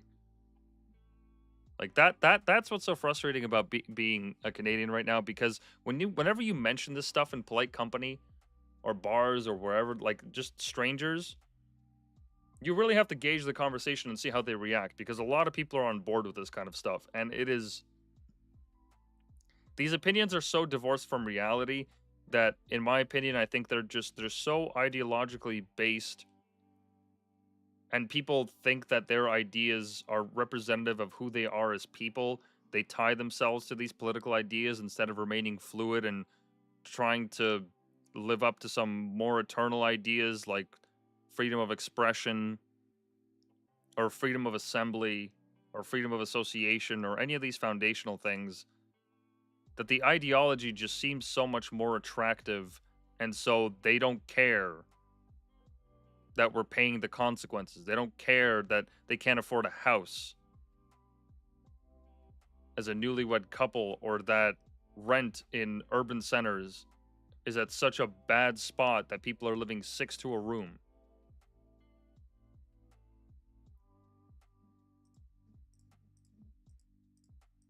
Like, check this shit out. Brampton landlord story about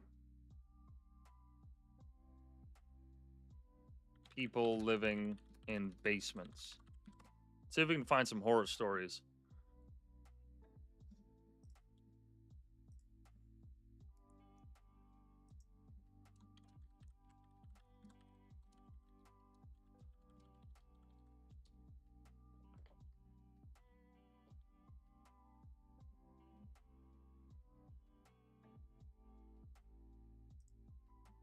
Let's see if we can find some photos. Come on. No. I want to see some actual fucking... some photos.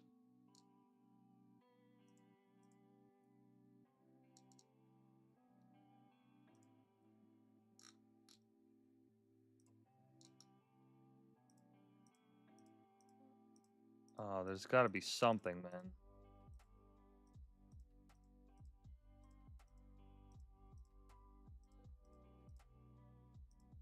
There's got to be some horrible... because there's been plenty of stories of landlords just squeezing 20 people to a fucking basement. Oh, here we go. Jesus Christ. That's 1, 2, 3, 4, 5, 6 cars to a small house. 7, 8, if that's still the same one. Parking on the street. Jesus Christ. Oh my god. A den? For $480. You get your own... oh, you get your own mini fridge. That's so nice. What the fuck is that entrance? Bro, holy shit. Could you imagine stumbling back home and you're drunk off your fucking rocker and you gotta take the stairs on your first dip? Holy... look at that incline. Holy shit, look at that fucking angle. How deep does that basement go? My god. Oh, come on. There's got to be more photos of this. This is just too funny. Landlords charged $83,000 in fines as mayor vows to get rid of slum conditions in Brampton. They're calling them slums. Can we see some goddamn photos, please? Slum landlords. Yeah. I understand. This is the same fucking shit, though. They're just doing renovations for basements, yada yada. No. I want to see some photos of the actual basements. Come on. Oh my god. Bro, you're 4 to a basement? Holy shit. No dividers, no nothing. What is that? Is that wall? Is that what we saw earlier? Is that it? Is this it? Is that this? Because that's a brown door and there's no tiling. Oh my god, where does that even lead? That's crazy. That's actually crazy. Let me see if I can find... there's got to be something on Google Images. There's got to be. Hold on. Brampton basement ad. Brampton landlord rents out 4 beds side by side in a single room for $550. Yeah, there it is. Oh, God. Oh, my God. $350 for rent. Holy shit. That's insane. What are those sheets? Dude, you're not a kid. Get some plain sheets. You're a grown-ass man. Come on.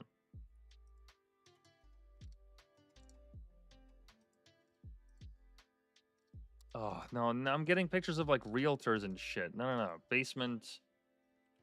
What if I do slum? If I add slum, is that gonna do anything to it? Or Brampton basement overcrowding? Holy shit. That's nuts. Hello, Stained. Nothing much. I'm just midstream here. Let me turn on the mic here. Un momento, por favor. How's the book coming along? Are you writing tonight or what? Yes, this is a much welcome break from screaming at my computer and trying to figure out the best way to not earn a fatwa from my editor when I hand this in. So I showed up at like 11,000 cars outside a one-bedroom home. And then I logged into Discord and I'm like, oh, Fang Fang. That's great because that's basically what I've been doing for the last 4 hours is screaming at my fucking computer. I just got to the part where I'm talking about basements in Brampton, which is where all the Indian immigrants live, and I've been showing the ads and what their living dwellings looked like during the peak of this whole fucking crisis, which is hilarious to say the least. Let me just share my screen here with you. Muchas gracias. And I must admit, I was expecting like a tent in a basement going 250 a month, because I thought it was going to be bad. It's so much worse. Bro, I just found a basement that doesn't even have like tile or like a floor underneath it as you walk in, because the way that they built it was to maximize on space. So literally the first step that you take, if you're not looking after a night out with your boys, you will literally just fall head first and fucking die. You know what? I'm curious if any elected official running for office moving forward will like dare speak out against it, because like in all due respect, Modi in India has gotten at least like one Canadian politician whacked, or am I misremembering? I literally covered that exact story like not even an hour ago, where what happened was they had questionable ties to the Indian government, but the problem was that when the immigration minister was questioned on this, he immediately told on the news for everyone to hear that anybody traveling on a foreigner's visa, there's like biodigital signatures that are taken from them. We do background checks and all that. And then I posted something that like completely disproved it, because that wasn't, he lied. Like he just outwardly lied. Just plain faced lied for no fucking, well, we know the reason, but literally just straight up lied about it. And his thanks, Modi got him whacked.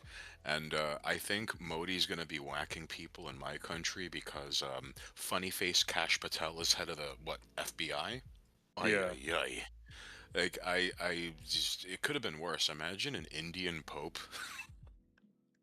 That would have been something. But yo, so check this photo out. Look at this fucking basement, dude. Like that, you're just waiting for someone to die.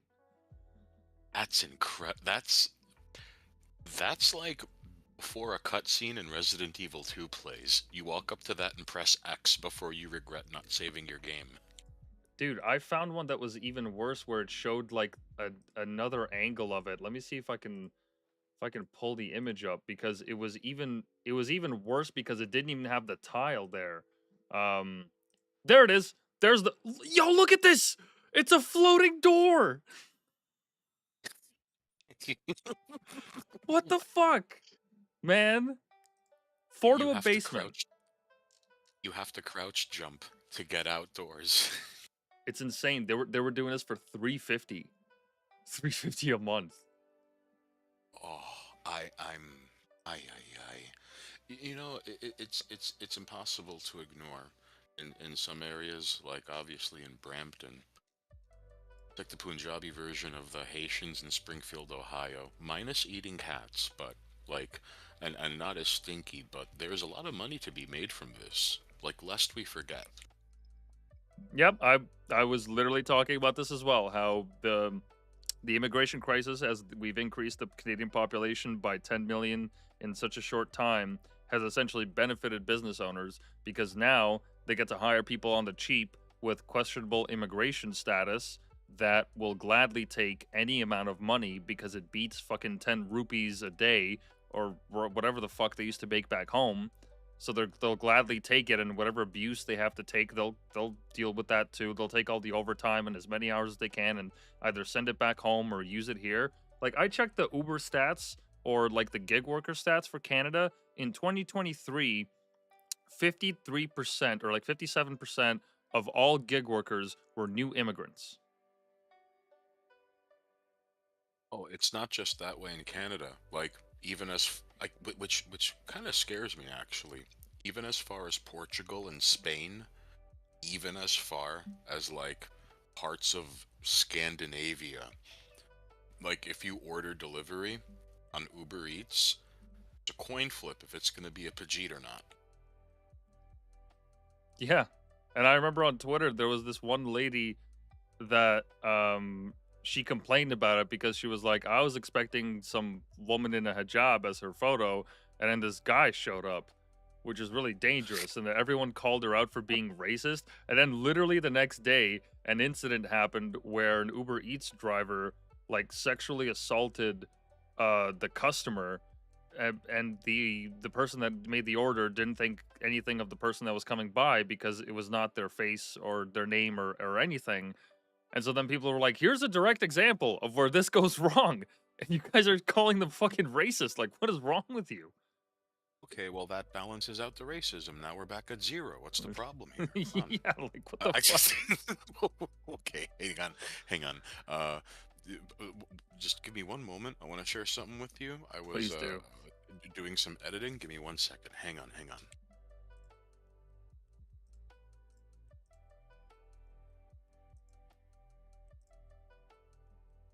All right, are you ready, kids? I'm ready. All right. A woman in rural Quebec has seen the migrant population around her triple in the past year alone.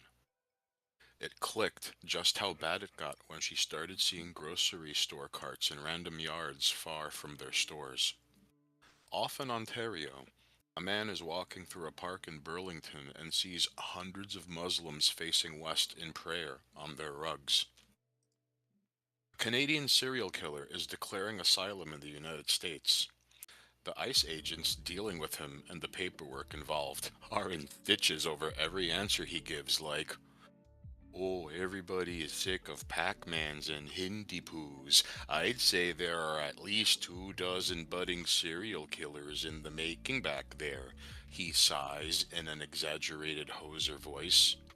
Albertans are the most American Canadians, eh? All talk, no action, hmm? It'll be the psychos in Manitoba that kick anything off. At some point, the Red Indians are gonna start scalping the Pooh Indians, and no one's gonna be able to stop it, 'cause that would be racist, he says. The ICE agent's nodding while waiting for the next thing to laugh at before taking an early lunch. The leaf before them will start killing and eating hookers days after the paperwork clears.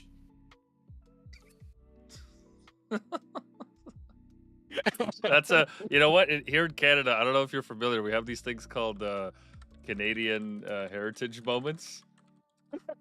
Yes. Yeah. Yeah, that would, dude, that would be a perfect Canadian heritage moment right there. Like a dude rocking back and forth looking like a dumbass in overalls and like a skiing jacket. Like his hat is like off center, like a dummy.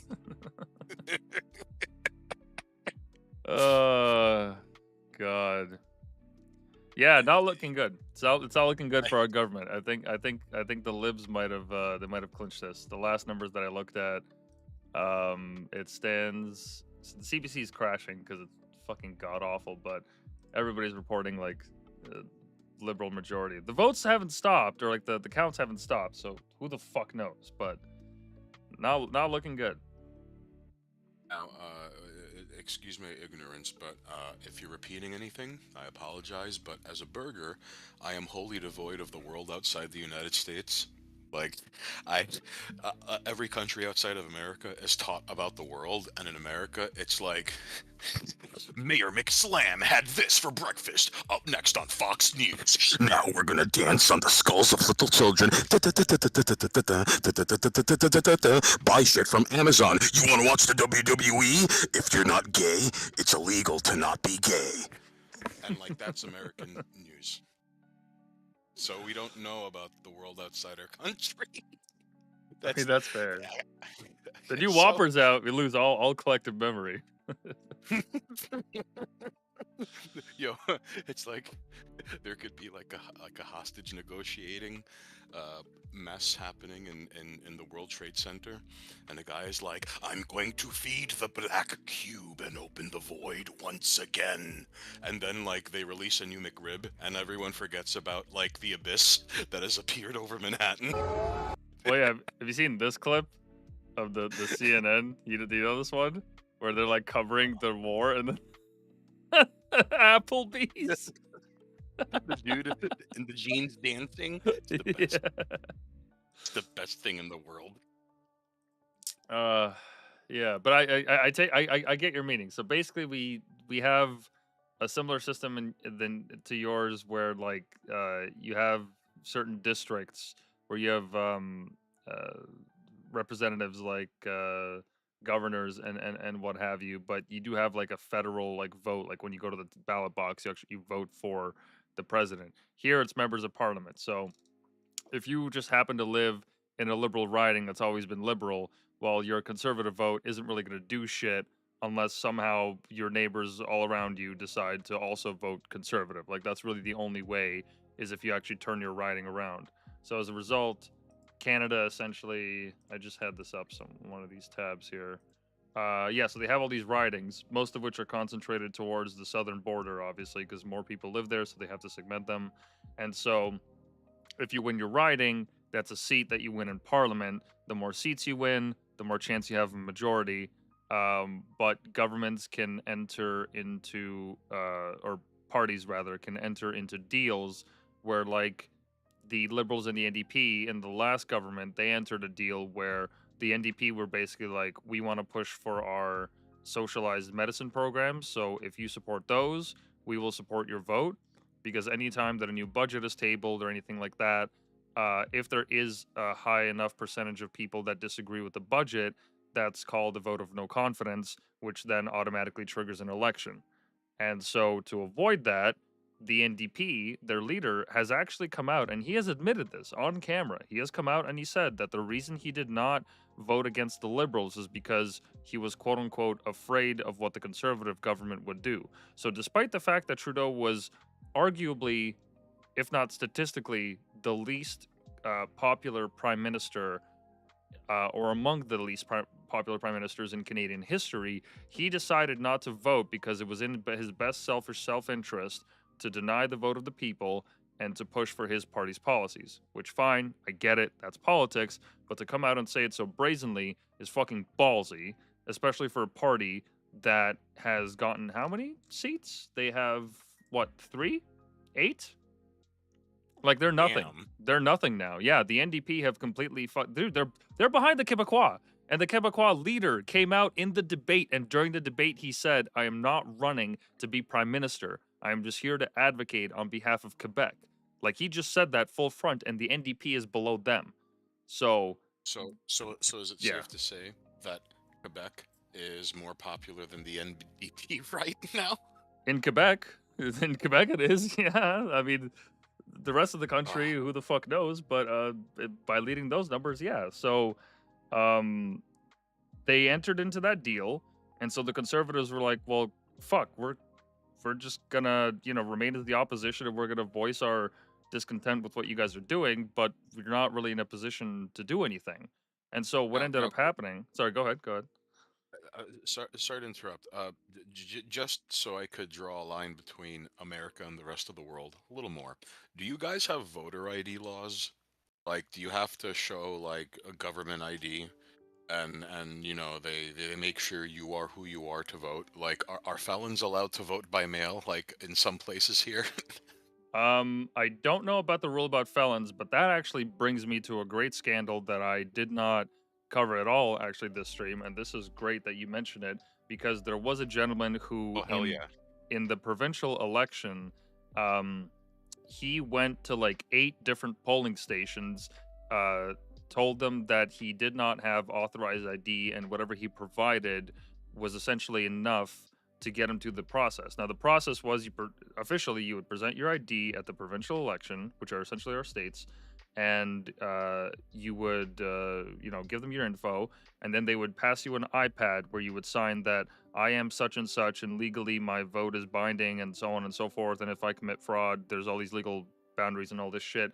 He got to that process of the iPad like 8 separate times without them questioning anything, which that means that if he just went ahead to vote, barring an investigation of somebody trying to look through all the voter rolls and trying to match names to faces and IDs and doing all those checks, which I highly doubt they actually would, he would have essentially been allowed to vote 8 times. Which, if I can find it, he did a whole video where he actually calls the Election Bureau of Canada, or sorry, of Ontario, and he tells them this. He tells them, I have video proof of me doing this at several ballot stations, and I was not stopped at any point. So he would get to the point of the iPad, and then he would admit to the person, I'm actually such and such, I lied about this, and you all let me vote, and he just walks out. Wow, that's was what did excuse my ignorance, but did the news cover this at all, or was this No. like oh No, so no only coverage. Nothing. so let me get this straight. So let me get this straight.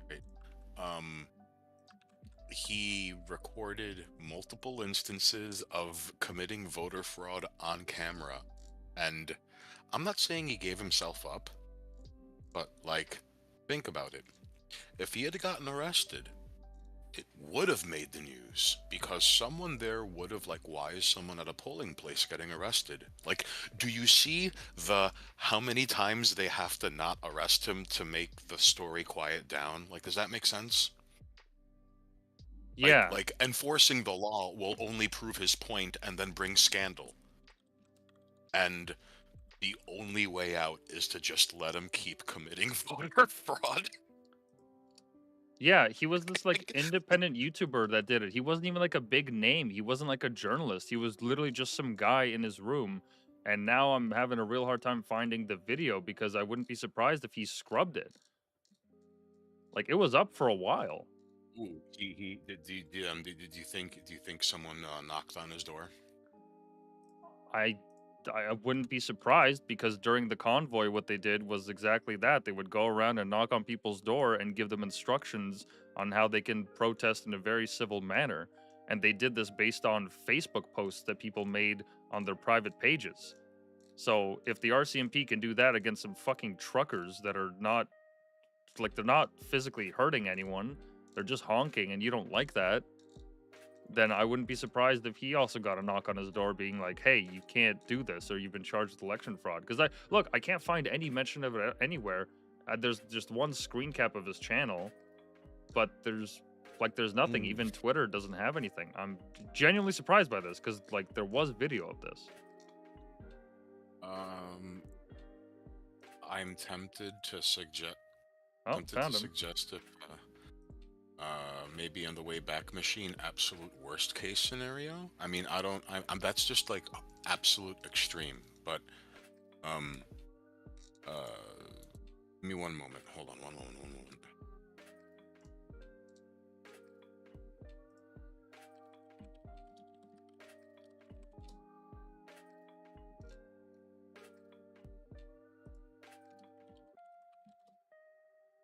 Okay, so only because excuse me if I'm being nosy, but I see that you subscribe to Sam Sulek. I have a line about him in the second book.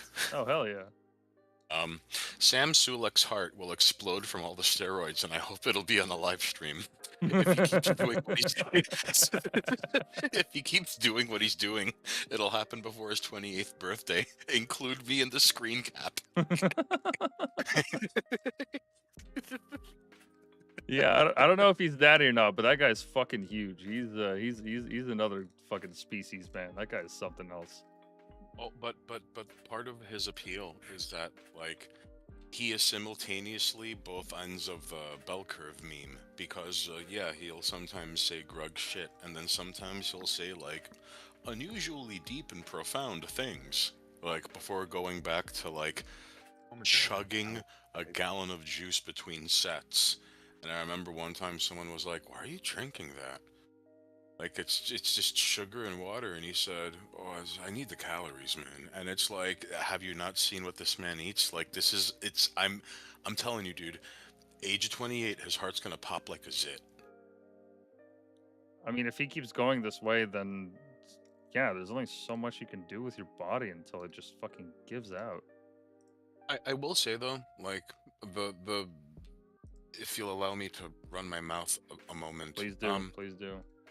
Because there's a he's not the first person to lift and do roids to get infamy. I'm sure you know the meme Ziz. It was this Australian. Oh guy. yep.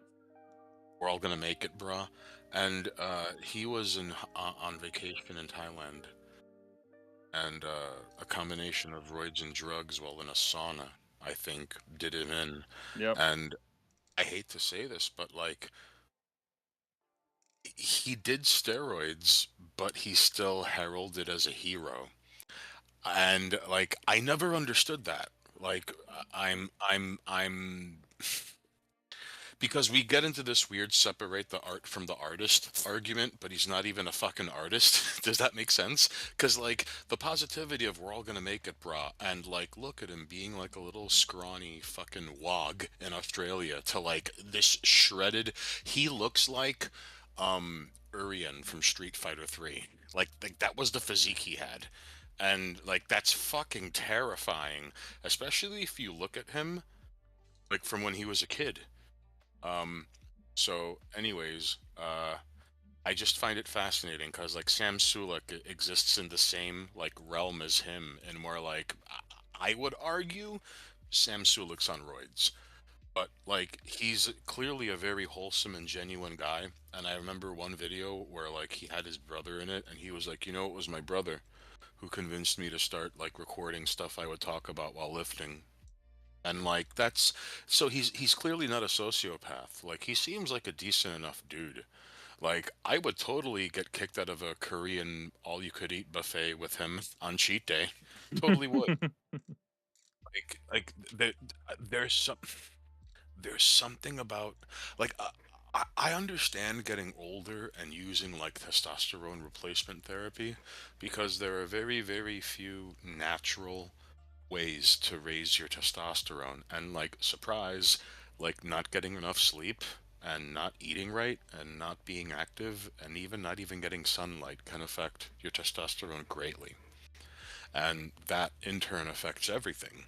Okay, so I get as you get older it's harder um to keep your testosterone levels like high or like at a healthy level. But then like steroids, like come on. Like when no one in history has ever had the stain of steroids on their career and everyone was like, hell yeah. It's always like I think forever like Barry Bonds, um fucking Sammy Sosa Jr. and Mark McGuire. Like don't they forever have an asterisk next to their like home run record cause of like roids? Like, just like, surprise, you made it, but you not really. Also, speaking of, do me a favor, can you like look up a picture of Sammy Sosa then and now? I'm not even gonna spoil it. Like, it's. Oh God. Oh my God. Yes. He's white. He looks like a fucking ghoul, doesn't he? Jesus Like Christ. Hold on, hold on. What are you looking at, smooth skin? Yo, and I'm not saying he's like Wesley Snipes black in the before pictures, but like he's obviously like black. He's Latino, okay? You know what? Like while we're on topic, I was talking to my boy about this yesterday. We have commercials that live rent free in our heads for a multitude of reasons, for better and for worse. So there was like a video game, and like Sammy Sosa's name was in it, and like there was a commercial for it. I forget it, but like Sammy Sosa's All Star Challenge or some shit. It was a game, a video game before 9/11, and there was a commercial, and I remember the he would go, "It's so real," like a couple of times throughout the commercial, and then it was meant to imply that he was so spellbound by the commercial, like he want like you hear like a voice off camera going, "Sammy, you're in the wrong game," and he looks around like the dumbest founded open mouthed, like it's one of the few things I wish someone made a gif of. Which, like, there are very few things on my list of ideas I cannot execute but want to give to another person that's really high off the fucking list. No, it's not, is it this? No, No, it's an it's like all-star some, game. it's like some fucking kids game. Like, it was like a game meant for kids, and, like, the graphics were all, like, cartoony and shit. No, not this, not this. Hold on. Let's. Wait, is it the? It's so real. Hold on. Go back. Go back. There you go. You see, Sammy, you're in the. He's so real. You see, it's like this fucking. Because I like how he looks at you all incredulously, like he's so real. Sammy, you're in the wrong game. Like a fucking like a fucking child lost in a crowded movie theater. He's looking around when he picks up the phone. Look at how fucking dumb he looks right there. Jesus Christ, dude. So hold on, go back to when he his manager calls him when he's on. There you go. There you go. Okay. What? Just that gif, that, but as a gif of confusion. And It's a and the Tim Allen grunt. What? Yes, it's a 3-act play, okay? Because like he's on the mound, then the call, and then the response leading to the Twilight Zone twist. You're in the wrong game. What Twilight Zone shit is this? So no, thank you. This commercial has haunted me since I was a child, and because the face he makes, it's almost as if it was like, Sammy, there's a 40-foot giant destroying your home country. Like that's the incredulousness of his like, huh? What? Huh? Like it's like that was some like guy who plays a dumbass in a telenovela face Yeah, he just yeah. made. Oh, thank you. Jesus Christ. This was like cookies for my soul. So may one day, inshallah, may one day someone make a gif of like Sammy on the mount, pick up the phone, and that's because there are a few things in this life I know I am incapable of doing, and making gifs is one of them. So I hope, like in the comic book Punisher 2099, like the guy who takes up the mantle, basically like the plot line is like someone finds the Punisher's like armory, and he was like, pick up where I left off from like Frank Castle, the Punisher, and it was like the death date of like 40 something. Like well into his elderly years, this guy was just fucking murking criminals like left and right. Um, in fact, like there was a reference to it in a later issue where like the newspaper caught a picture of him, and like when he was in his like 70s, he was just an old man walking around in a tracksuit with a fucking AK-47. Like that. Jesus. because he couldn't fit into his old uniform anymore, but he still kept waking up every morning wanting to murder criminals. That was a superpower, murdering criminals with guns. So, anyways, anyways, when I leave my work behind, I'm gonna give explicit instruction to whoever discovers my notes or opens my coffin, and I'm like, you've got to make a GIF of this time mark in this YouTube video. In this flash drive, there is a video. You must make a GIF of these time codes. Carry on my work. Yeah, and he's gonna be like, who the fuck is Sammy Sosa? And then they Google Sammy Sosa. I mean, they ask Skynet who Sammy Sosa is in the year 2048, and then they see the before and after. They think I'm crazy. Oh, Jesus. Ay, ay, ay. So just, and one last thing, just to get it off my chest, okay? I dated a girl who lived in a basement apartment, and like it was an illegally renovated basement because everything was really nice and spectacular and modern, like the nice shit you see in the catalog. And I remember asking her, like, so like, well, why is it so cheap? I mean, like you know, like Formica on like the the stuff like the shelves and the things you like the drawers and whatnot, and the kitchen was really lovely, and then it turns out like it was just tile over dirt. Oh God. Like, but the tiles were so well put together and close and nice, and it was done, and it was really swanky. But it wasn't until like a few years in, like a tile came out, and she was like,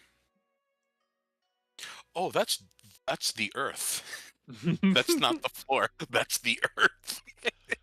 Dude, that's like Lincoln's log cabin brought to life in the modern day. Yeah. Why is this place so cheap? I don't know. Don't worry about it.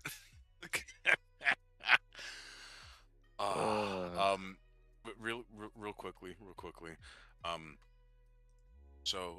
if I understand correctly, Canada is a parliament, which means even if there is a majority, to some degree they have to play ball with the members of the other parties who won at least one seat, right? Oh yeah, there was like open talks that even if the cons win, that at least one party, the Greens, were trying to coalesce with the others, and they're like, "Oh, we're just gonna like block everything and have a vote of no confidence. So if you don't have enough seats that you win, we're just gonna vote for an election, and there's nothing you can do about it." So it's like lame duck presidents, but even worse. Hmm. So it's like that Dave Chappelle sketch where he keeps pleading the fifth. Oh, 1, 2, 3, 4, fifth. Yeah. Yeah. So instead of pleading the fifth, they could just keep voting no confidence, like on anything the liberals propose. If the conservatives, if they have enough seats, and they don't even have to vote for no confidence, they just have to downvote whatever the fuck they're doing. The conservatives did that really well too. Like there was a bill that was up for expanding the socialized dental care, and the conservatives were like, "Well, you guys did the classic American trick of, it's not even American. I'm sure Canadians have done it, for centuries now, where you have a giant spending bill." And on one hand, you can say like, "Oh, this is the Don't Kill Babies bill because we explicitly say that we are now a government that doesn't kill babies." And yet somewhere in the bill, it's the asphyxiation of dogs clause where all dogs are asphyxiated, but the Oh Don't Kill yeah. Babies bill takes precedent. So they did the same thing, and the conservatives were like, we're not going for it. Like, we're not fucking voting for this. This is not in our self-interest. So then the liberals, of course, turn around and say, "Oh my God, they want to kill all the babies. What the fuck is up with that?" Yes, they on a big spending bill, it's a way for like the constituents of whoever proposes the bill to tack things on, and it can like, but big, even though it'll start out as like this is the Americans should buy less sugar from overseas bill, and then Hi, the gentleman from Indianapolis has the floor. America is haunted by Mesoamerican corn demons, and thus we need more money for the corn lobby, and we have to give them all the money, and then we have to sacrifice all the orphans that the finders have kidnapped over the past few years and empty out the cages, so the corn demons, especially the big bad corn demon that lives under the Pentagon, can finally be satiated and let loose the slip bondages of the flesh once and for all. Okay, now the gentleman from New Jersey has the floor. Yeah, I want money for my highway. Okay. Good. Okay, so the no sugar from overseas bill passed. Like that's that's You know, that reminds that's me of this. You ever see this Holden Blood Feast? yes. Yes. Please, just let me see Iran explode before I die. Like that's yes. Yeah. Before his inevitable demise, Holden Blood Feast became a staunch ally of the corn lobby. Please, God, just hold on. Please, God, just let me nuke Iran. Nothing else matters. I'll do anything. Please, I just want to see burning flesh one last time before I die. Yeah. Exactly. Exactly. Yeah. So they did the same thing here. In my mind's eye, I'd like to visualize him like he has an old school wheelchair and he's hooked up to like the blood thing, but like he's speaking telepathically. Like his mouth isn't moving, like his eyes are just jutting, looking at every person individually in like in the Senate chambers, and he's telepathically speaking. Like people are in vain trying to cover their ears as Holden Bloodfeast's voice grows louder. Images of 6D ayahuasca induced Mesoamerican corn demons one-shotting the spirit of America when they close their eyes, forcing them to open it and look him. Corn syrup floating out of their orifices. Yeah, it'd be like a Martin Joe if he was a governor. Just like it's. Have you ever seen the movie Scanners? No, but isn't that the one that's rotoscoped with Keanu Reeves and fucking Alex Jones somehow got in it? No. That's a Scanner Darkly. There's just an infamous scene in Scanners where a guy's head explodes by use of like telekinesis, and I just imagine just like. And it's just corn syrup. There you go. But it's just corn syrup. Like Yeah, basically. which by the way, um Scanners is an incredible movie, and there's something very peculiar about art and artists and comedians especially. Like Canadians are a different breed. David Cronenberg, like I believe wrote and directed that movie, and David Cronenberg has made some impeccable fucking films over the decades. First of all, like you ever see the movie The Fly? No, With but I've Jeff seen clips of Goldblum? it in this and the scenes of it. I haven't seen the Oh. whole thing though. It's that movie is incredible. That's David Cronenberg. Like his earlier work is best known for body horror, but like that's not the point of the film. But the films just happen to have such incredibly cutting edge special effects that like bro, like even some guru and hentai artists to this day consider shit like The Thing by John Carpenter and Videodrome by Cronenberg as like influences. Oh yeah. He did a number of like fucked up horror like quote horror like body horror quote unquote movies. But over the years, he did so like Eastern Promises with Viggo Mortensen was like, one of my favorite things in the world is how there's no soundtrack to the movie. It's just whatever noise that would accompany what you're seeing on camera. Hmm. There's no soundtrack, or hardly ever any. Like, and like most music is incidental. That being said, He did a movie called the GFE, which is a acronym that you see in ads for hookers online called Girlfriend Experience. It means they'll let you cuddle with them and French kiss them with tongue and shit like that. So he did a movie where it's like there's like a high-end escort and the global and like right after the financial crisis, a high-end escort is like, uh-oh, like not as many clients are calling me back. What do I do? And it's an unusually well put together movie that like you because think about it, like just of all the people to be worried about their finances and forward thinking planning, like a high-end escort. Yeah, it's gonna be the horror. It's but remember, this was life before OnlyFans, right? This was life before like webcamming really took off. Like the reason the movie stands out to me is that like it wasn't always like this. Like just if you'll allow me, I'd like to share something from the second book. 1 second, 1 second.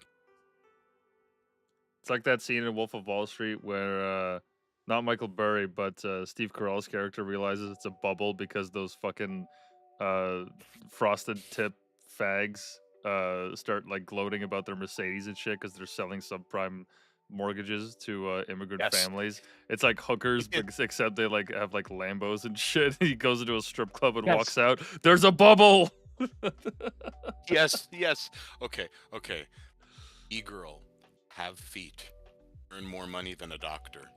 Capitalism works, but not in the way you think it does. So,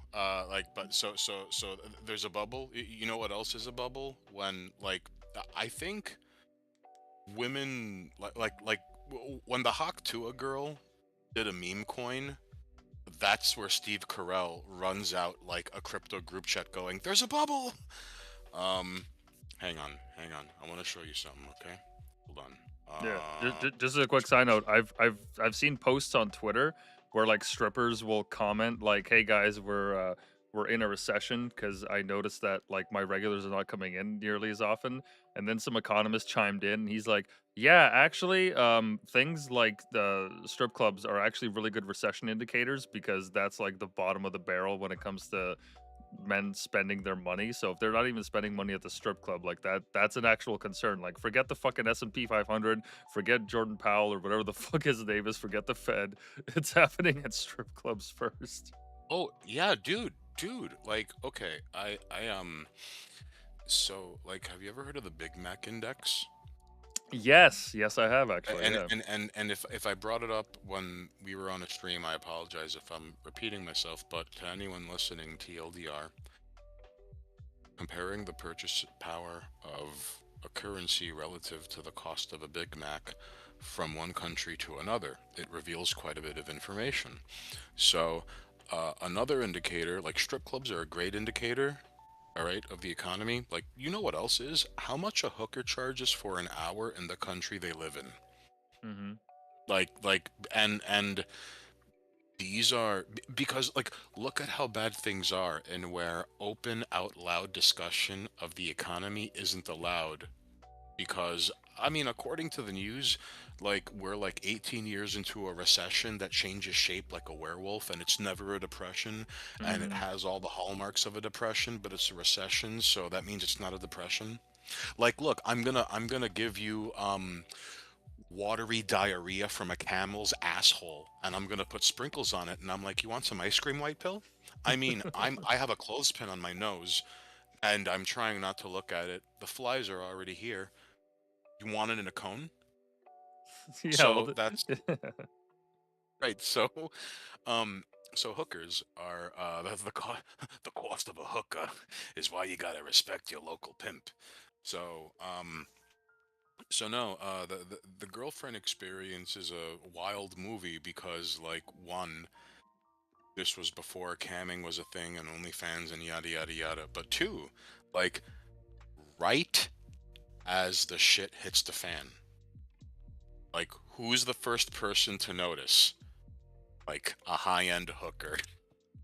Yeah. That's which and here's the thing, not entirely unbelievable. Like that Absolutely. kind of makes sense. Like who wouldn't be sensitive to such things than like women of the evening? Um, and so if you don't mind, I have a bit about The Big Short because I'm really glad you mentioned it.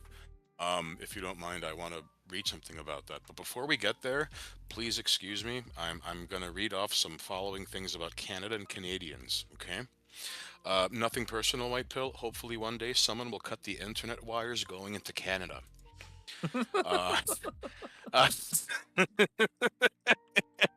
um, um, it's always sunny in Philadelphia sugarcoats how incredibly fucked up South Philly is. Just one big shanty town with a few pockets of normalcy. Guess which ones are just petri dishes for gentrification? Surprisingly, Canada beats American exceptionalism in a few areas, such as horrifying urban blight eroding humanity in real time. The downtown east side of Vancouver mogs almost any ghetto in America. It makes LA Skid Row look like Beverly Hills. Um, I, let's see. I stashed some acid and hash under a rock in a Detroit ghetto before crossing into Canada. It was there 5 days later untouched. It has always been this way. Also, I had a hippie neighbor from New Mexico, and he'd always cry when you talk about the current state of Albuquerque. Apparently, it's a Central American tier war zone now. Let's see. Ah,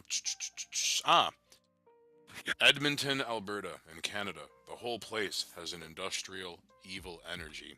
I've had friends move because it feels like Birmingham, England in the 1850s. It's actually stifling. Let's see. Every other month in Canada, city councils from coast to coast are finding new ways to throw money at people who aren't earning it. Canada is what happens when you don't have a First or Second Amendment, let alone the right to defend yourself. Yep. What is it about Canada that turns Sikhs into a faction from Grand Theft Auto? JD Vance's wife is just a way to prep Americans for endless Indians once Canada runs out of room. I wonder how much he loves Israel. Canada is sending trans people to Austin, Texas on taxpayer dime to have futa surgery. This is true. Um, Canada and England low-key hate one another because they know they can't compete with China in influencing the United States and have conflicting interests and goals with their under-the-radar approach. There we go. Approach to infest our culture. Oh no, to infest our culture. There we go. Like for example, we still don't know where Laura Chen is. She might be getting waterboarded in storage containers somewhere in like let's say St. Edward's Island. I'm kidding. No, I'm not. Really though, we still don't know where Laura Chen is. Let's see. Here we go. We could be converting our gold into oil. Instead, we're converting it into plastic toilet paper and then give it to Chugs so they can flip it for firewater. The head of the EFA at the Bank of Canada muttered to no one in particular before clocking in for another day. That's kind of mean, actually. I didn't realize how mean that sounded. Canada is the East Germany of North America. Yep. You could see it from the satellites. We have different light bulbs. All right, hang on. Here in Canada, we have institutionalized snitching. In a car with 3 other Anons and one has guns or drugs or even a knife, they hold the driver indefinitely until he points the finger or randomly picks one to assign guilt to. Don't want to answer the question from a judge? Enjoy confinement until you do. You gotta stab people in the back to justify your own position. You need to be willing to stab your own children in the back and then look at others with blood on your hands and say, you can trust me. I would rather harm my own than others. When you are willing to sacrifice and shed blood of your own tribe and people, it validates your position. It makes you a true Canadian. Yep. Wow. I'm very sorry for doling out the harshness and being mean, but like I hate to say this, but someone's got to say this. All right. Let me cheer everyone up. I trade this to Chinese spies and business moguls in Canada in exchange for pure fentanyl, which I sell for cash in Washington, Oregon, and California. 2 kilos per can, the shipping magnate told me, tapping the one of dozens of shipping freights full of Campbell's chunky soup. I didn't know what the fuck he was talking about. I just wanted some coffee crisp.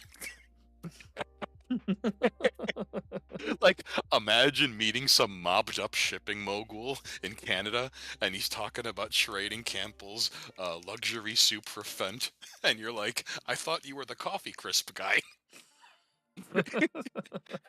Like, now he has to live in witness protection after killing his way out of Canada by meeting the wrong mobster. Like, he was supposed to meet, like, some Sicilian gangster on, like, Pier 17. He goes to Pier 7 by accident, uncovers, like, a government-wide conspiracy. Now, hang out. Oh, wow, that's kind of mean. Wow, that's really mean.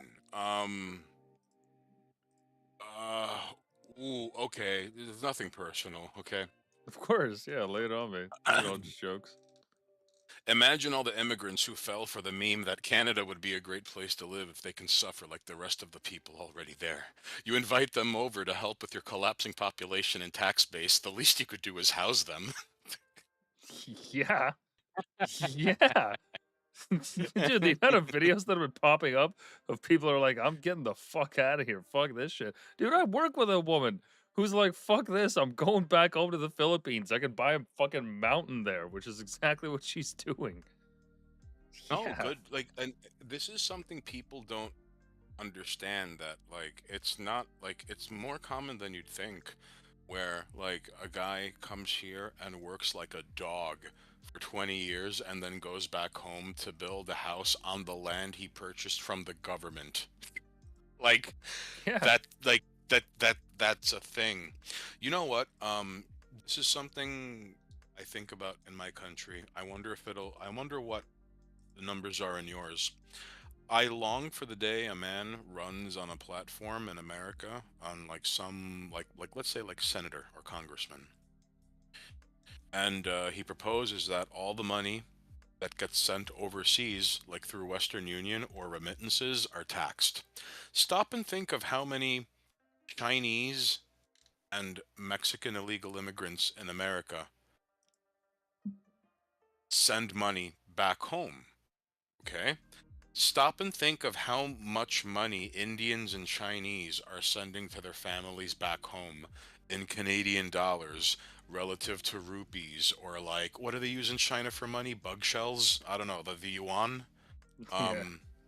Yeah, but yeah, bug shells. So think of how many bug shells you could get for, like, 15 Canadian. And if you're lucky, you make 15 Canadian off the books an hour, washing dishes, because you're better at English than, Han over here, who's mute. It's not his fault. He just gets paid $14 an hour to send back for bug shell collecting purposes for his family back in, like, Mugugai Pan, or wherever the fuck his family's from. So, so yeah, oh, his cousin in Hunan beef. I hope she's doing well. All right, I'll stop. That's so. Oh god. For the record, Hunan beef is actually really tasty. Like, every once in a blue moon, I'll order something off the Chinese takeout menu I've never tried before. Cause, like, I've been ordering the same shit, like, for half my life. So I remember, like, a couple months ago, on a whim, I'm like, what the fuck is shrimp toast? I see that not available in every takeout place, and it turns out it's just, like, deep fried shrimp to the point it's like holding a piece of toast. It's almost like a shrimp patty. You could feel the salt and oil destroying capillaries in your face as you take into every bite, but it's pretty good. Very rare when you eat something seafoody and it's fried and you don't want condiments or, like, tartar sauce. So I greatly recommend it. Hey, chink food's not bad. Even though there's a difference between takeout and cuisine, but you know what I mean. Yeah. Every year, doctors in Canada kill 25 times more people than assault rifles in America. This is true, and sometimes they do it voluntarily, and sometimes they're a water veteran and also Paralympian who, instead of getting a fucking acorn stair lift, is recommended that she kill herself, which actually did happen. Yes, which is weird because I didn't expect Canada to be so awful to their veterans like we are here in America. Oh, we're Because here in not. It's America, compassionate. We give them the chance to kill themselves. What do you mean? That's oh yeah, compassionate. that's actually a lot nicer than 10% off at Denny's after coming back partially exploded. Not bad. Exactly. So, oh, you also get there's a mattress sale. Yeah. So, um, uh, every day, 9/11 happened so America could have cheap mattresses from casualties in Iraq. You could quote me on that. That's right. Every day, a Canadian child runs from their neighborhood park in tears, telling their parents stinky in the playground because they saw an Indian taking a dump out in the open.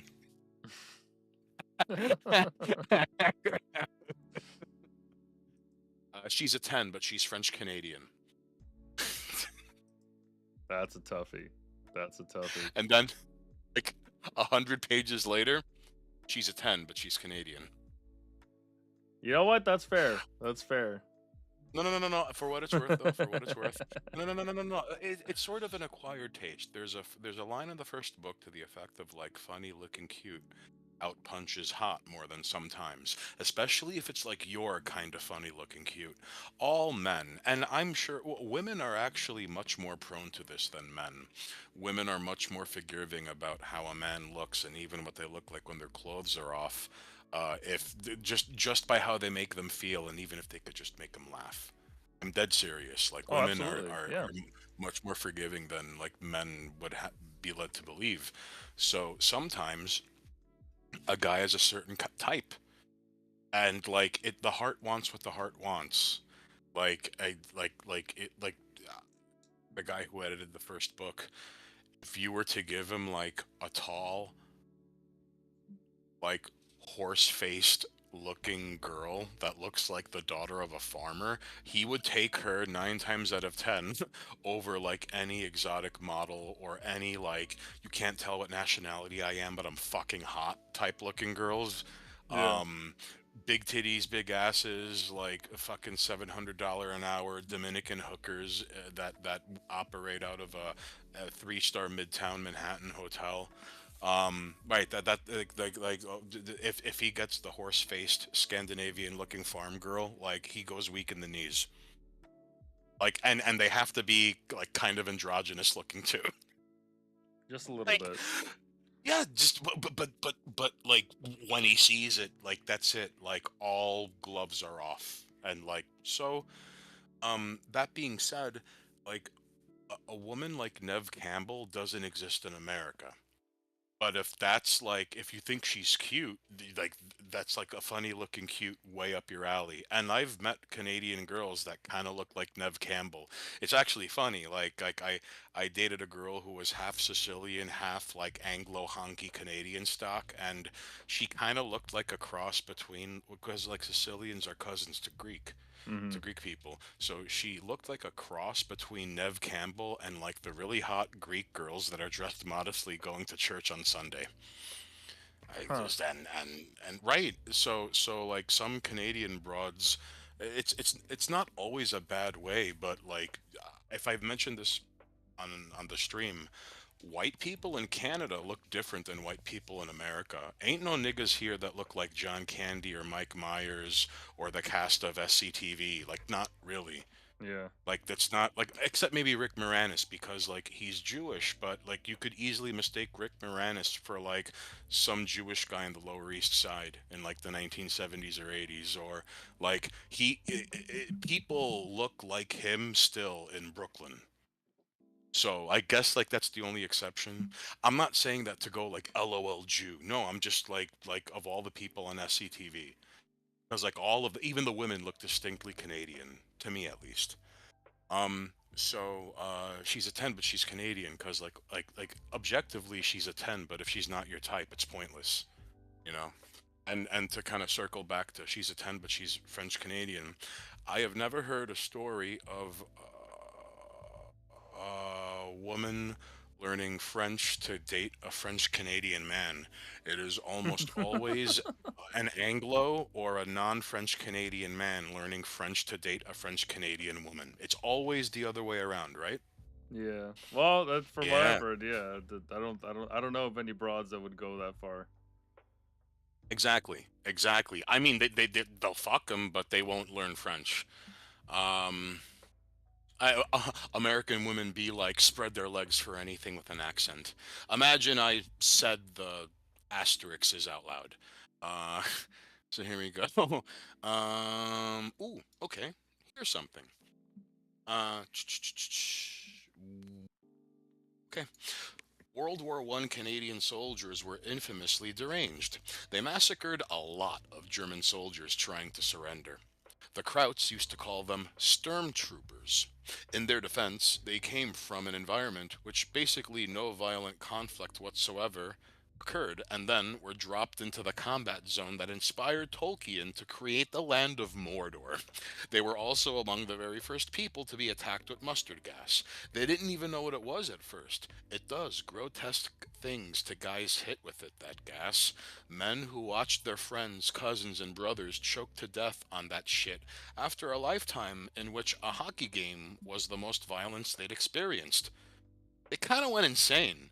They often wouldn't accept surrenders. They were very angry.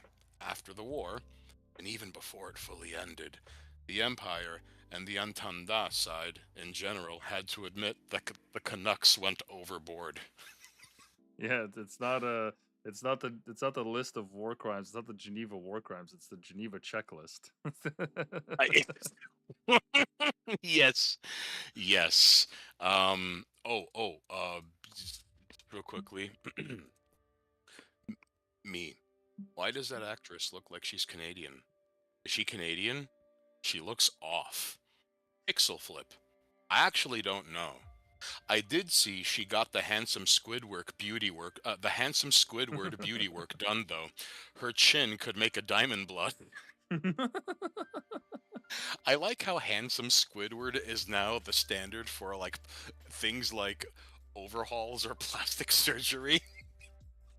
Yeah, it's like Bruce Jenner, but in the SpongeBob universe. Yes, yes. One second. Here we go. In 2011, Canadian miner discovered an almost perfectly preserved 110 million year old nodosaur. Scientists regard this as the most well-preserved dinosaur ever found, with its bones still encased in remarkably intact skin and armor. Go Canada!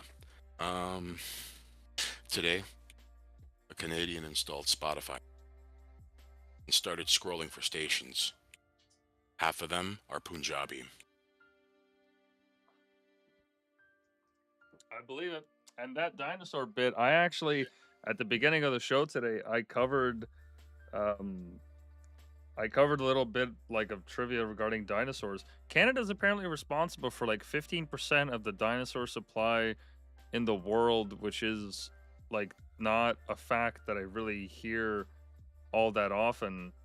And I was like, man, like we are so overdue for some new fucking propaganda and something to unite the people. And I feel like dinosaurs should be a bigger part of that conversation because what the actual fuck? We have 50, dude, we have 15% of the world's supply of dinosaurs. Like that's not nothing because it's like 20% are in China. There's a good chunk of them that are like in the States as well. It's like, how is that not a point of national pride? That's fucking incredible. How is this not a bigger deal? I don't understand. Well, because we're not 8 and we forgot how to look up at the stars and wonder. Are you fucking kidding me? What kind of a bullshit excuse is that? I think it's probably going to be used as like a last-ditch effort. Like when we get to DEFCON 2 of shit getting bad, when not even the McRib can say, when not even, hold on, the Canadian McRib only available in Canada. So then like it makes like tourism dollars from America go to Canada because of course Americans are like, I want the burger. at all costs, and like, and then it's like works in conjunction with the U.S. government, because they're like, think of all the fucking fat lard asses and the cheesecake elementals and the ham galaxies and the fucking tubba lard looking motherfuckers with ham magnets in their mouth who sweat cold onion gravy and bleed ragu. They gotta update their passport to eat that McRib. Right. So it's America and Canada working together to kind of lean on each other before the collapse is total. Yeah, and they time it so that when it's your off season, it's our on season. Yes, yes. So then suddenly the CBC is like, why are there so many fatties tonight on the news? Well, the Canadian McRib, right? And like, like somebody will be live streaming. They're gonna be like, hey, so we're not talking about the dinosaurs anymore.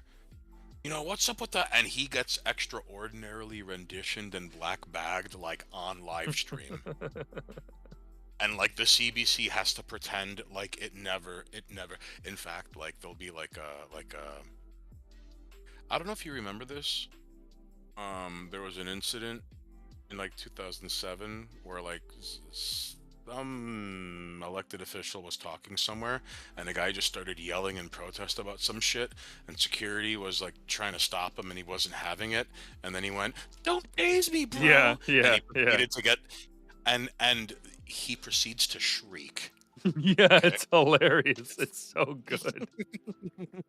So, I've always wondered if anyone would ever like sample that in like a song, like or like I've been waiting for it. So there's gonna be a Canadian version of that. Someone's gonna be like, what are we not gonna talk about the Smithsonian Center being opened in fucking Toronto because of this whole dinosaur thing? Look, your Canadian McRib can't. And then like he's like, you see like three dudes in suits and sunglasses, like one cups his mouth with his hand and the other three just pick him up and whisk him away. So to your point, Whitepill, this will not happen until Canada hits DEFCON 2. And it's good. They're gonna bust out the dinosaur McRib 1-2. They're gonna like lure you in with the dinosaurs, and then McDonald's shareholders need a new gold-plated yacht, baby. So yeah, I will say though, 15% of the world's dinosaur fossils. I mean, considering the size of Canada, it sort of lends itself to like, what else is in the country that doesn't exist on the border? Like, imagine there's like ancient alien tech, like somewhere between like Manitoba and Yellowknife, like 3,000 feet under the ground. Maybe, I don't know. All right. So hear me out. Hear me out. I would like to share one last thing before I'm done with the interlude and intermission. Okay. Sure. The Big Short. There's actually something I want to get your opinion on, and you'll get it. You'll hear it at the very end. Okay, of this thing. Okay. So this chapter's called, and it's not long, but it's called "No One Snowflake is to Blame for the Avalanche." But, all right. So it's about the financial collapse thing. All right. So we'll get to it. Look up the Community Reinvestment Act, passed in 1977. But Clinton added some shit to that in 1995, which basically said lenders had to lend to people who couldn't demonstrate they could pay back the loans or else face federal consequences. This started the subprime loan frenzy, which lent assloads of money to people who couldn't pay it back. And as long as the housing market was going up, they could sell or refinance rather than default. But the banks knew there were a ton of shit loans out and created financial instruments to package these shit loans to pass the risk to investors who bought them up, thus spreading the risk everywhere. When the housing market ate shit in 2006, it all started to come tumbling down. Loan defaults skyrocketed, foreclosures skyrocketed, and all these financial instruments ate shit, so everyone took a bath. This came to a head in 2008 with the financial crisis, and we're still suffering as a result. Now we get to the good part. So, in the special thanks of my first book is my homie Vincent Goodwell. A unique characteristic in the second book is that, like, I quoted people from a great number of places in the first book. Now, among the people I'm quoting are direct people you could trace back to the special thanks or the special thanks in the second book, you know? So, to quote my friend Vincent Goodwell in the special thanks of the first book, banks were giving variable rate mortgages to people who couldn't afford them because the US economy and dollar was an unstoppable juggernaut, so the rates were 0% or close to it. When the variable part kicked in, the rates skyrocketed, and all the people who had loans they theoretically couldn't afford suddenly actually couldn't afford them, and then there was mass default on mortgage debts across the United States. This caused several large banks to go under, which then led to a massive backlash against the world's financial system. Then the Fed introduced qualitative easing, essentially funneling tax money to various sectors of industry to prop them up to try to salvage what they could. This is the point where the U.S. government openly became a smash and grab organization, just mercenary politicians getting what they can out of the system. Those QA policies ended up ruining their course around the time COVID happened. I think the inflation bills were an attempt to hide the actual damage of 2008. Watch The Big Short. It's a good flick that gives a decent rundown. The four main characters are played by the most charming men of the day: Brad Pitt, Ryan Gosling, Christian Bale, and Steve Carell. So you know the guys who pulled it off were fucking hideous. And here you go. There are things about the economy that, like, Whitepill. The intro to the second book is basically, hold on, I don't want to fuck this up. Here we go. Someone smarter should have said or written this down in a book by now, but here we are. Like, Yeah. It's not like a necromancer just went zim zim zaladu zaladim, and then everyone woke up and eggs were $7. Like, that's not how it happened. And there are people who say it happened that way, and they're like, it's the regime. Ooh, big bad scary nebulous open-ended no clearly defined phantom. Ooh, like, no, that didn't, like, that's some of the gayest shit you can ever hear a human being ever say. And there are a lot of people out there that are like, yeah, the regime. yeah, it's the regime who cut you off in fucking traffic, right? It's the regime why, you got a fucking overcharged draft on your bank statement. Yeah, it's the regime. It's not events that preceded your birth on this earth. No, never. Nah. Clinton never happened. No. So, it's important to talk about these things to me because, other than the book Grifftopia by Matt Taibbi, I don't know of a single person that was able to explain what the fuck happened in 2008, 2009 that led to where we are now. And The Big Short is sort of a weird thing for me because, like, it's almost like enough time has passed so we could clearly see that we truly are in decline and it started here. Like, it's a weird concession consolation prize. I cannot help but feel that, like, what movie studio is responsible for The Big Short? Like, I'm curious if it was done by a major studio or if it was like just a smaller thing. I really want to know. Can you look that up for me, dude? It's distributed by Paramount Pictures, but production company was done by Regency Enterprises and Plan B Entertainment. But Regency, they are they made The Northman. That was a sick one. The Lighthouse, with what's his face, Robert Pattinson and Willem Dafoe. Willem Dafoe. That's There right. ye are, post and cringe. That's right. You made the Alvin Chipmunk series. What else? Birdman. Gone dude, Girl. have you seen Birdman? No, but it's on my list. It's incredible. And fun fact, like the movie is one take. Yes, that's actually a thing. It's very powerful. And there's a scene where um, Michael Keaton's character, the protagonist, he walks through Times Square in just his underwear and like socks, I think.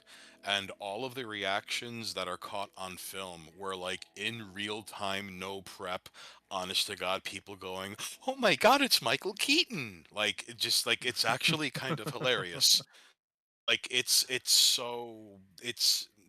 good movie. You should check it out. So Paramount, but it was a smaller production like thing that was okay because like I'm tempted to be cynical and be like, oh, like some movie executive was like, show them why they're suffering so they'll keep eating shit for a while. Okay, boss. And then Yeah. okay, take one, action. I'm the guy from Drive. I do bad shit to the economy. And then, I'm the dum dum from Anchorman. Everyone loves me. Yeah, or Margot Robbie. They got her into in that role too. They got a bunch of like famous people, which like also surprised me when I saw it. I was like, oh, like you guys, like you're directly attached to all these financiers, and the ads that you do are directly funded by some of these investment firms that actually had a role in this. Like you're not worried at all about how this might feel. Like it is genuinely kind of like surprising when you think about it, how not only was the movie that big, but that it got so many heavy hitters and people that are now like fully fledged in Hollywood, um that were part of it. Oh yeah. It's kind of a shock. It's like, oh, like they Again, let that happen? Like what the fuck? right. Well, yes. And again, to emphasize my homie, Mr. Goodwell, like he's convinced, and I never thought about it until he pointed it out. He was like, they got like the widest net you can cast for the leading men. Mm-hmm. For like people to kind of like overlook. Oh, like okay, you ever see the movie Goodfellas? Oh, hell yeah. That's one of my favorite movies of all Okay, time. I fucking love okay, Goodfellas. okay. So you know how like every 10 to 15 minutes you reminded that these guys are violent psychopaths, but between those like moments you get like levity, small talk, you get shades of Mm-hmm. humanity from them. You're like, look, like one of my favorite bits is when like they're waiting for the Copacabana to catch fire, and Tommy's like, Henry, I got a favor to ask you. No. What do you mean no? I haven't even asked you. No, no. Come on, I didn't even right. And then he's like, I'm dating this. I've been trying to fuck this Jew broad for the past 3 weeks, but she won't go out with me unless she brings a date for her friend. Imagine that. Prejudice against Italians in this day and age. No, no, I knew it was going to be something. I said, no, what the fuck, Henry? What the fuck are you even doing on Saturday? I got that thing with Tootie. You could do the fucking thing with Tootie when we're done. Oh, come on. Right. And as all this is happening, the Copacabana is slowly catching on fire in the background. And there's like music playing, like nice early 60s black women singing music. Playing as all this happened. Right. Yeah. So you have these moments like this before you're reminded, oh, they're career criminals who won't hesitate to take human life. Okay. So Yeah.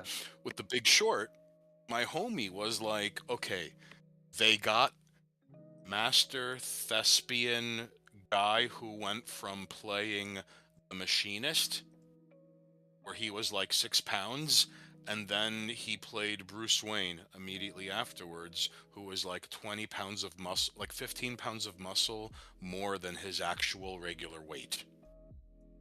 So like Christian Bale's a great actor.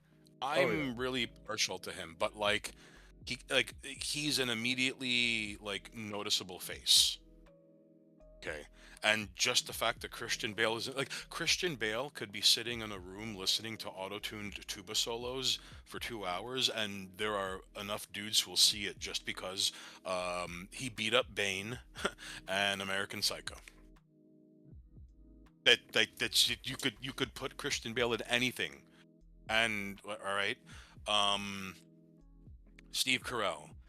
I think he's actually a really good actor, and not only is he really fun, like no one can do what he does, because anyone attempting to do what Steve Carell does just comes off like they're doing forced awkward. You know?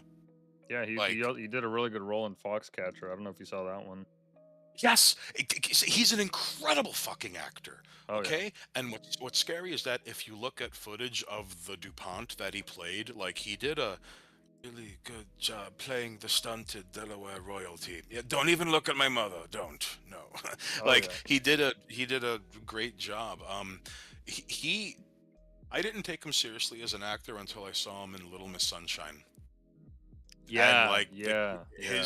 his character's plot line was actually like the scene where he hides from his ex at the gas station convenience store made me realize, like, oh, that was such like relatable sheer panic and terror of running into your ex. And like, never mind that he played a gay guy in the movie, like he expressed the sheer panic and terror of running into an ex that you did not break up with on good terms. Like, that was one of the most believable things I've ever seen in a movie.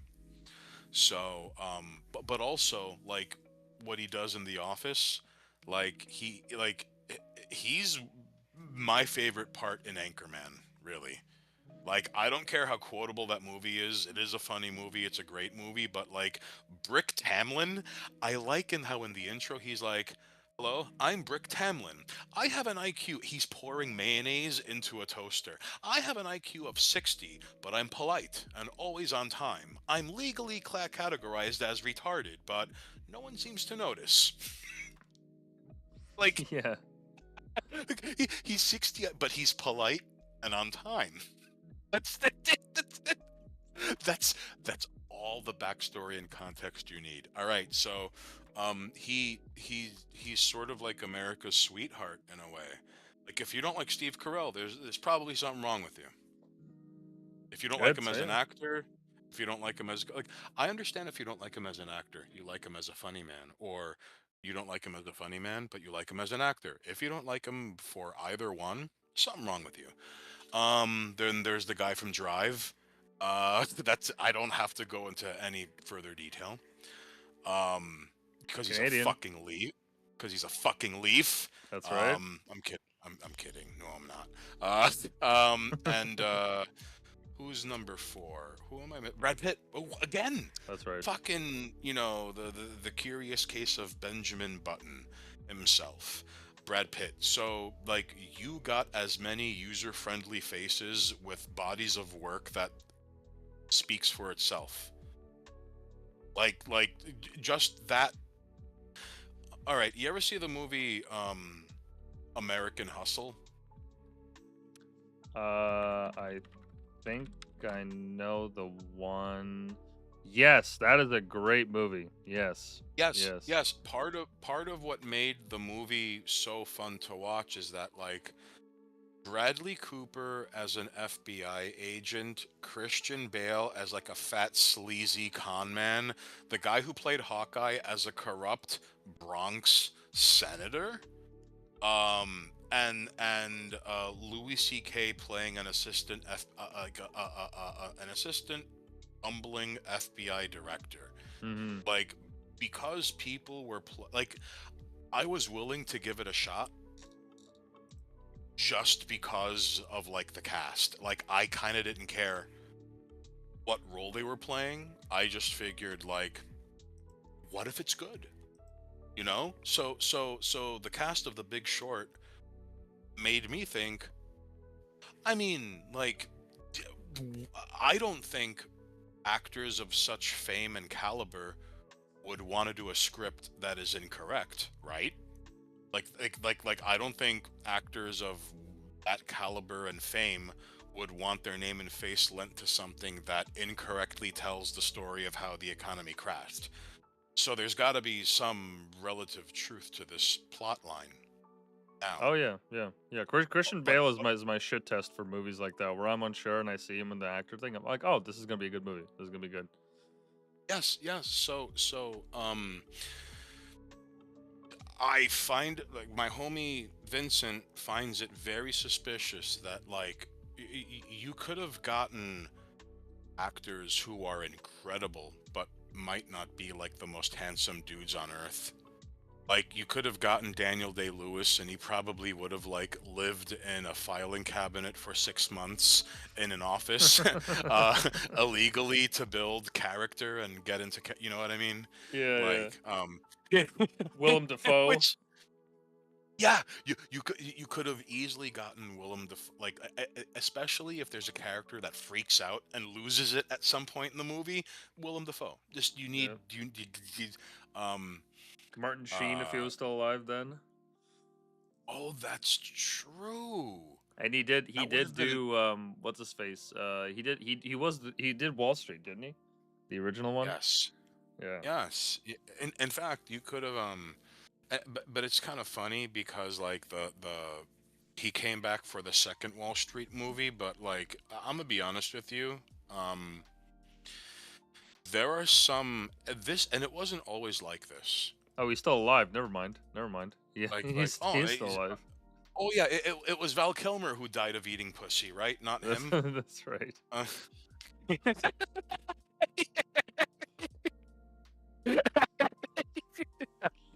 I'm kidding. You know what's weird though? Val Kilmer grew up Christian Scientist, so like even though he was like coughing, it wasn't until he was coughing up blood and his kids were like, "Dad, you should see a doctor." Wow. That's sad because story. I really liked him in Kiss Kiss Bang Bang. That was a really good role for him. Yeah, he was really good. In like I liked him as an actor. And I know he's not everyone's cup of tea, but he like he had an unusual amount of range for like a pretty boy. But he wasn't like I don't know, like if you start out as like look, he could have done everything he wanted after Top Secret. I still would have watched him because Top Secret's one of the greatest movies of all time. And to Val Kilmer's credit, he sung. That's his voice in every song in the soundtrack. I like that his character did. Um, he's probably best known for his role as flaming gay guy number 2 in Top Gun. Flaming gay guy number 1 being played, of course, by Tom totally Cruise. not gay Tom Cruise. That's Right. But no, I thought he was a really good actor. I rather liked him, but it's weird because not to be mean, but he got kind of fat over time, and like I don't like. I'm not trying to be mean or nothing, right? But like, if you're gonna bloat Max, oh, I love how it's described in Come Town. They were talking about Steven Seagal and how Nick said he has the Entenmann donut. He has the Entenmann donuts goatee, and he spends half the movie sitting, and has just like, what's that? Huh? What's that? Right. So like, if you're gonna bloat Max all the way like Steven Seagal. You can't be like, I gained 40 pounds. I'm wearing a blazer. I was Batman. Like there was Yeah. something kind of sad about that. Anyways. So to my friend's point, the fact that they got like the most handsome, charming, likable, user interface friendly, lovable, America's sweetheart, enduring bodies of work, you might remember them from such films and TV shows such as The Thing You Like and The Office. So, he's convinced the people who pulled this off were hideous, like, what did he call them? He was like, they're like a hideous hybrid between Hobgoblin and Gremlin. Like, whoever pulled this off, they have to be like ugly Mad Magazine caricatures from the 50s level unattractive. Like, he's convinced the studio went out of their way to get like Johnny Handsome, Billy Moist Panties, Steve Carell, and Brad Pitt. Well, they're not all classically handsome. That's true. I mean, I wait, what the fuck? Oh, That's what they look like. Speaking of Ryan Gosling, I'm really sorry, but hold on. In the first book, I bring him up twice. One, Ryan Gosling from the movie Drive, but he has Down syndrome. Two, father figure motion picture starring Ryan Gosling and directed by Sam Hyde. You know the character Sam Hyde plays in Father Figure? No, And I the don't. way... Oh, sweet. Okay, you know what? All right. I gotta make my way out in a little bit. Your assignment, if you choose to accept it, is to watch Father Figure by Sam Hyde. Because he plays a very specific kind of character with a very specific kind of cadence. And it sounds a lot like when Ryan Gosling is coming off as, like, threatening. Okay. Like, and like, I have no other way to put it. But please do yourself a favor and watch Father Figure and imagine Ryan Gosling playing the character Sam Hyde is playing. Okay, I'll give it a watch. I'm unironically saying this. Like, dead ass, as the kids like to say.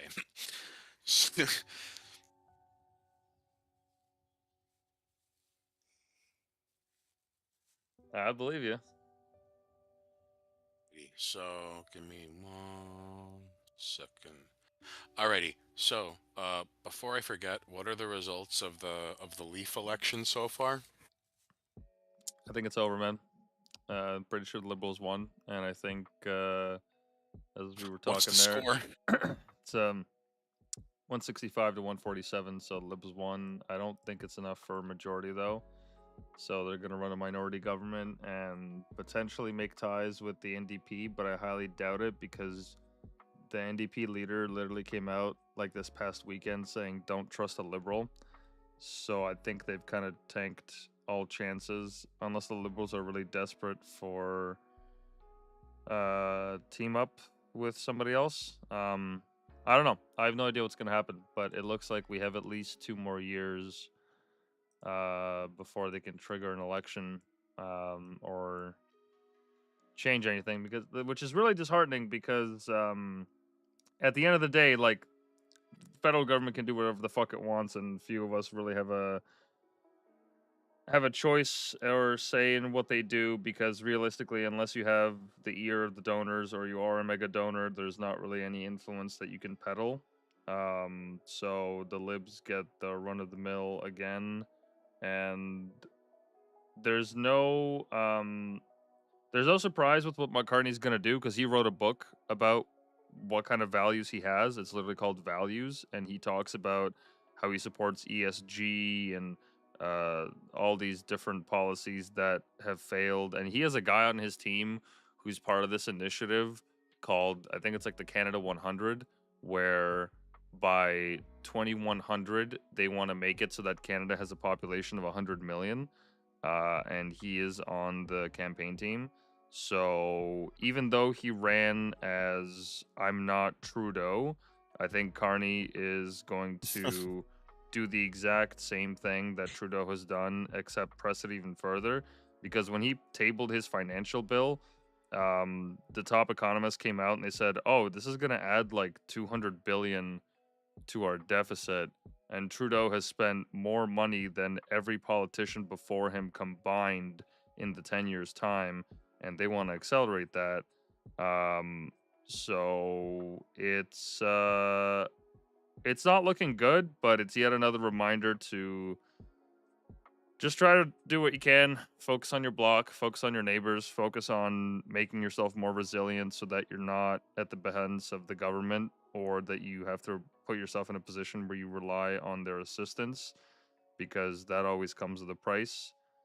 I don't know, man. I don't know. Will say, Yeah. I Go ahead. will say that one, The fact that liberals are depicted as blue, right, and conservatives are red.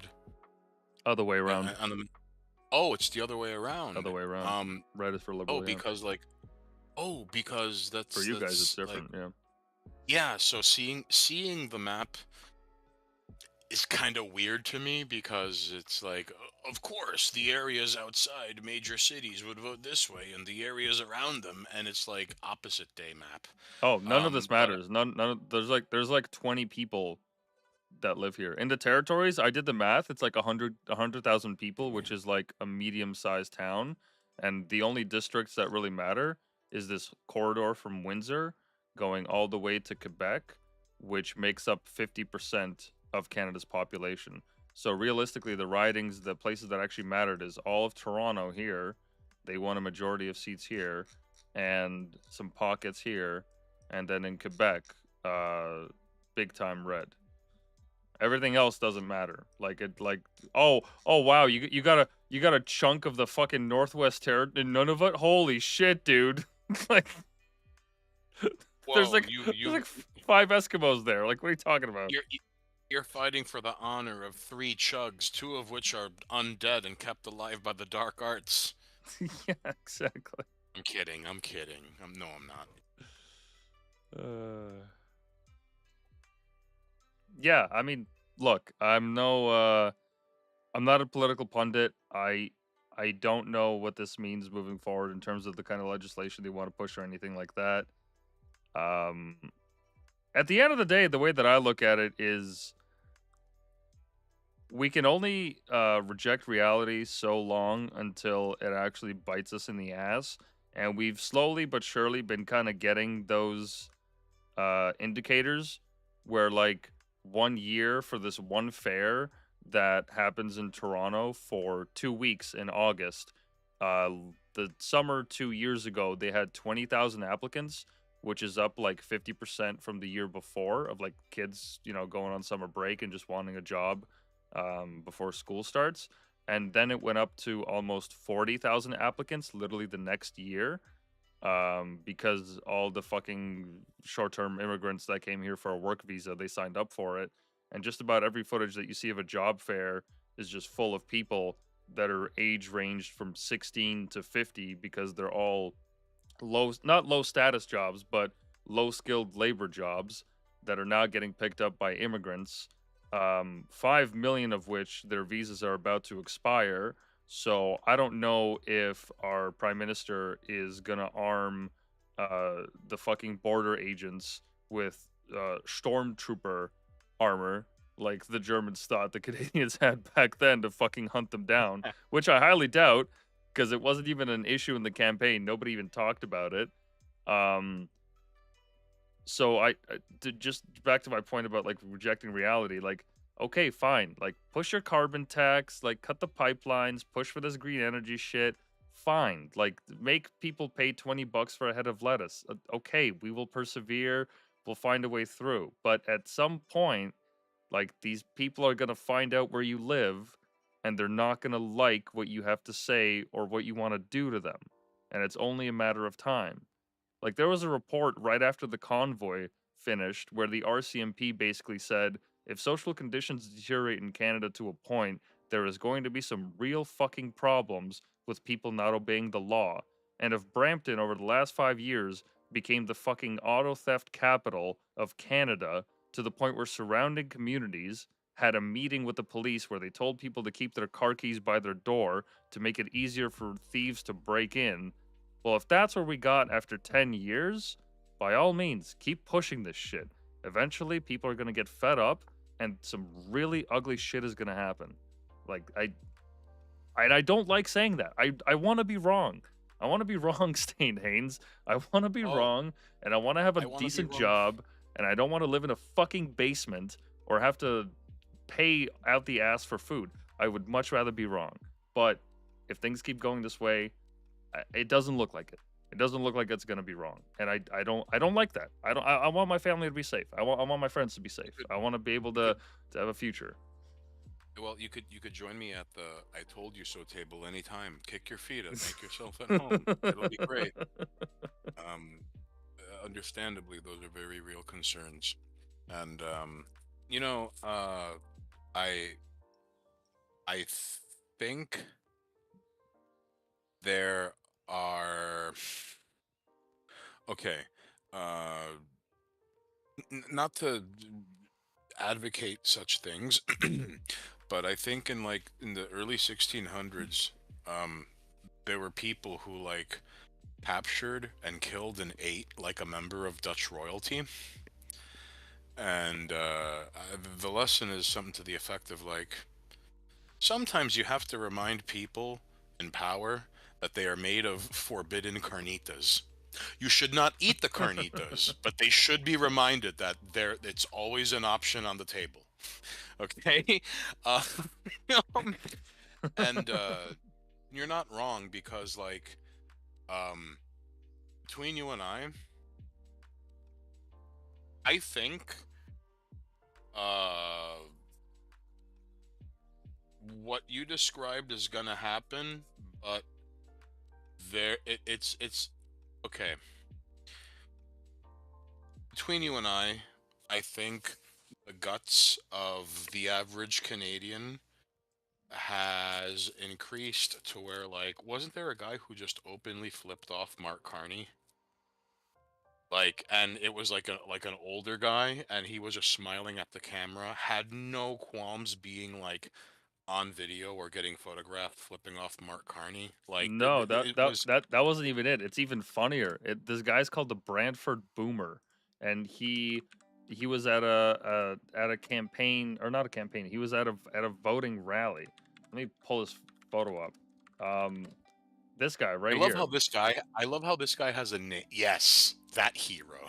Yeah, the Brantford. No, no, no. Here's the thing. So when people posted this, as they do on the internet, they imparted their values and belief systems and interpretations and all that fucking shit because it's it's a take it's a Internet.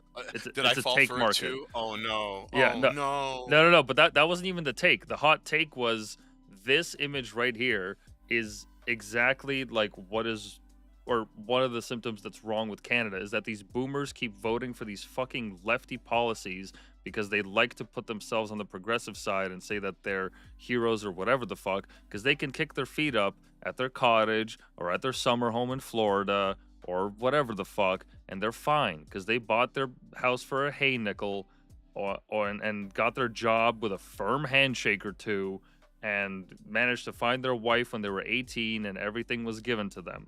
Meanwhile, they're fucking over the next generation, and they're happy about it and they're smiling. That people imparted that meaning onto him.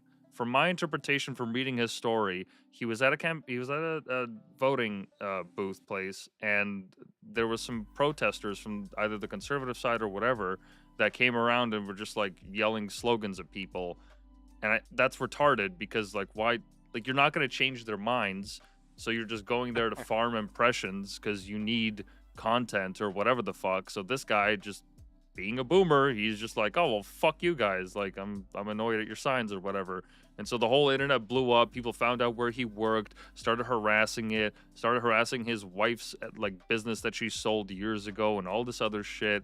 And it's like he didn't even do anything. He's not even like he wasn't even like shouting slogans. He wasn't even getting angry. He just had this one moment where he flipped the camera off because he was just frustrated and wanted to have a laugh or whatever the fuck. And I just saw that as just, the internet misinterpreting things or imparting their meaning on it, when in reality, like, this guy's not a crusader. He's not, like, he wasn't out there being like, I want to suck Mark Carney's cock. Like, no, that's the way he votes. He didn't even explain his political ideals. Like, it was a nothing burger that they turned into a whole thing.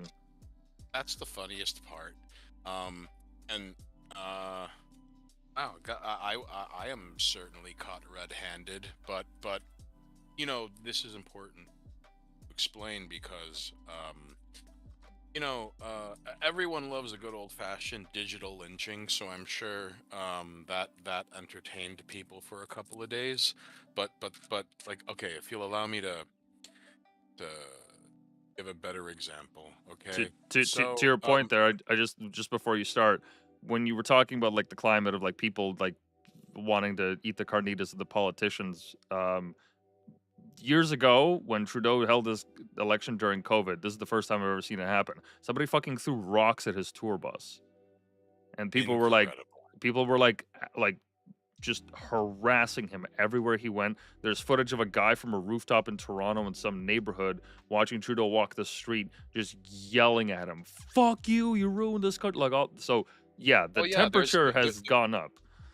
there's a whole supercut of people openly belittling the Prime Minister of Canada, like Oh yeah. wherever he goes in public. Oh And in yeah, yeah. fact, I remember the guy, Jag Meat, he was in Newfoundland, and some guy, you could clearly see in the background, he's like, Jag Meat, you suck cock! You suck cock, Jag Meat! What? And like and then the guy's like, that is a very homophobic thing to say, and blah blah blah blah. But it was okay. Are you familiar at all with Ren and Stimpy? Yes, yes. Okay. You know George Liquor, that character? I'll look him up, but I probably know him. Look up the character George Liquor, and he's a character that, like, God, it sounds like George C. Scott. He's this like hold on, or just type in the goddamn George Liquor show, but like the alcohol liquor. Oh, this guy. There you go. Okay, so the guy who screamed was the Canadian version of that. Like, Jag Meat, you suck cock! And then, like, catching, like in D&D, you catch everyone flat-footed. You are, like, hitting them before combat even started. No one has rolled for initiative yet, and there's already a guy who shows up in a speeding van and comes to a complete halt and goes, Jag Meat, you suck cock! And now everyone turns around, he says it again, and just speeds off. Like, you see, a nothing to lose drive in a Canadian stands out more so because, like, everyone is sort of expected to, like, not disturb, like, the herd, right? Mm-hmm. But first of all, there's a Newfoundland tradition of belittling and mocking public figures when they show up.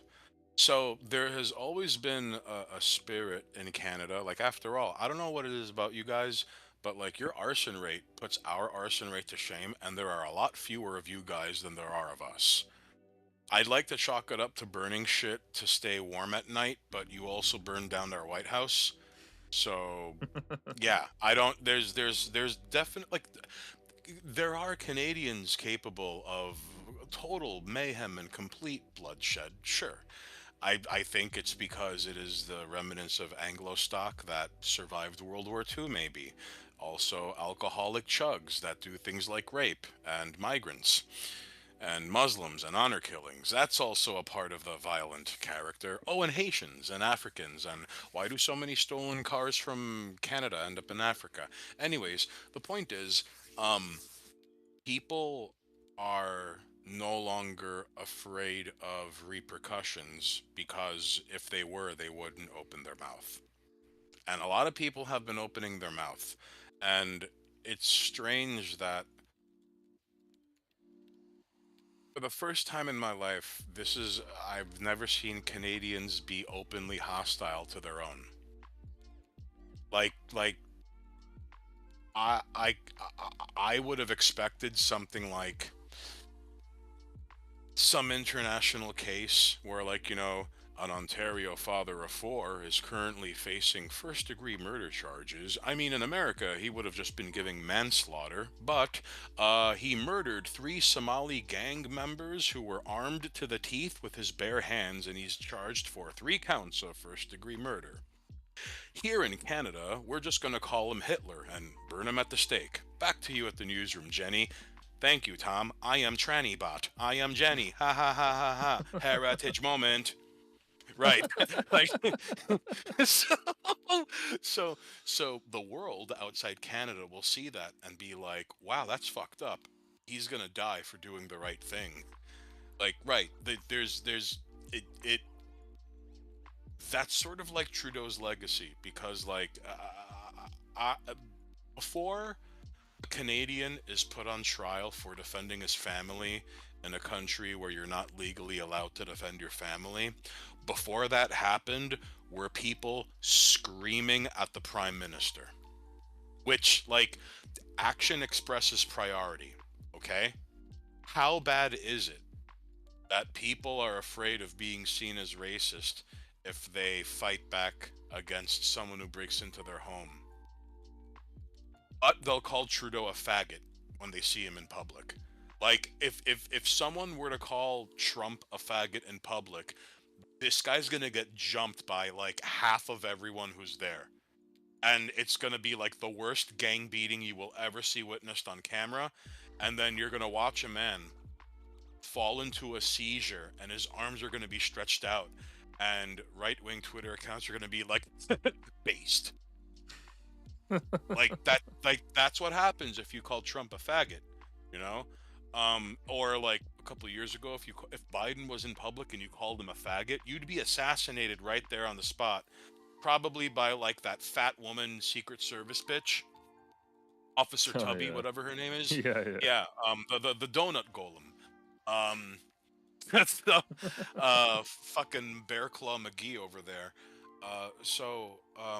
Or like you would have been doxxed, Antifa would have firebombed your car. Someone would have like thrown a cinder block through your bedroom window, and then someone would have like put a cage next to the opening and then opened the cage door, and now there's a pit bull in your bedroom. You know? That would have happened if you called Joe Biden a faggot. Evidently, there are people lining up to call Justin Trudeau a faggot whenever he was in public. That's like, I don't. It's. I hate to say this, dude, but like, remember that South Park episode where they were making fun of Family Guy, and then it turns out they have like the manatees in the ball Yeah, pit, yeah. and it's like Mexico, Gary Coleman flashback, like Yeah. La Casa Bonita, and then you think that's bad? Remember that one time I went to Casa Bonita with Gary Oldman? What you talking about, Willis? Like, Yeah, it's yeah. okay. So which, by the way, there is a version of that, but with like a vice journalist throwing a dildo that sticks to the wall, and he keeps throwing Yes, it like a yes. pie chart. Right. That's And then it's genius. real. And then it's real. Then it's a real story. Like trans, like fucking drag queens in Guatemala selling cocaine yeah. to fuel their Yes, DJ nightlife or whatever the fuck. Right, and yes, it was something like Venezuelan illegal immigrants dealing drugs for healthcare. It was startlingly close. So, I cannot help but feel that like almost like how did this slip past the writers' room? Like it's almost as if like again the manatee ball pit. It's like Canada belittling an elected official, bonus multiplier, faggot, like, and, and then just then cue supercut of this man getting, and I think it speaks to the fact that I don't think he was ever voted by a majority, wasn't he not?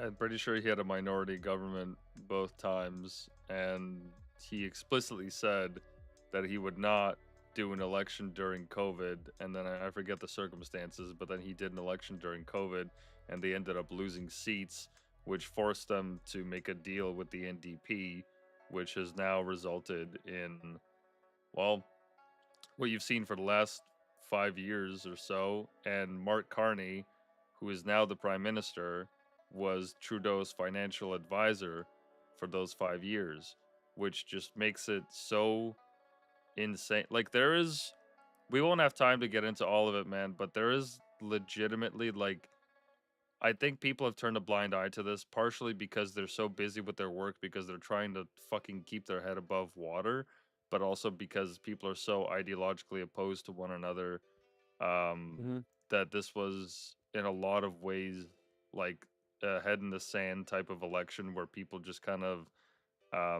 turned to their own party and hope that they would save them, and essentially told the other side to fucking commit and hero, which is, I understand as a political tactic it works, but long term, if you want to stay together as a country, if that is in your best interests, which there is an argument to be made for that, is not exactly the way forward.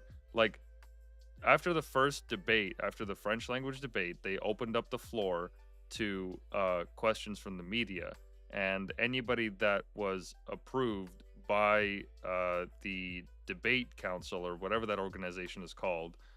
They're appointed by the federal government, but they have a whole process for, like, if you're a journalist or independent or whatever the hell, you go, you get accredited, they do a background check, and they let you ask the question.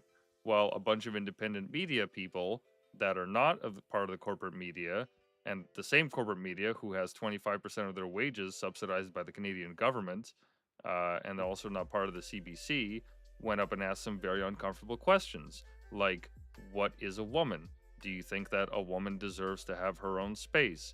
What do you think about the fact that not a single remains of a child have been found at any of these residential schools, that only years ago you guys were screaming to the fucking high heavens how colonialism is literally worse than Hitler or whatever the fuck they were saying, when in reality they haven't found shit. And the initial school that they actually found this find at, the actual dig, turns out it was a fucking septic field. I just learned about this the other day. It was literally a pile of shit that when they put the whatever ground lidar bullshit they used, it can't discern between bones and messes in the ground. And then they found plans in that school, not within like that school, but that were like tied to that school, that showed that there were plans to build like a whole like line of trenches for fucking sewage. And so, get this, the CBC after that debate said, oh, there's a lot of right-wing media groups coming out and asking these questions, that, you know, these groups, they peddle in disinformation and misinformation, and it's so obvious that they do, because remains have been found. So after making that claim, luckily the CBC, not being entirely retarded, even though they're like 99% retarded, they do have an ombudsman, which is somebody that oversees the fact checking, and anybody that has a claim against what the CBC has said is more than welcome to write with evidence to show them that what they said was actually a lie. So they did. People wrote en masse, and they said, hey, you guys have not found any remains whatsoever, even though you've been pushing this story for God knows how many fucking years. And so the CBC was forced to issue a correction. They didn't do this on the air. They didn't have the anchor apologize. They didn't make it public. They just simply wrote it on their page saying, let me see if I can fucking find it. This is incredible that they actually like said this right here. Let me read this.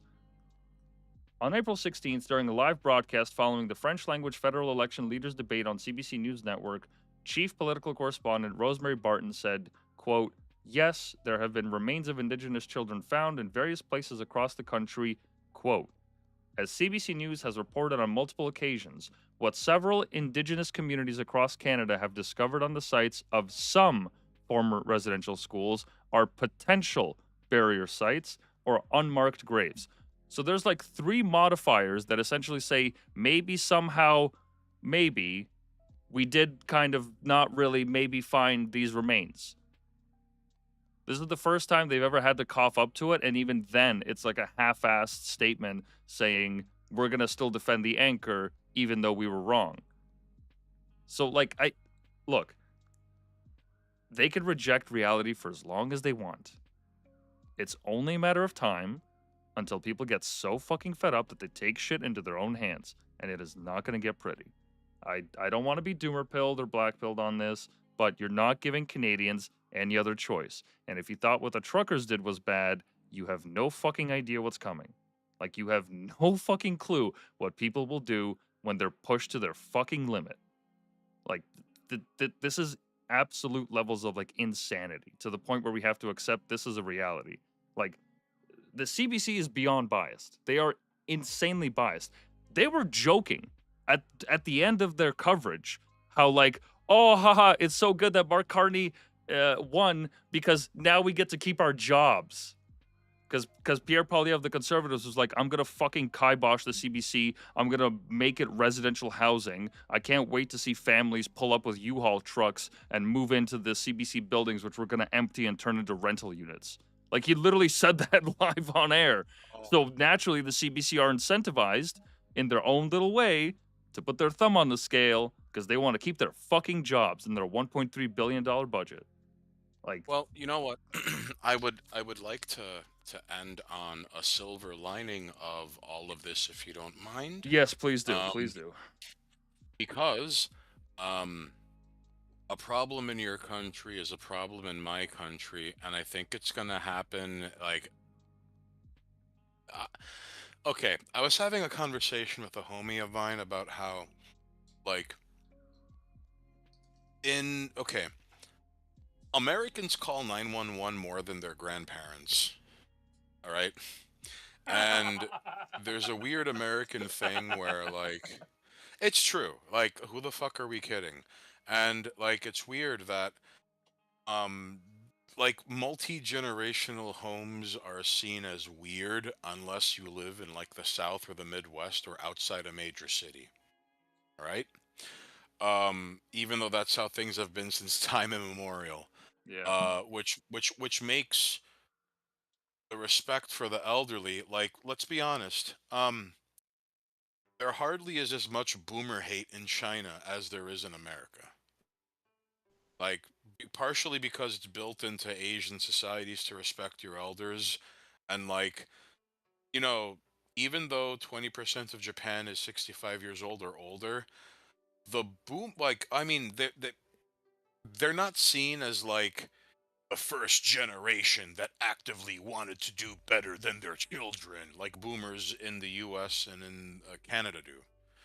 It's just that 1/5 of the population is elderly, and there are not enough people. First of all, their birth rate is abysmal, and, like, there's a possibility that Japan's population decline will be so fucked up in 10 to 15 years, China could take it without firing a shot.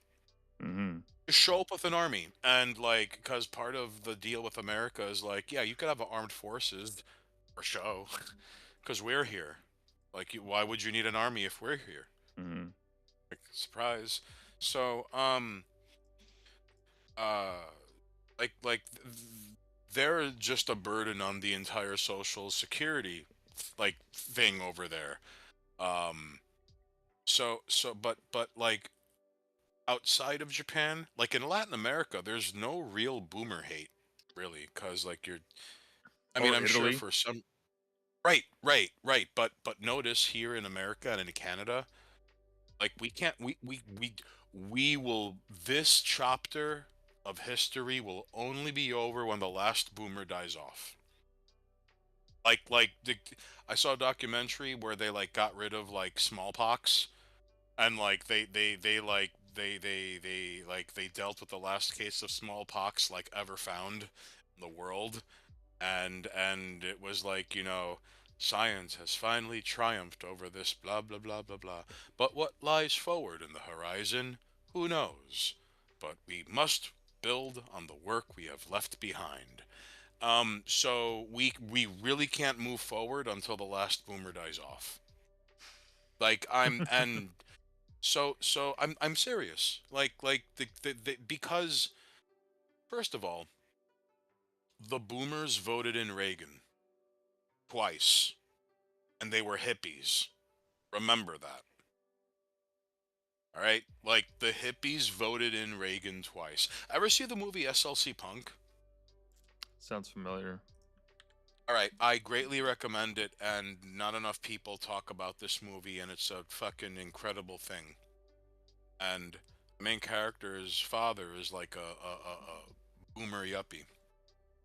And he goes on about how, like, Dad, you fucking protested the Vietnam War, and, you're, doing this, and, anti-authority, and blah, blah, blah, and you taught me to think for myself, and blah, blah, blah, blah, blah, and, you sold out, man, what the fuck? And he goes, oh, I didn't sell out, I cashed in.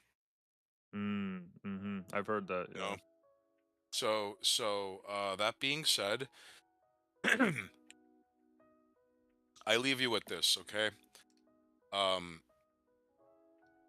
because without boomers, there is no one to watch television.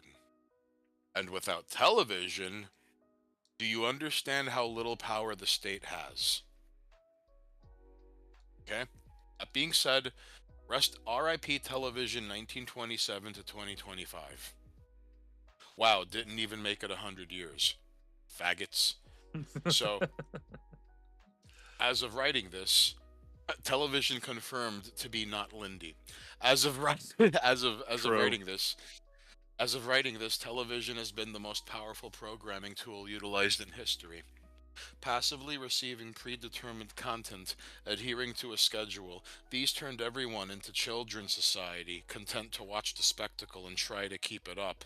The family unit was slowly dismantled under the guise of freedom and independence. And no, I'm not interested in your argument against this because it's wrong and you need to move on. This was an engineered push to destroy any anti-state support structures, but it takes two to tango, and the boomers were more than willing to buy into fantasies that inflated their egos. They didn't need to raise their children. That's what school was for. They didn't need to take care of their children past 18. This is America, and independence is what we worship. I look around at the boomers, and they are a sorry lot. They lived their entire lives as consumer tourists, never investing in anything, never building or growing anything of their own. If they did manage anything, it was to save up for their retirement, although let's be honest, most just cashed in on the housing bubble fueled by the Federal Reserve and those who gained from speculating on it.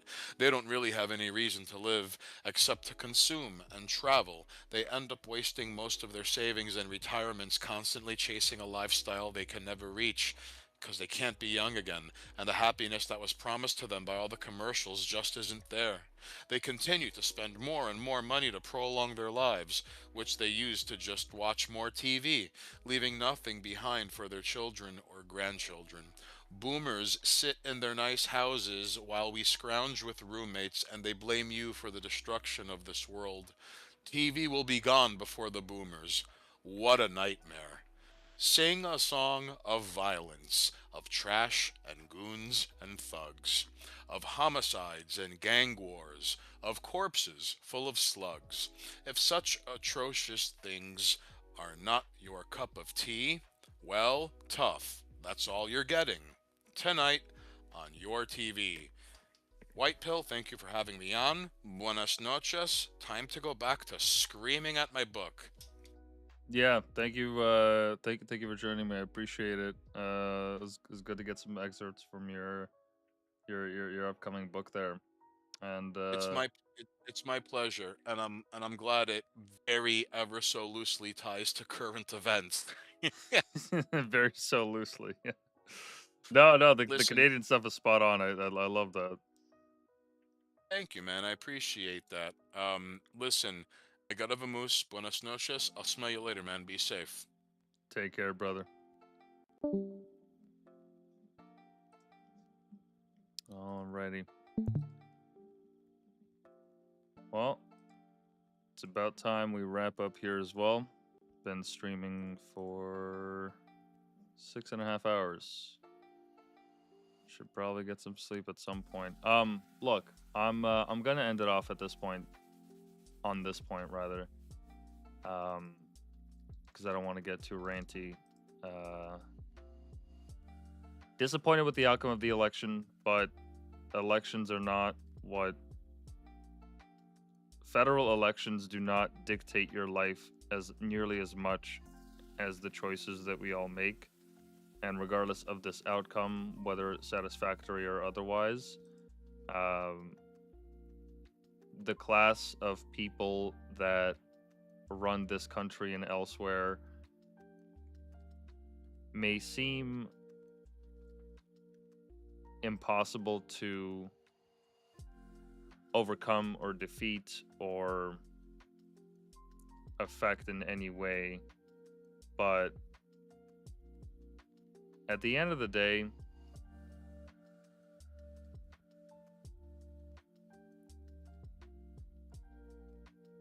they said the same thing about the Berlin Wall. There's a story about a delegate and a delegate from, I believe,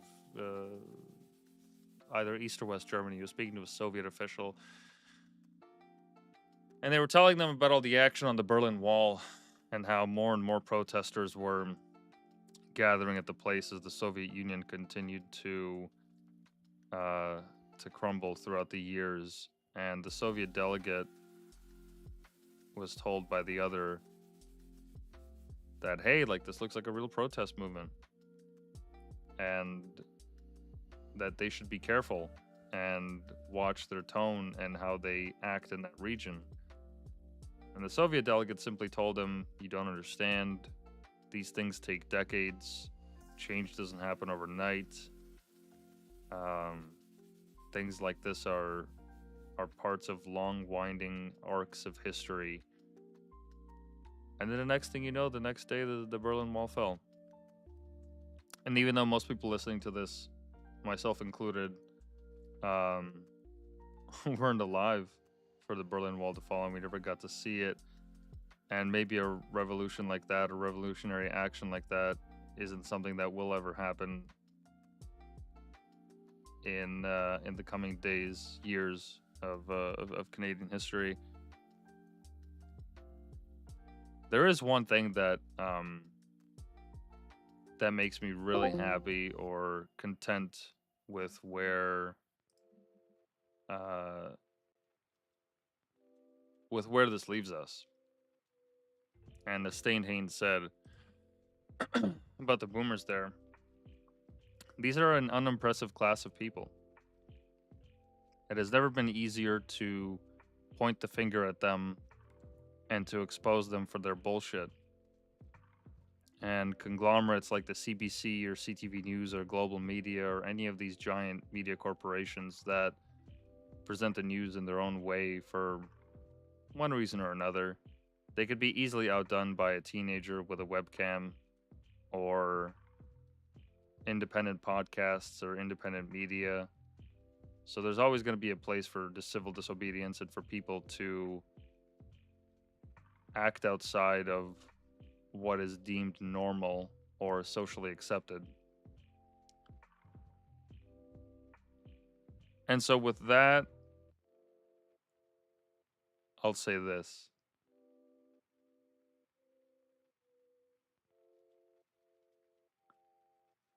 The white pill here is that life goes on. And the white pill here is that so long as you live in this country, there is still lots of opportunity to take advantage of, to improve yourself, to improve your quality of life, to improve the quality of life of your loved ones. And we are supremely lucky to live in a country like this and to have access to running water, electricity, internet, and all the resources. And yes, it's expensive, and yes, it's difficult to live, and yes, the social fabric is tearing. Yes, there's all these issues. But it doesn't have to be this way. It doesn't have to be this way so long as people collectively, on an individual level at first, but eventually collectively put in an effort and make something of themselves and make something of their own communities. So I encourage whoever's listening to this, first of all, thank you for making it this far, but more so to say that this will not define Canada. This is just yet another year. So what? So Carney wins. Okay, that's fine. By all means. The people will persevere. We have been through worse. It's not the end of the world. And there are much more important things and much more important problems on the horizon that we need to prepare for. And no amount of arguing about politics or who's right or who's wrong or ideology, none of that matters. None of that matters at the end of the day. You're much better off focusing on making yourself a more formidable individual, trying to set an example for the people you love and the people around you. That's a lot more of a fruitful exercise than simply being angry at the way the world is and wishing it was different. And that's as good a place to leave as any. The white pill here is that there's always the possibility for change. And at the end of the day, these people that are in charge and make these decisions that reverberate into our lives in all these various ways, they're not an impressive people. They underestimate the common man at every turn, and they don't understand what they're dealing with. And so when that allows room for people to squeeze through and make something of themselves and impact real change, which I think will certainly happen given enough time. The country will persevere, the people will persevere, because we have to. Otherwise, what else is all this for? And so I'll leave it at that. Thank you to everyone for tuning into the stream. Once again, you can find all my links at bio.link/whitepill. Still banned on Twitter, so keep the socials there. I'll have everything posted then. Thank you again for everyone that listened on this historic election night. And should be back this coming Wednesday, I hope. But we'll see. In any case, have yourselves a great night. And I'll see you next time.